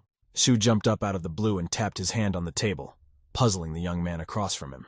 The next second he began to thank him, for he could not have dreamed of earning so much in his life. Yufeng, although he was flattered by such words, stopped his sweet flow of speech, for it was not only his merit. He was also grateful for Shu's help. Without him, he simply wouldn't have been able to organize the exhibition. Yuifen congratulated the man on his successful sales and said he hoped for the possibility of a new cooperation. Having completed the exchange of courtesies, the men shook hands, sealing the verbal agreement to work together. Seeing the successful sales of jackets, Shu asked if they could sell further and organize another exhibition, if they bought Dakron from other factories. The young man replied to him that they would not do it because the risks were too great. Because Dakron was starting to lose its popularity, he couldn't guarantee that buyers would be interested in the product. Due to a lack of connections in other cities and having no idea about local demand for clothing, their strategy might not work in Jiangdu, for example. So Yuifen said they should end there. Shu hadn't thought about such points as carefully as his comrade, so he decided to listen to him. However, he asked him to remember to share with him in the future tips on how to make a quick buck. Even though Yuifeng agreed for the sake of appearances, he thought to himself that it would be easier for him to work alone since he had already been betrayed once. He believed that there was no room for feelings in business. The best kind of cooperation was to get the benefit of each other. The next morning, the young men went to Jehai Station. It was time to head home. Even though the exhibition was over, Shu and old men Shi and Bai couldn't wait to earn money again, so they asked the guy not to forget about them. Cho Yufen escorted his colleagues to the train, promising to call them if there were any new deals in the future. After making sure the men had left, Yuifen began to formulate a new plan while they were gone. Upon reaching the nearest payphone, the protagonist immediately called Mr. Khan to ask him for a favor. The man was glad to hear Yuifeng and immediately inquired how he was doing. Planning to visit Mo Capital, the young man asked Mr. Kong to take care of Yu Zheng and Yu Yue. Mr. Kang told him to take it easy and mind his own business while he looked after the boys, for which Yuifen thanked him. The next day, early in the morning, the protagonist arrived at Mo's Capital, pondering his next move. He decided to stop by the cafe first, ordering himself some noodles and rice to refresh himself. The window of the cafe had a good view of the fashion house in Mo's capital, where he was going to go next. As far as he remembered, this company was the first to organize fashion shows in the 80s in China, which greatly influenced the fashion industry. They made the public emphasize the beauty of the body by organizing a big model show in Jingbei in 1984. At the time, it was rumored that the clothes worn by the models were sold for a three-figure price. By obtaining quality certificates, the fashion house in Mo's capital has become a major player in the fashion industry. The entire year from 1983 to 1984 people were buying up the goods. So Yui Feng decided that it wouldn't be a problem to move the sales up a year. He figured that the 50,000 yuan he could earn would be enough to pay for the place, the models, and the costumes. So he decided to give it a try. Meanwhile, at the mall, Wenwen and Minmin were planning to buy a new batch of clashing jeans. The new supplier promised to sell at 44 yuan per pair only to them, but only this batch. The next ones would cost 50 yuan per pair. Having no extra money, Ming refused to give an advance of 10,000 yuan. The vendor had a goal to make as much money as possible, so he didn't give up that easily, saying that rich people like them should have extra money. He decided to offer to buy them jeans for half the amount, but then the price would be 46 yuan per pair. Thinking it was a favorable offer, Ming decided to consult with Wenwen about buying 5,000 yuan worth of jeans. After weighing the pros and cons, Wenwen decided that they would not save money and ordered 10,000 yuan worth of flared jeans. Minmin began to shout in an indignant tone, asking where would they get so much money from. Wenwen took him aside so that the supplier couldn't hear their conversation, asking him to calm down, saying that they would miss the opportunity to earn an extra 400 yuan. The guy understood it perfectly well, but the fact remains that they do not have such a large sum. With hope, the girl asked if he could borrow some money from his father again. Minming replied that his father would not give him any more money, and it would be selfish of him to leave Lianliang and Xiaohua without money. Even if Wenwen tried to help him earn money, he had already borrowed 5,000 from his father and failed to repay it. He could not come and ask for another 10,000. The girl's reaction was very strange. She started laughing like crazy in response to his words. She reminded him that the exhibition was over and their business was sure to go up. It would be a shame to miss such an opportunity. Confident that they would be able to repay the full amount, she asked to take the money secretly while his mom was in the hospital to avoid arguments. Hearing her seemingly successful plan, Minmin wondered briefly if it was possible to pull something like this off. Noticing that the guy was beginning to agree, the girl assured him that they could get rich very easily. After making a plan for the kidnapping, the couple came to visit Minmin's parents for dinner in the evening. The family sat down at a large table laden with delicious food. Mom told the gaunt Xiaodo to eat more meat. After learning what a bad man Liu Rui turned out to be, the father informed the girl that they wanted nothing more to do with him. Xiaodo was very happy about this. Now the girl could exhale. She wouldn't have to socialize with this person anymore. The girl had good news for her parents too. She informed them that she would soon get a full-time job. Mom was so overjoyed that she couldn't hold back her tears. She was happy for her daughter.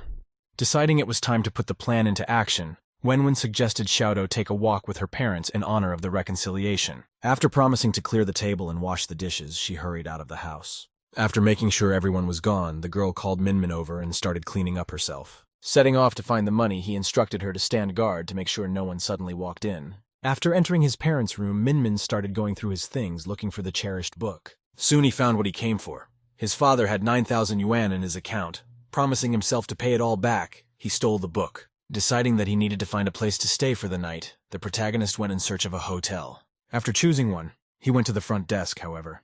He was met there by a little girl. He asked the child to call his parents to discuss the price of an extended stay. This was clearly not the first time the little girl had met visitors, so she quickly called out to her mom. When the woman came out, Yuifen tried to negotiate to lower the price of renting the room because he wanted to stay for a longer period of time. He told her that the hotel across the street was asking 2 yuan a night, but he was willing to stay with her if she offered a better price. The woman offered him 1 and 8 yuan per night, saying that he could not find a lower price. However, when she learned that he was only going to stay for a week, she raised the price to 1 and 9 yuan per night. Yufen had no choice, so he agreed, recognizing that the woman was good at bargaining. After going up to the room and taking a shower, the guy immediately passed out on the bed, tired for the day. The next morning, the lad was to taste life in the capital to the fullest. The first difficulty started with trying to get on a crowded bus, trying not to be crushed. Yuifeng wasn't used to seeing so many people crammed together like fish in a jar. After getting out of that death car, the guy headed to his first destination. The protagonist decided to start with an organization affecting the entire beauty industry of the fashion house of the capital of Mo. When he approached the gatehouse, he informed the guard that he had come from another city to purchase their goods. Realizing it was another peddler, the man told him to turn right and then walk straight to the end. After thanking him for his help, Yufeng headed off in the direction indicated, and the guard was only surprised that all the youths had gone into sales nowadays. Walking along the specified route, the young man saw a large queue gathered near the cash register. Finding an extreme person, he asked if it was possible to buy goods for resale here. After receiving an affirmative answer, Yufeng took his place in line and waited for his time. After a while, it was Cho Yufeng's turn. The man sitting at the checkout counter asked with an important look, "What did he want to buy?" Saying that he wasn't from around here and didn't know what kind of merchandise they had, Yufeng inquired about the assortment. The man began listing white dresses with black bows, sleeveless blouses, white skirts. Yufeng had no idea what to get since he hadn't seen the clothes in his eyes, so he hesitated, causing the man sitting at the checkout to anger. The man raised a shout that he wasn't the only one and held up the entire line, rushing him to make his choice. A bewildered Cho Yufeng decided to butter the man up by offering him 2 cigarettes, asking him to show him the goods first. However, the man yelled at him, "Because you can't smoke here because of the flammable clothes that can easily turn into ashes." Causing himself even more embarrassment, Yufeng quickly hid the cigarettes, saying that he wasn't going to smoke, complaining that it was very difficult for private entrepreneurs. He began to ask to be shown the goods after all, for he planned to buy back a large quantity. Taking pity on him, the man agreed to his request, telling him to wait until everyone had finished buying. Overjoyed, Yufeng stepped aside so as not to disturb anyone, and began to wait for the last shopper to be stingy. While Yufeng was propping up the wall from idleness, he noticed one man, who had bought more than he could carry, accidentally dropped the goods. The young man immediately rushed over to help since he wasn't doing anything anyway, and the man thanked him. While they were carrying heavy bags of clothes, they had time to get acquainted, and the man introduced himself as Lu Pu. Since the man is a regular customer and probably knows everything, Yufeng asked him what the name of the man at the cash register was. Lu Pu replied that his name was Feng Baobao, concluding that the young fellow was not from around here and was here for the first time. Deciding not to give his real place of residence, Yufeng said he came from Jindu. Determined to help the inexperienced boy, Mr. Lu warned him that Baobao, the son of the logistics director, is a very straightforward type. If you insult him, you could get into trouble. Cho Yufeng was glad that he had met such a helpful man and thanked him for the warning. He helped him load his clothes into the cart and Mr. Lu left, saying goodbye to the young man. It's been a while. The protagonist decided to return, hoping the crowd had dispersed and he could inspect the merchandise. However, having heard about the cashier, he was sure Baobao would go to lunch or something, and then the line would gather again and he would have to wait again. If that were to happen, the young man decided that he would have to try and bribe Feng Baobao. Cho Yufeng was like water. As soon as the cashier noticed him, he said he was leaving for lunch. Standing up from his desk, Baobao tried to close the gate, but he couldn't reach it, and the young man gladly offered to help him. Baobao looked at Yufeng's actions with suspicion, but did not say anything to him. Cho decided to apologize to the man for the trouble he had caused this morning, trying to draw the man into contact. Baobao said should worry about the other buyers since they came from far away and he was only delaying them. Yufeng gave a look, but it infuriated him that the man knew he was also a foreigner, but still chased him away. Making a guilty look, Yufeng offered him lunch together so he could make amends. Feeling like the navel of the earth, Baobao didn't mind eating something simple, so he agreed. The young men went to the nearest establishment and ordered a lot of different food.